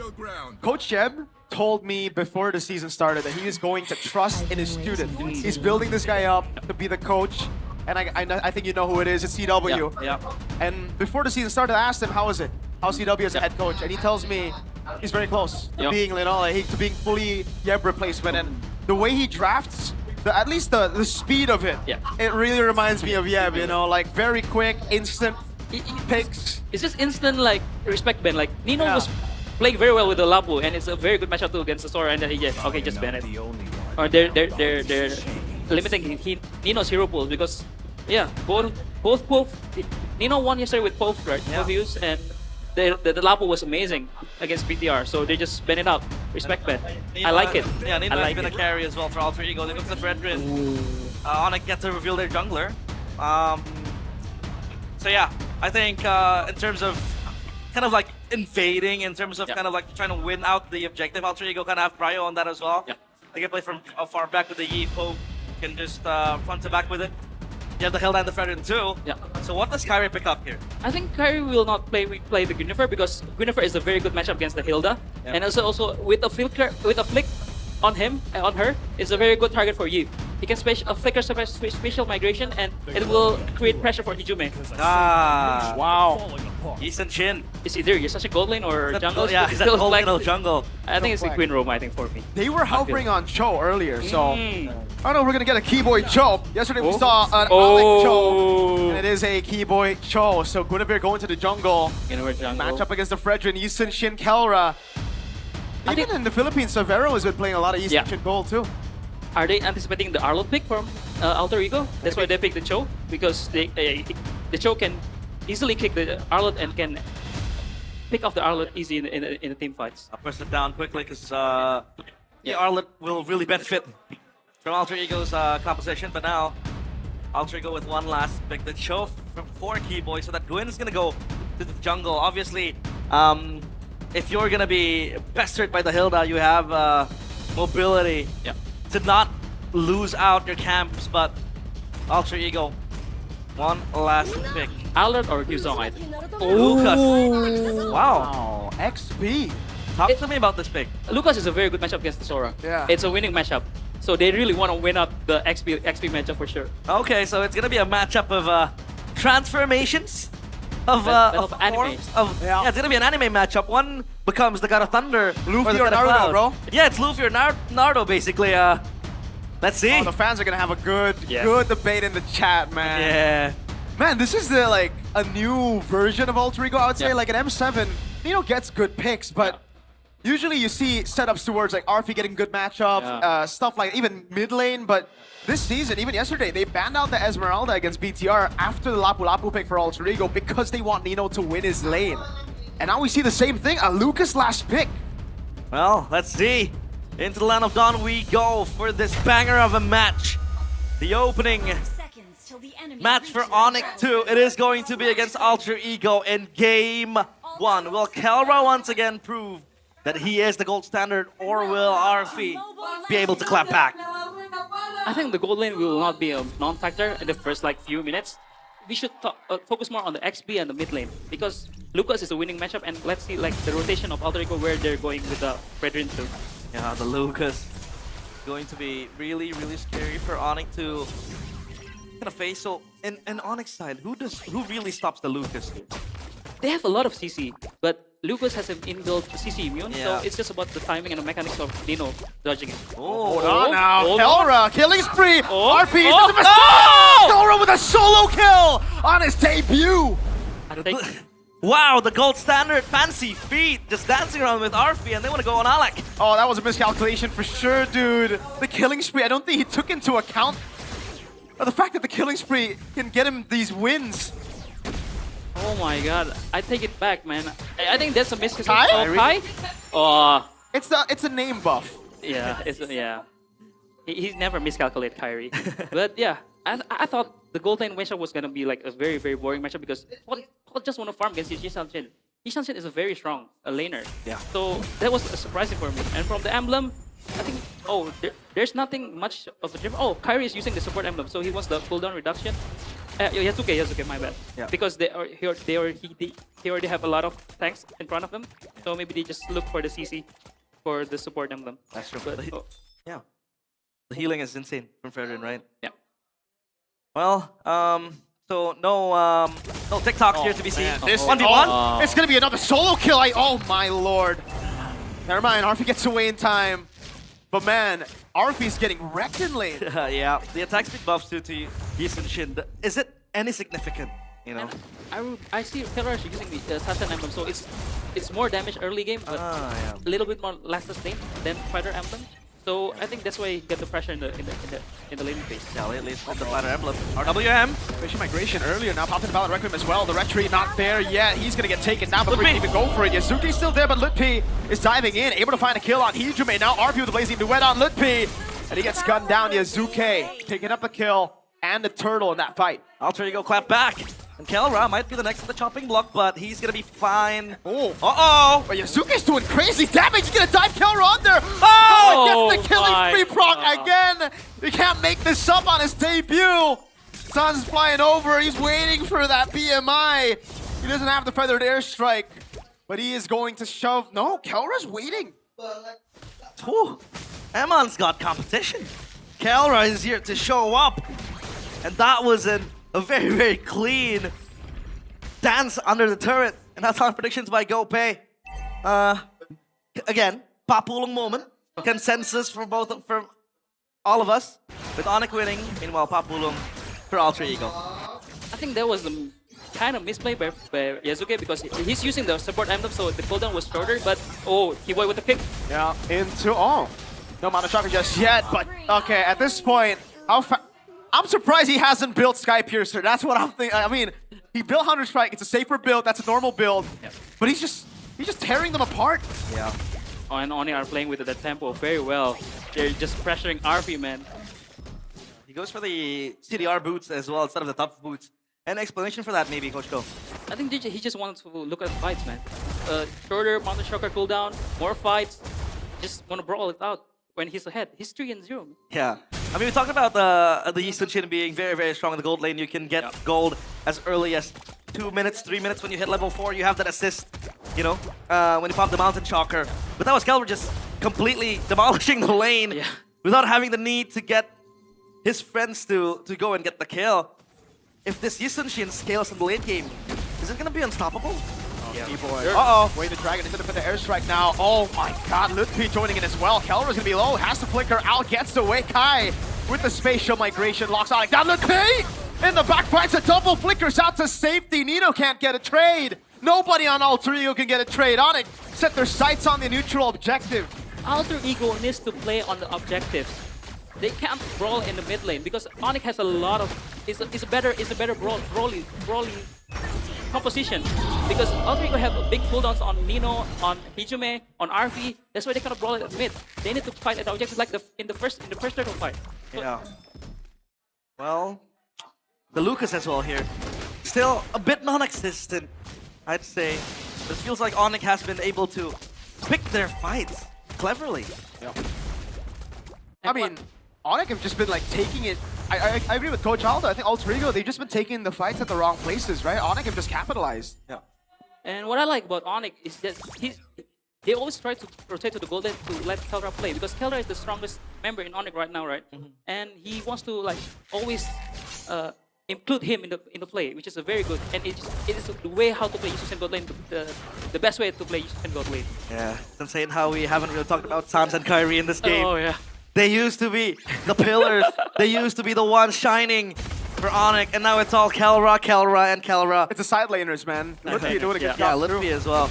Good zone on towards the Eve, and the Eve can't really dodge it. Oh, hold up a minute. RP's looking for revenge. The fact that, by the way, RP played Yisun Shin Gold twice yesterday and lost both. Kelra shows up, zoning ult there from Sans. They're gonna get free turret as well up top, man. Lutpi? Luffy versus Naruto. Hold on now, Nino. He's gonna go for the Unleashed Beast, but Lutpi flies across. It's a 2v1, not a solo kill, but a kill is a kill. It's a turret and an XP laner killed. Lore accurate Sora. Naruto beats up Luffy with the kick. Opposite, no? Way the dragon. Izuki knocked up by the spatial migration. Throw in the towel. They can't do anything. Kelra's going on a rampage now. It's a double. They're diving past the tier 2. Kai gets the kill. 3 members down, 11-2. And no purple buff for Yazuki. I got shivers, man. It's like watching Onyx Prime, man. Like seriously, they're playing so well. Like they're so aggressive. He went back with his show, his signature show. 3K gold lead in 7 minutes. It's huge, especially with Mitar Dot. Yeah, Mitar Dot. And Coach Joe, this is against the finalists of M7. Yeah. The team that sent home TLPH, sent home SRG. Sent Onyx home. Sent Onyx home as okay, well. They didn't send, they sent Onyx to the lower bracket. Lower bracket. Yeah. And Onyx were quite struggling against TLPH. You know, the Freya incident, I don't want to talk about that. But hey, we don't talk about the wall. The wall. Nah, there wasn't supposed to be a wall over there. Okay, so now the question is, how does Alter Ego come back to this kind of game? Uh-oh. Oh no, RP, another? Is that a miscalculation? Keyboy goes in just to cancel the Blazing Duet, I guess. Man, RP's not having a good time. They're really just denying farm from him. So, is this Claude still going to be relevant if they can stretch this to the late game? I think if they defend like my 3 lords maybe, but I think the game will end before that for sure. Because Onyx has been playing well and clean. And I like Keyboy's like, he's just, you know, like very free, you know, playing Shogun, his signature pick, Sans. Yeah, classic. Classic. So, there's no way home for Alter Ego now. I feel like this. Oh no. Bang. Chin 2. Look at the poke. Mountain Shocker, Feather Airstrike, everything. The kitchen sink thrown. Kyrie! Whoa, no Valor Requiem. Oh, but Lutpi cancels it all. The Valor Requiem comes in. The RW's still there. Kyrie will fall. CC immune. Lutpi figures out. Dodges away from the tail piece. Magneto walks in forward. Gets the shutdown, but now he's caught against 3 members. Keyboy knocks him out of the G2. Kelra's going for it. Able to get the monster. Now it's RP next on the chopping block. But Kelra can't get close enough. RP, BMI out of there. Alec can't defend this. That's a tier 2 for sure. No, Kelra, he doesn't care about the objectives. He's going for... Okay, he wants to get the Holy Shield down below. Maybe he wants kills! Mountain Shocker, Alec forced to flicker, and the Holy Shield proc down below. They're so aggressive, man. This Onyx lineup is so aggressive. They really believe in their mechanics, man. They really believe they can outplay everybody. I asked Kelra in the podcast that I did, would you fit an MPL ID? It's more brawl, and he's like, yeah. And then I asked him, what's the new formula for Onyx? What have you improved from the last season? Discipline with, you know, CW, or, and he's like, no, aggressive. Yeah. We are aggressive. And yes, we're seeing that. He was kept on a shackle in PH. He had to play with the system. And now he's unleashed. He is completely unhinged. And that is a good sign of the times. Kelra just brawling it out. But let's take a look at his items. So he went to the Endless Battle quickly as Kyrie takes the Lord. And he goes to the BOD, completed it. Yeah. So 3 items. So skipping the War Axe and the Sky Piercer as well. At 10 minutes, 3 items, Yishanshin. Yishanshin's items is expensive. Man. Yeah, very expensive. Very expensive. And he... Endless BOD, bro. Yeah. Not even the War Axe. He will hit like a truck. I'm still quite surprised he didn't go for Sky Piercer. Exactly. Man, if he had the Sky Piercer, he would be farming bodies. But for Arfi, Swift Trinity also achieved. And yeah, let's just see how Alter Ego defends this. I mean, I understand why no Sky for wait. Oh, Lutpi. That's just a zoning ult. They just want to get the turret. Unless Keyboy gets a Jikundo. He has flickers, trying to bait out some skills, but they just get the tier 2 with the zoning, and they still can play with the lord down below. Continue, coach. I mean, I like Kelra's item build. Why? Because he builds full cooldown. Yeah. It means more Mountain Stroker, more fights. Again, aggressive. The point of Onyx in this game is being more aggressive rather than Alter Ego. It's working. Yeah. The moniker stolen. Cast this as well for Lutpi to less the Claude with the attack speed. But yeah, the wave is gonna crash the Lord 2. Down bottom, Kelra is playing by himself. He doesn't care about all the Alter Ego players. Izuka has to defend this. Can they hold? I think they can. They're just way too behind. They can't go for it. They can't put bodies in front because they just melt in front of this Farsa Yisenshin combo. Arfi means his win of nature, but oh my. Sounds just really better air strike. They're just choking Alter Ego right now. Poking around, Divine Glaive. And Sans is on 7 assists. Usually you would see Sans racking up the kills. Kyrie is all farming the corpses of his enemies. Now it's fully on Kelra, and his next item I think would be the Malefic Roar. The longsword he has. Yeah, Malefic Roar. And they're gonna march onto the base again, trying it. Keyboy. Okay. I thought he was going to go for the way the Dragon Flicker there, but he was cancelled out a bit. Has the Flicker back. Kyrie goes in. Spatial Migration over onto a flanking Alec. Oh, that's a lot of damage. Kyrie wants to go for more. He has been a crown, and he does pop it in time, but he's dead. He gets taken out. Blazing duet from Arfi. Goes back around. This is the moment Alter Ego needed. Yep. I think they need 2 or 3 more moments like this, and they will turn the game around. But right now, Onyx is still in the safe space. No long lane. Their long lane is secured because they destroyed the inhibitor tower down below. So they're in a very good shape. Harry's dead, yeah. It's just maybe a charity from him. The inhibitor gone, but at least Arfi now has the Wind of Nature, so extra defense. The Sonics here in the building, chanting the names of Onyx. It feels like they want to go for more, but Izuke and Alec, they've been stacking the defense. But again, Kelra hitting like a truck, just shredding them down. How does Alter Ego kind of maneuver around the team fights if they want to start one? I think they need to like find flanks, like because they have like Hilda, Claude. They need to jump on the backline for sure. But it's very hard. It's still very hard because Yasuke was pretty far behind, 1 and 4, and only 2 items completed. So, almost. Full confidence. I'd argue that Alter Ego doesn't really have catch. Maybe it's just Yasuke taunt Alec with the flank. He might look for something. He's spotted though. We can taunt Kyrie Spatial Migration defensively. Lord taking a half HP. Kelra pops him out of Shocker. They have vision of everyone. Kino jumps in, trying to zone them away. That's going to be the battle record with Retribution from Kai. Kelra dove on, still able to cut away with the flicker out as well. Let's be caught in the blazing duet of RP. Wind of Nature popped in as well. Kelra spacing. Keyboy cancels the blazing duet. Forces him to be a vice. With the flicker, feathered airstrike to take RP down. Gila Sans. You might think he's sleeping, but he is here, up and awake. Now Onyx wants to pounce on the base of Alter Ego. Kai with the Spatial Migration and the Valor Requiem goes in, wins the crown. Hijime is on Keyboy. Under the base he goes with the Jiku. No! Sans wants to kill. Kelra wants to kill. Kyrie wants to kill. Let's go for the crystal. That's 1-0 to Onyx. Onyx, the Sky Kings again, cementing a statement as to why they are still the final bosses, as to why they're still the kings of MPL ID. A deathless game for Kelra, beautiful debut, 1-0. So aggressive, so clean. I mean, we've been saying like Kelra, but we kind of forget like Kyrie is an amazing player. Keyboy with his show, very good. Sans with his signature Farsha, holy, amazing.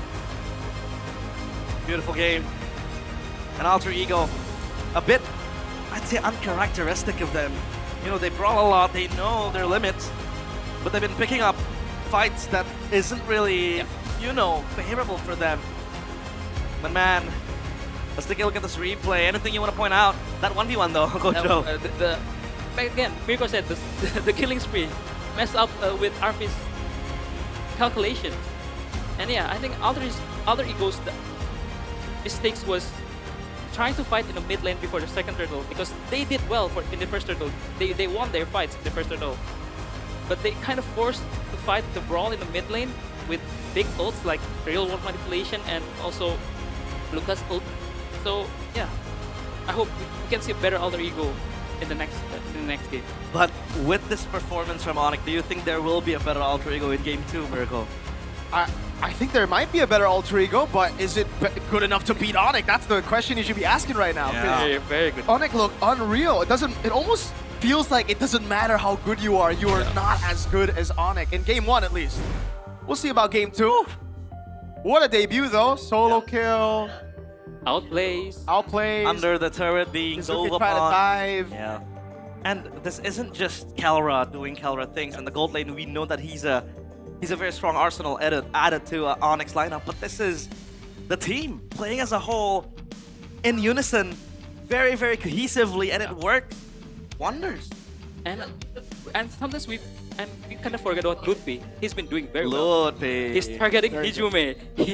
He doesn't let Hijime play at all. Nope. Yeah. And Hijime is the type of guy that, you know, wants to flicker forward, but with Ludwig always setting his sights on him, he can't do the moves he can't make the Hijime moves. Yeah. I thought about boots for a second there, because I kind of missed my captain. But hey, we gotta move on with the next gen. He might be back. He might be. Oh no. Hey, I mean, if he's back, I'd be happy to welcome him in with open arms. I mean, DW needs help, right? He's still in the gaming house of Onyx too, so he's been hanging out with the boys. That's for sure. Yeah. So I think the roster that Onyx has now, very, very beautiful, very strong as well. And with Keyboy performing like this, I mean, at M7 he did receive a bit, of critics, of kind of like flack up upon him, and that's why maybe they called in Samuel to up the competition and maybe give the rookie a chance. But with Keyboy performing like that, I think he's back to his best and he won't be replaced. I think so, because back in M7 I feel like Onyx was kind of slow at the meta read. Yeah. But this time, they're in, baby. They've had their time. Yeah. For me, Onyx draft is the meta draft this season. What they have.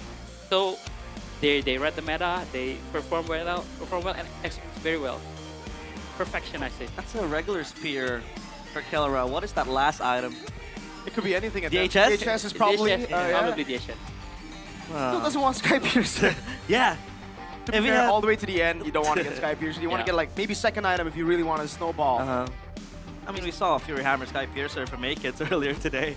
But yeah, the highlights. Anything you want to point out, Coach Do? I think Alter Ego wants to try to fight, but Onyx always engage first. Keyboy always way out the dragon first. And it kind of messes up their tempo because they need to find the flanks. The Lucas needs to find the flank. The Hilda needs to find a flank. The Clot needs to go in the back line. But they denied all of it. Onyx denied all of it. Yep. Obviously, the MVP. A localized version of our favorite gold lane. It is Kelra, presented by the official gaming phone Infinix. I think he's gonna love it here. He's gonna love it in MPL ID. He's gonna love it in Indonesia. Yesterday, by the way, fun fact, we saw him devour 12 plates of gulting with Lutfi. 12 plates of So gulting is like a rice with coconut beef curry. gravy, coconut curry. But Kelra, anything you want to point out aside from that 1v1 and the anti-dive down bottom here? 6-0-8. He's been 18. He get 14 kills out of 18 team kills. He's a team player, man. He doesn't build the Sky Pierce. He builds full cooldown for the Mountain Shocker cooldown, and he's just tearing apart Alter Ego. Yeah, completely tearing apart. But what about you, Miracle? You talked to Kelra on that podcast. Do you see anything that he promised to you on that podcast, aside from that aggressiveness he told you that maybe he showcased in this match? He promised to me he'll be playing for Indo for 50 years. Hey! That's literally what he said. Naturalize it. Whether it's a joke or not, I don't care. I don't care about context in that particular podcast. I'll just take his word for It's time for us to win SEA games. Also, another point I want to make is the fact that the Lucas pickup, we talked about it is quite good when you kind of want to go in and then go out because you have the CC immunity. Yeah. But one thing I want to point out is the fact that Onyx also has mini CCs that can be layered to stop the Lucas, approach. Yeah. I mean, Keyboy multiple times canceled Nino when he wanted to go in the team fight. Back again, Alter Ego needs to find the flank. But since Onyx always engage first, they don't find the timing for the Lucas and the Hilda to devour Onyx. But yeah, it's props to Onyx, man. They played so well. Alter Ego, nice try, and yeah, almost killing Hijume. Fountain dive. Fountain dive. Man. They're just having fun, man. They're feeling it. Yeah, they're having fun, and Alter Ego, their egos might be a bit scraped from that altercation. Item builds, anything in particular, maybe, Coach Do? I think it's a very standard build. I think Kelra is going for either DHS or Win of Nature, both, and yeah. But seeing Yasuke's build, Yasuke is very, he needs to be like the front line because Hilda needs to be flanking, Lucas needs to be flanking, needs to be the front line. But with 1, 5, and 4, and with only 2 items completed, he can't do that. That's why Alter Ego crumbles in this game. I've always felt like Yushin Shin is kind of fragile, but he doesn't have the War Axe because it kind of gives him spell vamp. But Kelra here completely skips it. We talked about it. He wanted the cooldown reduction. So, do you think this is, the conventional build, or is this just, building to Onyx WinCon? I think this is the conventional build of a marksman Yushin Shin. Because he's more like, he have flicker, he have maybe purify, maybe he have more defensive utility of spells, right? So he doesn't need the War Axe to be more, and he's Kelra. Just trust in his mechanics. Yeah, he can do whatever he wants. He can do whatever he is willing to. Emblems, we talked about it. With the assassin emblem, he had early advantage in the lane. And kill pressure. And that's how I built my Yishan. Ah. That's how I built. I forget my emblem. But we had a lot of, trending videos lately saying that, hey, fighter Yi Sun-shin is the best option. Marksman Yi Sun-shin, with the adaptive pen changes. What do you think is the best emblem right now for Yi Sun-shin? I still think assassin emblem. Assassin. I think assassin in a winning matchup, but fighter in a losing matchup. Yeah. Ah, okay. But usually you just pick up Yi Sun-shin when you have a winning matchup, right? That's Yeah. why they picked it up against the Claude. Yeah. And this is, just like the winning matchup that they needed. That's why they comboed it together after also having a Farsa, right? They just wanted to build on that kill pressure so that the Farsa can get even more value. Lutpi, yeah, so this winning matchup, Lucas, wasn't really able to do much. Yeah. Because the whole team was already losing by quite a bit, right? The solo kill down below. I really feel like I understand their concern and why they tried to kill Kelra early, but also play your game. Don't get too don't get baited by the name, bro. He's great. He's amazing. He's the gold standard and all. But you don't need to do all that, Just play your game. Focus on your game. Don't try to change your play style. Because I remember asking Zephyr right after M7 during the podcast with him. When you were up against TL, SRG, what did you do? Did you have specific strategies for every single team? He said, no. We have a play style. We stick to our game plan. But it really seems like here, and even yesterday, they're not sticking to a game plan. It almost seems like they're improving. Yeah. That's why they picked up the Uranus jungle as well. In that match on M7. But now, if we talk about performance, Kelra delivered a very, very strong statement. But it's not just about what happens in-game. It also is about having a comfortable setup that plays a huge role in how the players perform. They use this chair from Torak, and that's where the Torak throne comes in. This gaming chair doesn't just deliver on style, it brings a serious performance to the table. And we're also launching a special MPL edition featuring everything from gaming chairs to exclusive apparel that you can check out directly at Todak booth. If you're curious to explore the full collection, you can head over to their website at www.todak.id and you can browse the catalog to see which one is to your liking. And for me, I go to a lot of esports events and I always see a Todak booth. Always, they're everywhere. And yeah, the only thing I miss about Todak is that yell. Todak langgar. Todak langgar. Todak langgar. Gonna do this. Siapa kita? Oh, yeah. Siapa kita? Todak langgar. Well, the team has disbanded, but at least Todak is still here with us. Do we thank Nafari for that or no? I think we do. He's always the scapegoat. Remember, if Alter Ego start losing, it's not them. It's Nafari's fault. Yeah, exactly. Well, Nafari is chilling at home. He's probably sad right now. He is. Oh, no. Yeah. I'm gonna get blamed. He's gonna get blamed. Code Elvin is probably fuming as well. Yeah. But it's Onic, Yeah. So I think, he kind of gives that space. But we do have a video to play, and we're gonna talk about this gold standard, Kelra. Here it is for you guys. I think with Kelra, it's really different right now on Onic Indos because we know Onic Indo is like dominating Indonesia always. That's true. Yeah, and right now with the addition of Kelra and his experience, even though he doesn't need to connect really a lot with the team, he just makes solo play and can carry, I think. That was the podcast with you. Yeah. And he, by the way, off topic, but he looks very good in a boss. Yeah. He does. He does. He suits the blue, and I think that's what we saw, right? Let him do Perfectly. solo plays, Yeah. all that. He knows Kelra. He's been playing against Kelra for so long. It's exactly what happened in game one. He sums that perfectly, man. Like just let him play. He will make plays. He will try to survive when he's ganked. Yeah. So The reason why he's the M6 Finals MVP. Always Finals MVP. Always. Yeah, always. Every tournament he wins, he's the Finals MVP. Always Finals MVP. So, SC 2021, MPL PH Season 14, M6. M6. MPL ID Season 16, S17. No, that's big a shot. MPL M8. That's big a shot. That's too. big. Well, now this begs the question. Is Onyx WinCon only gonna be Kelra?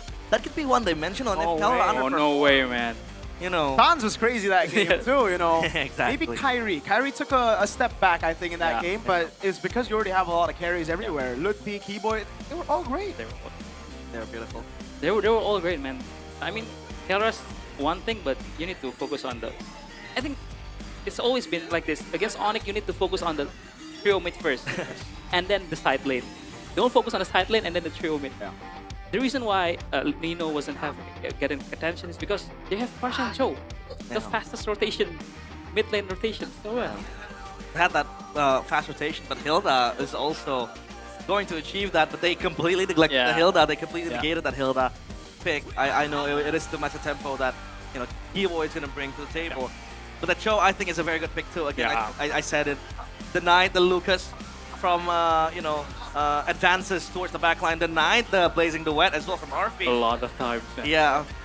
And they weren't really focusing on pickoffs as well, because if you talk about maybe a Cho, a Gwyn, a Farsa, you would argue that, you know, they want to play pickoff composition, but that was mostly team fights.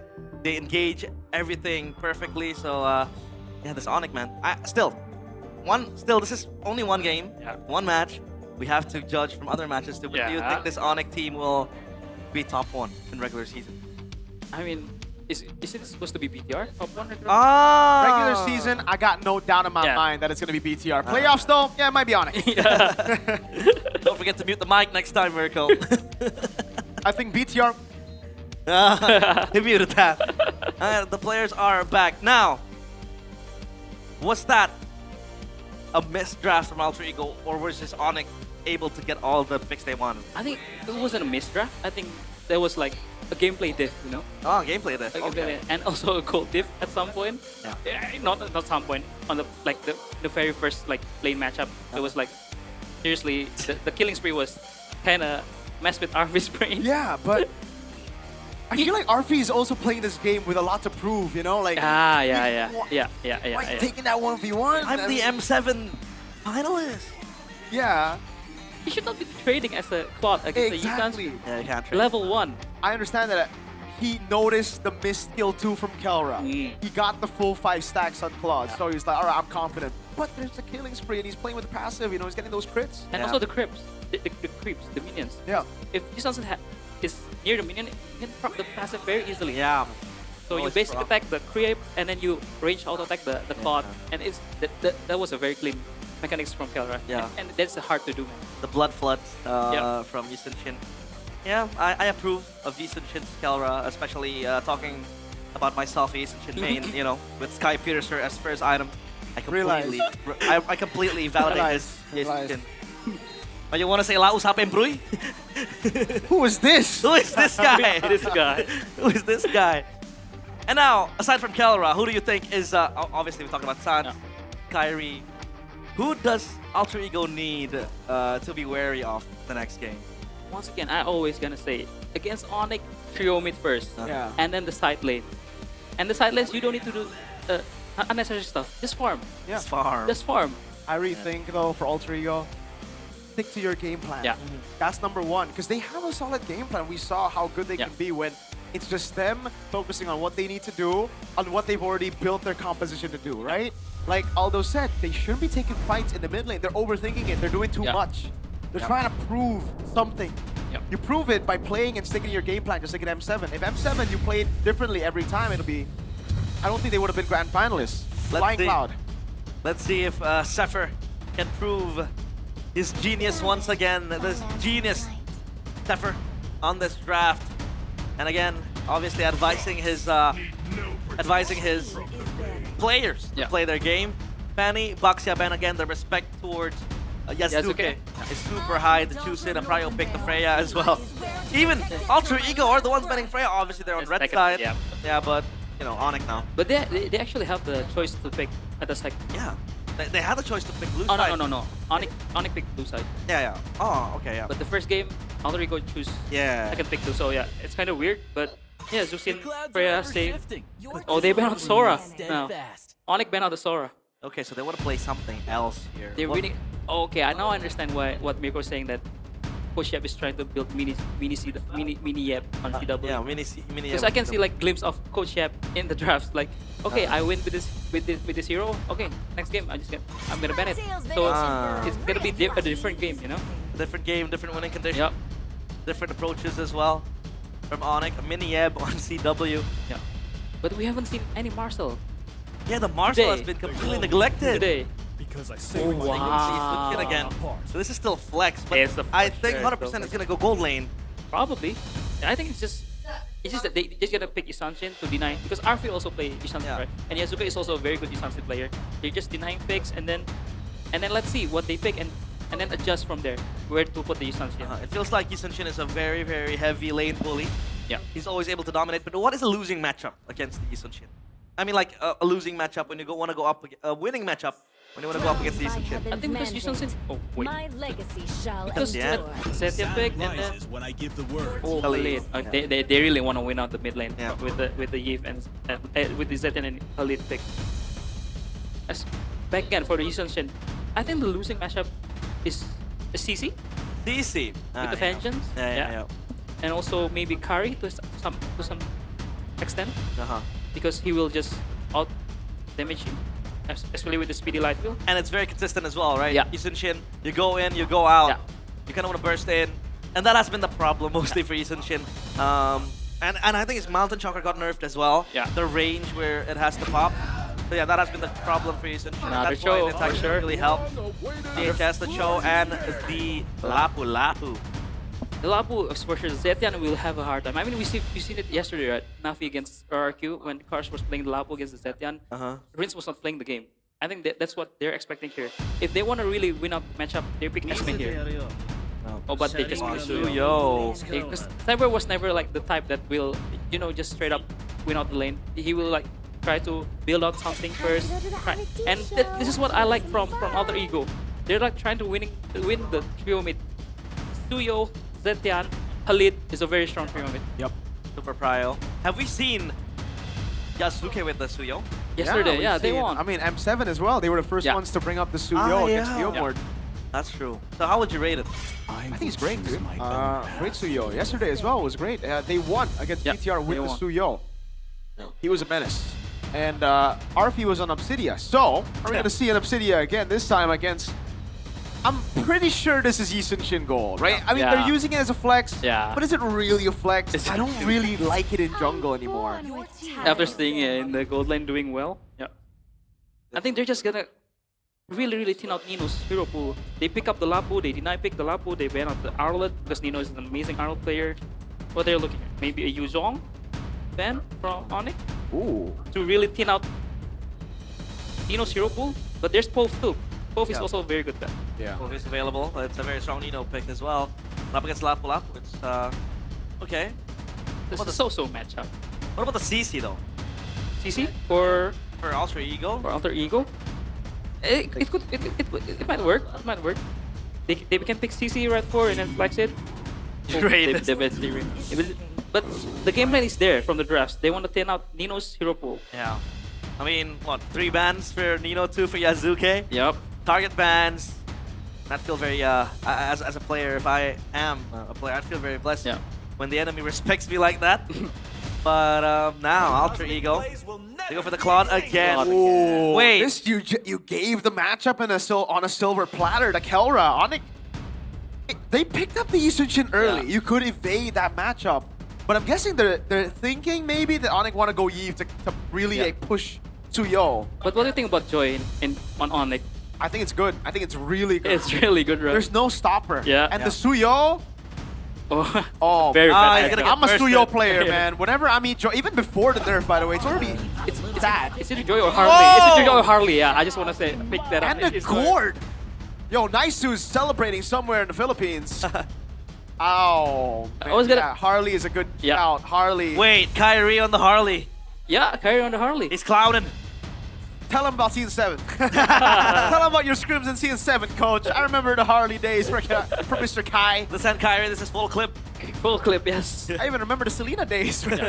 Oh, man. Alter Ego, though. What are you going to answer? This is such a sad game for Suyo, no? Yeah, I mean, the magic damage of Harley. And even for the Claude, like, this is a killing They have so much kill pressure. They have a winning lane in the gold lane and a Harrod, so Arfi's gonna have to be extra careful. If he doesn't get solo killed, he might just be assassinated by the Harley. And oh! Suyo XP. Suyo XP. Oh, okay. I like that. I like that. I like that swap. Yeah. They notice. Yeah, they notice. They know if the Suyo goes jungle, they're cooked. They're cooked. Yeah. So they minimize the chance of the Harley constantly ganking Suyo. And it's also a very good matchup against Lapu. It's a lane bully. Suyo is a lane bully, and he will bully Lapu. But coach, why Gord? Why Gord? I think Sans is just playing around, no? Because it's his signature pick too, right? Yeah. When Gord was meta, he was very good. I remember his solo killing Octa. That's true.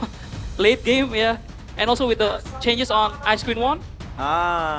This guy. Hey, he played it in the M5 Grand Finals. Man, this guy is an Ice Queen 1 merchant. He's been voicing out that. Yes. But the lineup rating favors Alter Ego a lot more. Yeah, like you said, they had the winning matchup and the Joy. Last game it was also Alter Ego. Last game was Alter Ego.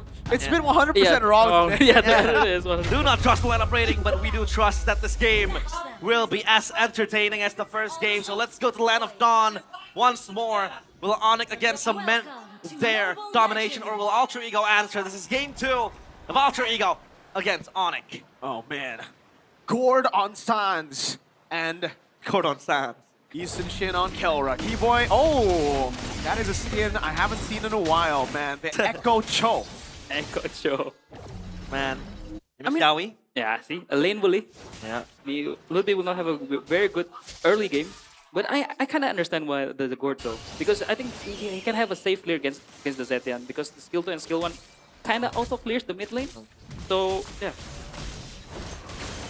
Very strong.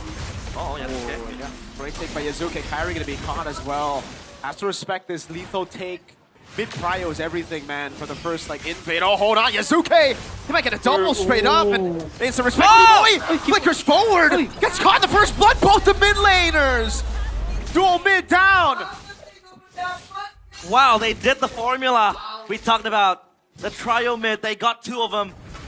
But that was, I'd say, a coincidence as well because Keyboy flickered in. What was he looking for? Whoa, Kelra! Oh my! Game 1, Arfi, he tangoed with Kelra. Game 2, he's staying away, yet he still gets solo killed. The gold standard, man. The gold in the gold, he's just too good. But back again, yeah. I think it's just overconfident by Keyboy in the mid lane. And yeah. But Kelra is just feeling it now. Yeah. Oh no. Arfi. Oh no, Arfi. He just respawned! Magic. No way! 2-time for the 2-time! Arfi 0-2 in the first 2 minutes. It's a replay of game 1 again, down bottom. But at least this time, they can kind of stem the wound with a kill towards San, a kill towards Keyboy. This turtle, though, they're not going to contest it. They're going to let it go to Alter Ego. Yeah. I had a feeling maybe Keyboy would try to steal, because he's Keyboy. Keyboy just being Keyboy, but after that, no flicker. If he have flicker, maybe. If Keyboy have flicker. Shocker pop. Just to get that gold grab, it goes to RP. So that is a small win. But I was thinking that Keyboy, I think he thought he had concussive blast to flicker back and possibly kill. Yeah. Was it Hijime or Yazuke? I quite forgot. Yazuke. Yeah. Man. But how significant is that 2 kills to Sans and Keyboy for Alter Ego now? The game become more stabilized. If that 2 kills doesn't happen in mid, Onyx would have gotten this game because of the early solo kill from Kelra to RV and also the repetitive gank towards RV. But back again, yeah. Oh wow. Pick the dragon, Kyrie with the deadly magic straight up. The Fear of Phoenix comes down, but Kyrie dodges away from the raging stance. Able to survive. Yazuke walks back up with the electrifying beats. Doesn't quite get the kill. Sans trying to go for the stun. Nino looking for an assassination. Can't find it. Feels like a fever dream seeing Nino play Suyo. But I think another plus point of the Khalid is that if Kyrie wants to go for the deadly magic onto the Khalid, he has the quicksand guard to heal himself up. And yeah, I don't think right now Alak is a good target. You want to go for the squishier ones. Maybe Yazuke. But again, the Joy moves very, very quick. And this is what I like about Alter Ego's adaptation. They win out the mid prio with the Khalid and Zuxin, and with also the Joy, because the Joy is kind of strong. And they just play around the mid lane, and then yeah, hopefully RP can just farm normally, doesn't get solo killed again, and I think it should be a very good game. Oh, yeah. Ooh. Best case scenario, you get the kill. Worst case scenario, you get the flicker. Yeah. And they have Turtle in like 5 seconds, right? So that's gonna be a slight win for Onyx. Kelra. There is a river stream boosting him with the movement speed, but at least for now, Nino is gonna come by because he needs to help Alter Ego. The kick towards Nino. Great Shun Pu. He could have missed the gush, but he gets slain. Taken out by Yazuke. Turtle should be free. Unless Onyx decide to contest here. Wait a second. They want the smoke. Luke P, Bravest fighter defensively. RF in a bottom lane against Kelra. Mountain Shocker lands. Turtle gets taken by Yazuke. The hitbox is still big on the Mountain Shocker. Good awareness by Kelra, man. Yeah. Just recall straight up. He knows that the people will be rotating bot after the Turtle. He is so aware, man. I mean, how do you kill Kelra at this rate? Got a wall hack. He have inbuilt wall hack, man. Like, seriously. Wall hack. And look at Kyrie. He's trying to pressure top because... Oh, stuns. Yeah, he's dead. Oh, Raging Sandstorm without E-Boy. Missed out the way to Dragon. I think he was looking for Alec. Now RP jumps in. Kelra flickers out the safety. They still can't get him. Wow. Still deathless in a chaotic game against Alter Ego in game number 2. At least for now, they listen to you, Miracle. Play their own game. Yeah. Don't be, you know, easily dictated by Onyx trying to force you into unfavorable situations and fearful of them. You know, they've been playing their own game. They've been pushing it forward and forcing the fights when they know it's favorable for them. This is more Alter Ego. This is like seriously more Alter Ego, and they're looking to fight again. Oh, San is just not having a good game against Yazuke. Kelra with Mountain Shocker, Deadly Magic with the way to Dragon, and the Mountain Shocker comes around. They shut down Yazuke. And it feels like the Scored is basically defenseless when the Joy comes in. So what's going to be the solution now? Is it going to be Keyboy shadowing Sans for the entirety of the game? I mean, with Joy like dashing through, with Blazing Duet, it's kind of hard because they were expecting the Suyo jungle, right? And this is like, this is why Cypher is a genius. He flexed the Suyo to the XP. Yeah, exactly. With a good matchup against Lapu, and also, yeah, they pick Joy. Man, how do you lose to a Leonin running around when you have a skateboard on you? He has a skateboard, he loses pace up against a cat. The floating skateboard. A surfboard, I'd say. And now, Keyboy might look for a pickoff, but it feels like Alter Ego, they are well aware of this. So now, what is the win con of Onyx? Is it Kelra once more? No, I think they should play around Kyrie because Kyrie is like the, you know, the strong point of Onyx, and he's also building towards Divine Glaive with all Genius 1 already built. He will hit back. The harder will hit back. Oh wait, Keyboy. Oh wow. Flicker with the tough boots there. He got out just in time. The piece cooked. Oh, wow. Yazuke and Hijime. I don't know if I think it's more Yazuke, but man, that damage is ridiculous. Yeah. Uh-oh. Surge doesn't catch him. Kyrie walks back up. Yeah, the Suyo doesn't really enjoy that much damage against Magic, man. Alec trying to go for the Raging Sandstorm. They go for the Turtle, and they get it. Yeah, he's performing on a circus here. Wow, perfect turtle though by Alter Ego, by GoPay. Uh-oh, Kelra might be cooked here. He has the flicker, gets away. Dead. Still one coming back up. Alec gonna go for the damage. Uh-oh, that's the kill, finally. Kelra's first death in MPL ID comes by way of Alec raging, or just Alec passive. I think, yeah, Onyx needs to slow. Oh my god, they're going in again. Yeah. Oh, Kyrie hits. It's a diversion for the Harley to creep in. Every time you want to make a point, Coach Do, you always fight. So yeah, please make a point.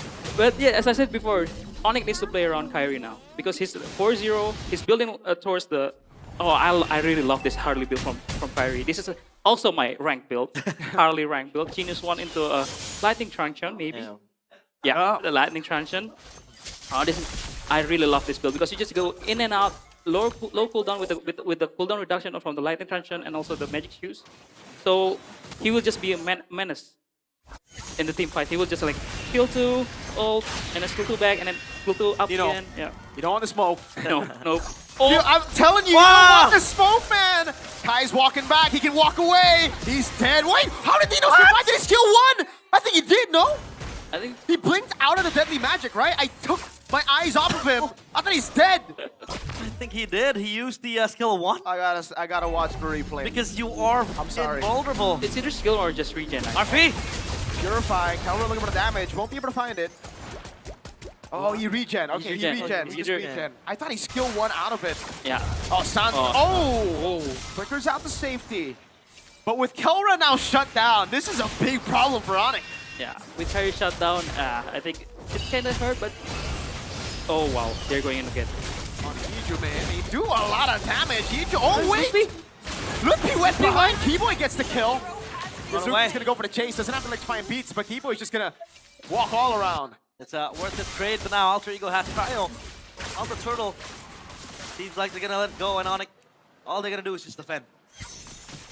In the first game, the other four was performing, but Kyrie wasn't performing. But in this game, Kyrie was performing, but the other four was kind of like very, very brawly. Yeah. And at least now we know that Onyx M7 problem is still there. It's somewhere there. Yeah. They haven't fixed everything. Yeah. Well, we know this by GoPay. This marks the debut of Gord, an MPL ID Season 17 after last being used 657 days ago by San during MPL ID Season 9 Grand Final when Onyx won against EVO. That is like a full 2 years Almost 2 years, ago. yeah. Shoutouts to Storm, aka Arashi. Where were you? Or we know this. We know this, yeah. We know this. Oh, but Sans is not an ice cream merchant, man. I kind of quite disappointed on that. They need to hold this push.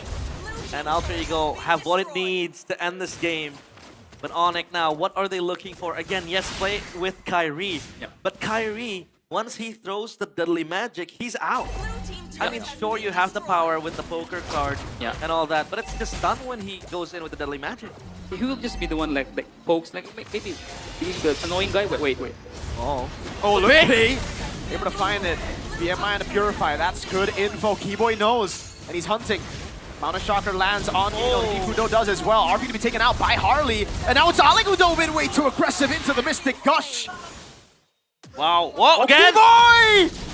Nikudo flicker away, the dragon catches Yazuke. Wow, amazing mechanics from everyone on the board. That was Nino dodging the kick with the Blade Surge, and then Keyboy comes in, flickers in, showing us classic Keyboy Nino. Let's be careful. Oh no, the damage, the DOT, the magic. Tuyo don't like that. Tuyo don't like the magic damage. It's really like seeing the glimpse of Onyx Prime, and it's never... The game is never end when the crystal is not destroyed. They always find a way to come back. And it's with individual placement.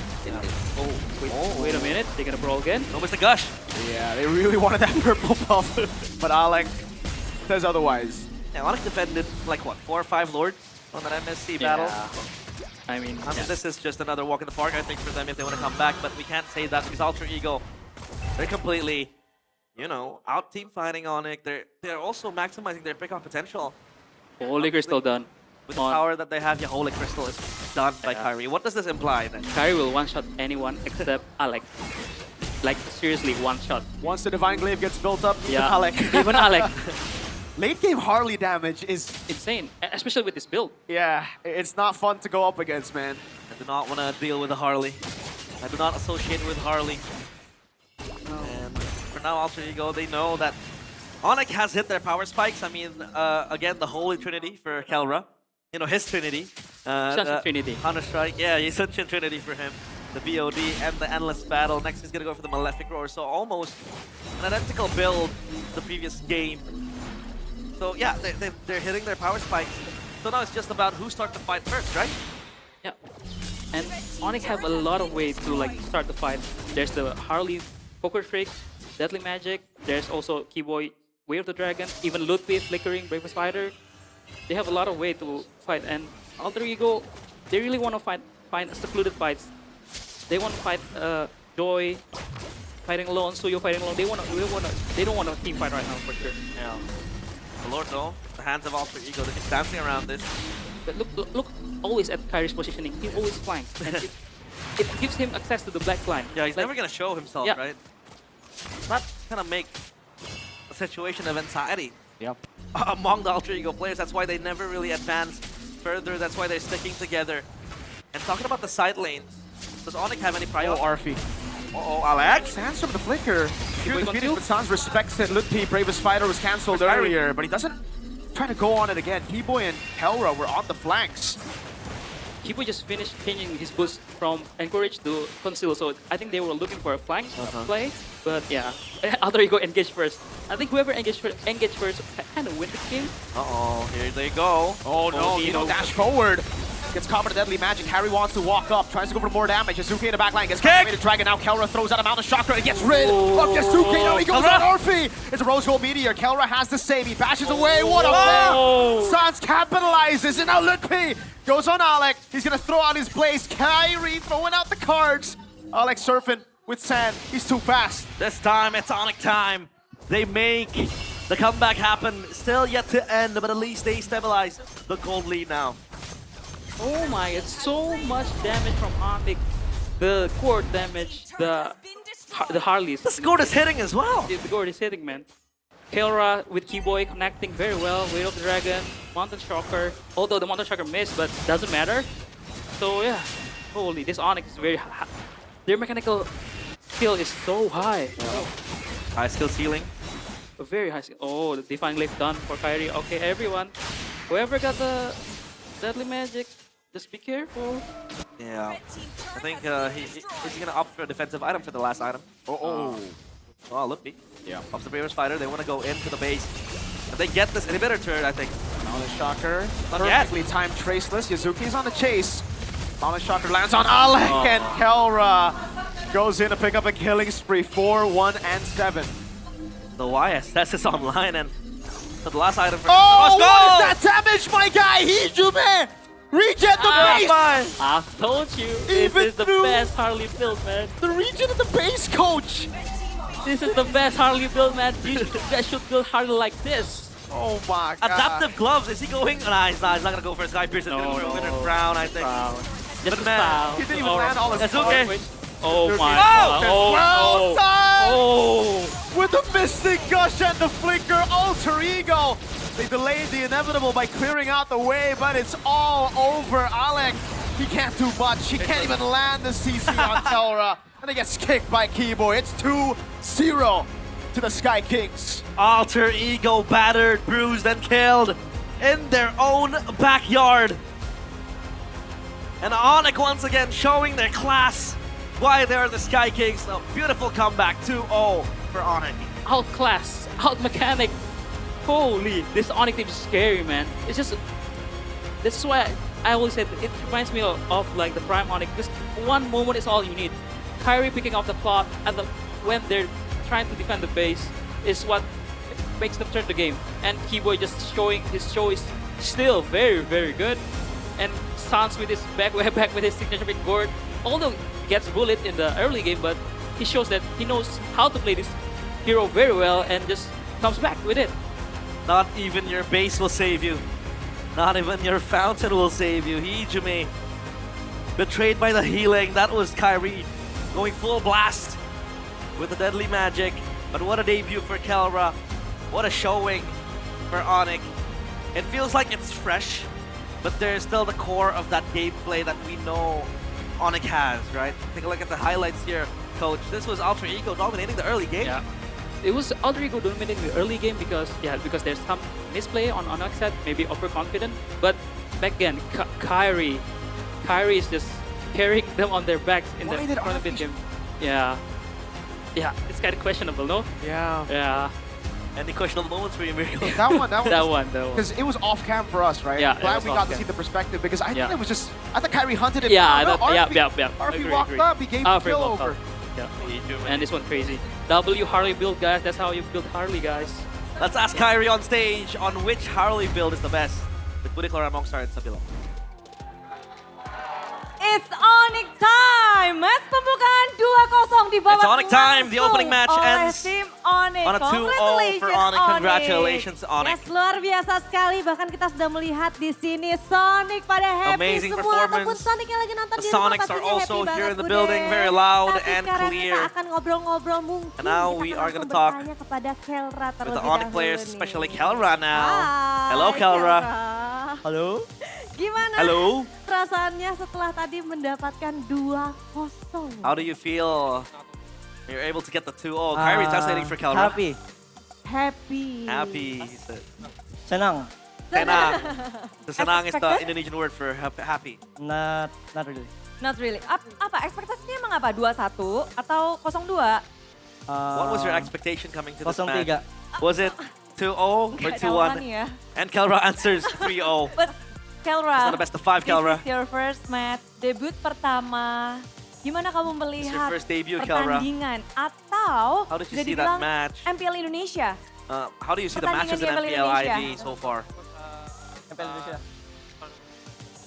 Kyrie translating again for him. Tagalogin ko na lang.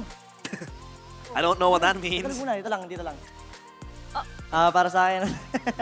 Dia mau Tagalog. He wants to answer in Tagalog, and I think Kyrie will translate for him. Para sa akin, parang halos same lang siya sa Pinas. Tapos, yung fans dito sobrang wild. Sobrang is very, that's the only word I know.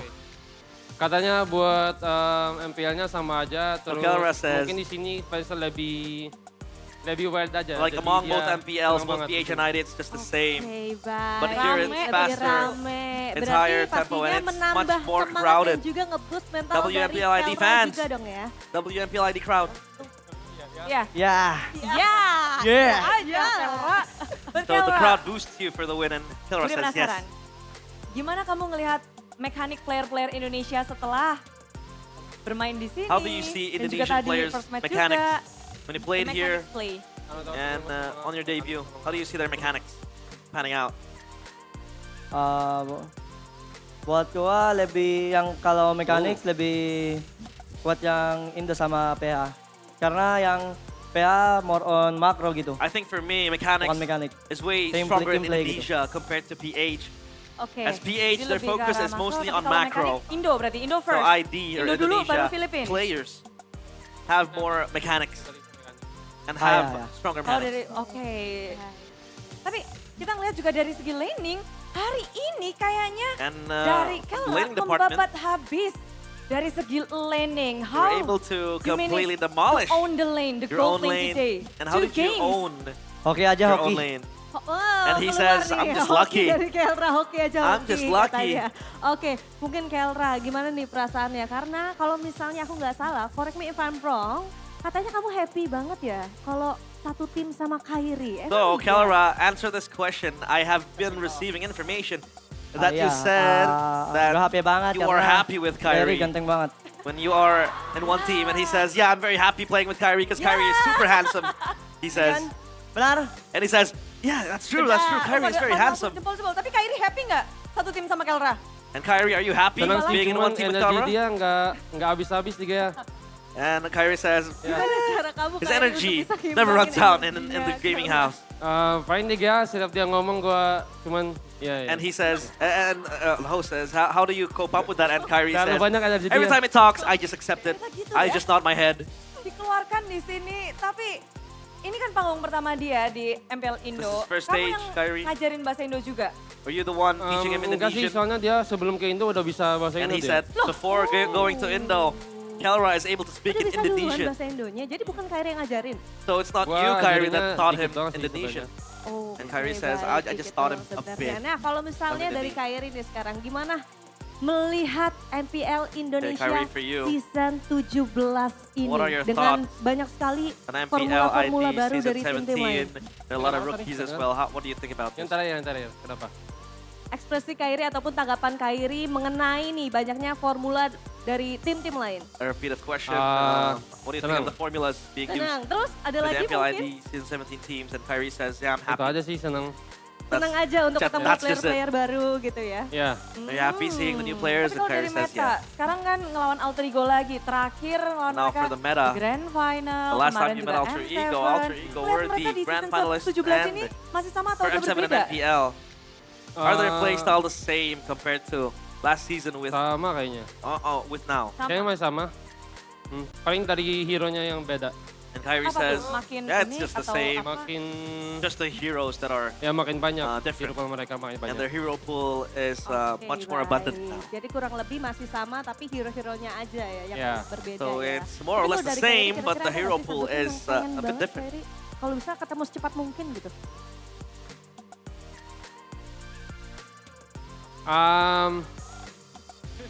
Gilang ada Gilang. Oke. Kalau gua sendiri nggak ada. Oh. Kalau Gilang ada. Pasep, And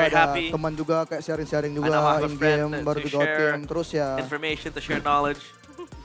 And yeah, buat Jordan buat Samuel ya. and for Samuel, Kita bersaing sehat lah. Kayak We yang will gua compete juga dulu in a sebelumnya healthy way. bersaing sehat, terus lebih semangat aja sih. I've been competing in a healthy way as well Ya, with my paling itu. substitutes.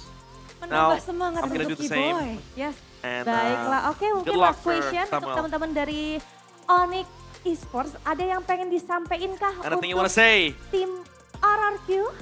untuk match di hari esok? To RRQ tomorrow. Kelra. What do you want to say to RRQ? And they said, Gilang or Sans. Sans will be the one to convey a message for RRQ. Buat RRQ, RRQ. Good luck aja, good luck. Good luck, RRQ. Kelra says. Ada kalau Kelra akan langsung ketemu dengan Super Toy. So Kelra will directly meet with Super Toy. Super Toy. And Kelra says, Super Toy. He just Good luck aja. raises his eyebrows. Dia nggak mau berkata-kata, hanya bermain mata ya tadi ya. Yes, he's playing with his eyes. Hoki lagi besok.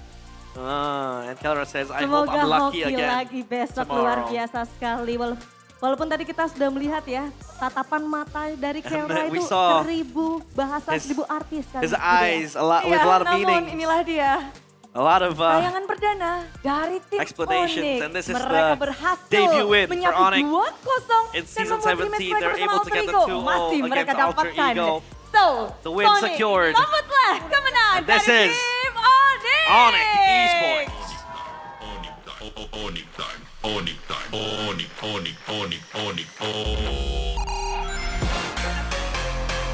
What time is it?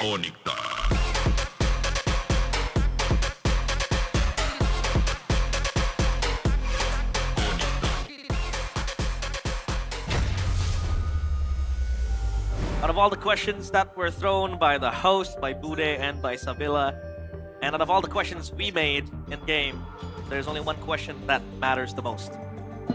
Who is much more handsome, Kelra or Kyrie? I think it's Kyrie. Kyrie for me. Kyrie. You're more Kelra? I'm more of, I don't do that. Why, you insecure? No, I'm not. Kelra's kinda, Kelra, I like their hair, the Filipino hair. The Filipino hair? Yeah, it's called You mean the Onyx Philippines wolf cut? Because all of them have the same haircut, right? M6, King Kong had that haircut. Yeah, King Kong. Yeah. Kelra, Kirk, Prince, everyone. Brusco too. Brusco too, yeah. Yeah. It's the wolf cut esport team. Wolf cut. But they are no wolves. They are porcupines. And the Sky Kings were able to take the 2-0 with Kelra setting his sights on tomorrow against RRQ. We are given the Royal Derby in week 1. That is insane. But now, let's take a look at the highlights of the winning moment here. Talk to us about this, Coach Do. I think it's just out microed, man. Like they have like a lot of fights, different fights, and then just layering CCs, like layering skills is just amazing. And during the last fight, it's just amazing to see like how the damage on the Harley and the Gord is just crazy. Anything you want to add, Mirko, before we go to the MVP? Well, earlier when T-Boy landed the way the Dragon in Izuke, usually on a Yusuf Shin, you would just shoot the Mountain Chakra on the guy that's locked out. He shot it to the other side, I think on Arfi, so that he can't follow up.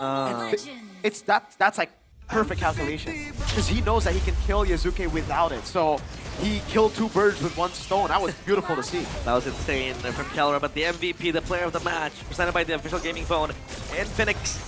And yeah, again, it is Kelra. What did you see again for Kelra at game 2? I mean, he schooled Toy so hard. He solo killed Toy twice. Arfi. My bad. Toys tomorrow. Toy maybe tomorrow. But Arfi solo killed Arfi twice in a different game.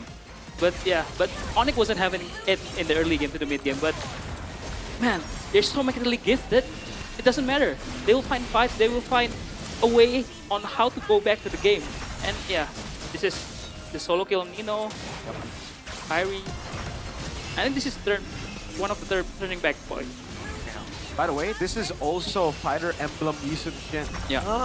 So again, up against people who can dive on him, he's much more vulnerable. He goes for the Fighter Emblem. Compared to Game 1, right, where he was relatively going to be untouched. And more sustainability. And that's what's the difference between Kelra and Undergo. He's very aware of that thing. Like the micro adjustment affects a lot in Mobile Legends. Yep. He is super aware, and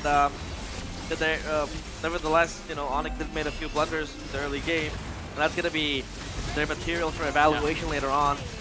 But the way they came back is insane. Yeah, that moment. Yeah, the Mountain Shocker to stop RP from going to follow up Yasuke, and yeah, this is just so much damage, man.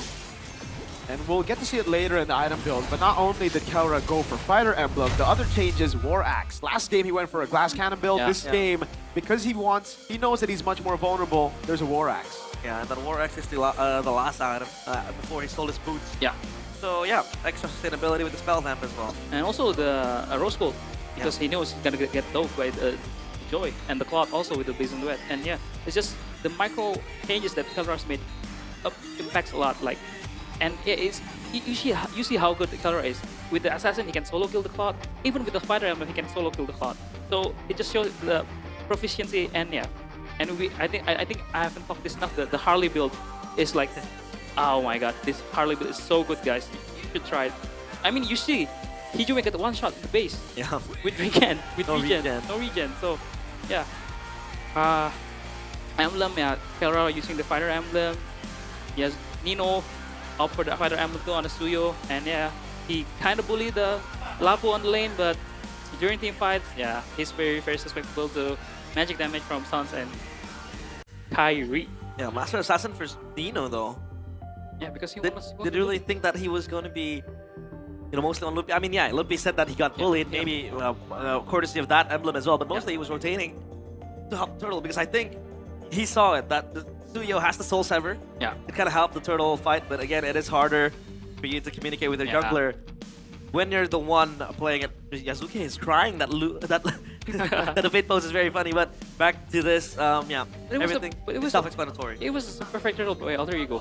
Onyx just find a way to come back, like maximize on the mistakes that Alter Ego made, especially the RP face check. Yeah, face check. Farming the minion while Harley was there. It's like, but unfortunately there was a replay, but Alter Ego really tries to play that perfectly. He wants to bait out the distance dash, the traceless, but Kelra, man. What is that, GPM? 901? Yeah, I mean, 901. Do we have any? It's a very good spread, by the way. Rich guy, the carry, sandbag. Very good spread here we have. Wait, did Aman achieve a higher GPM? This season? No, I mean like entire career in the ID. I think we've had a couple of thousand. Oh yeah, 1,000. Oh yeah. A couple of 1,000s. Yeah, I mean, 1,000. Yeah. Well, beautiful distribution of roles. The rich guy, the carry, the sandbag, and the best wingman, all just in sync. But let's see how Onyx communicates with their new recruit, Kelra, in this edition of Mic Check when they won against Alter Ego. Gue jalan nih. Yang mau paksa nih. Tuh. Kait dia, jangan langsung masuk guys. Kait dulu. Darah setengah ya. Maju guys. Gua coba healer dulu guys. Lor setengah guys. Bisa dalam nggak Boy? Gua ada punya healer guys. Ini Targetnya barangnya. si Lukas. Ini dalam. Ada tugas guys. Mati Lukas. Gua ada ulti. Boy. Biarin lang. Macam kau. Thank you. Cancel Claude. Claude. Sabar bebe. I love you. Udah das guys, soyo. Tiga soyo. Depan tuh. Dari Khalid bisa ya? Khalid pelan-pelan. Gua tenang Joy. Joy. Tenang lagi Joy guys. Bokadi. Joy mati. Purify Claude. Bawa Kel. Mati satu. Claude. Ghostun lagi. Berapa kita? Gak ada. Roskol nggak ada ya? Gak ada Otisetian. Oh, pelan-pelan. Top dulu guys. Top dulu. 8. 7. Coba sini, try. Stack Joy. Nice. Joy guys. Mati Joy masuk. I have a lot to say on that mic check that they had. Number one is how fluent Kelra is on the team fight. Lucas mati, which means Lucas is dead. And another part I think is very, I'd say a happy change for me to see is the fact that Kelra has this energy that is, like they said, never ending.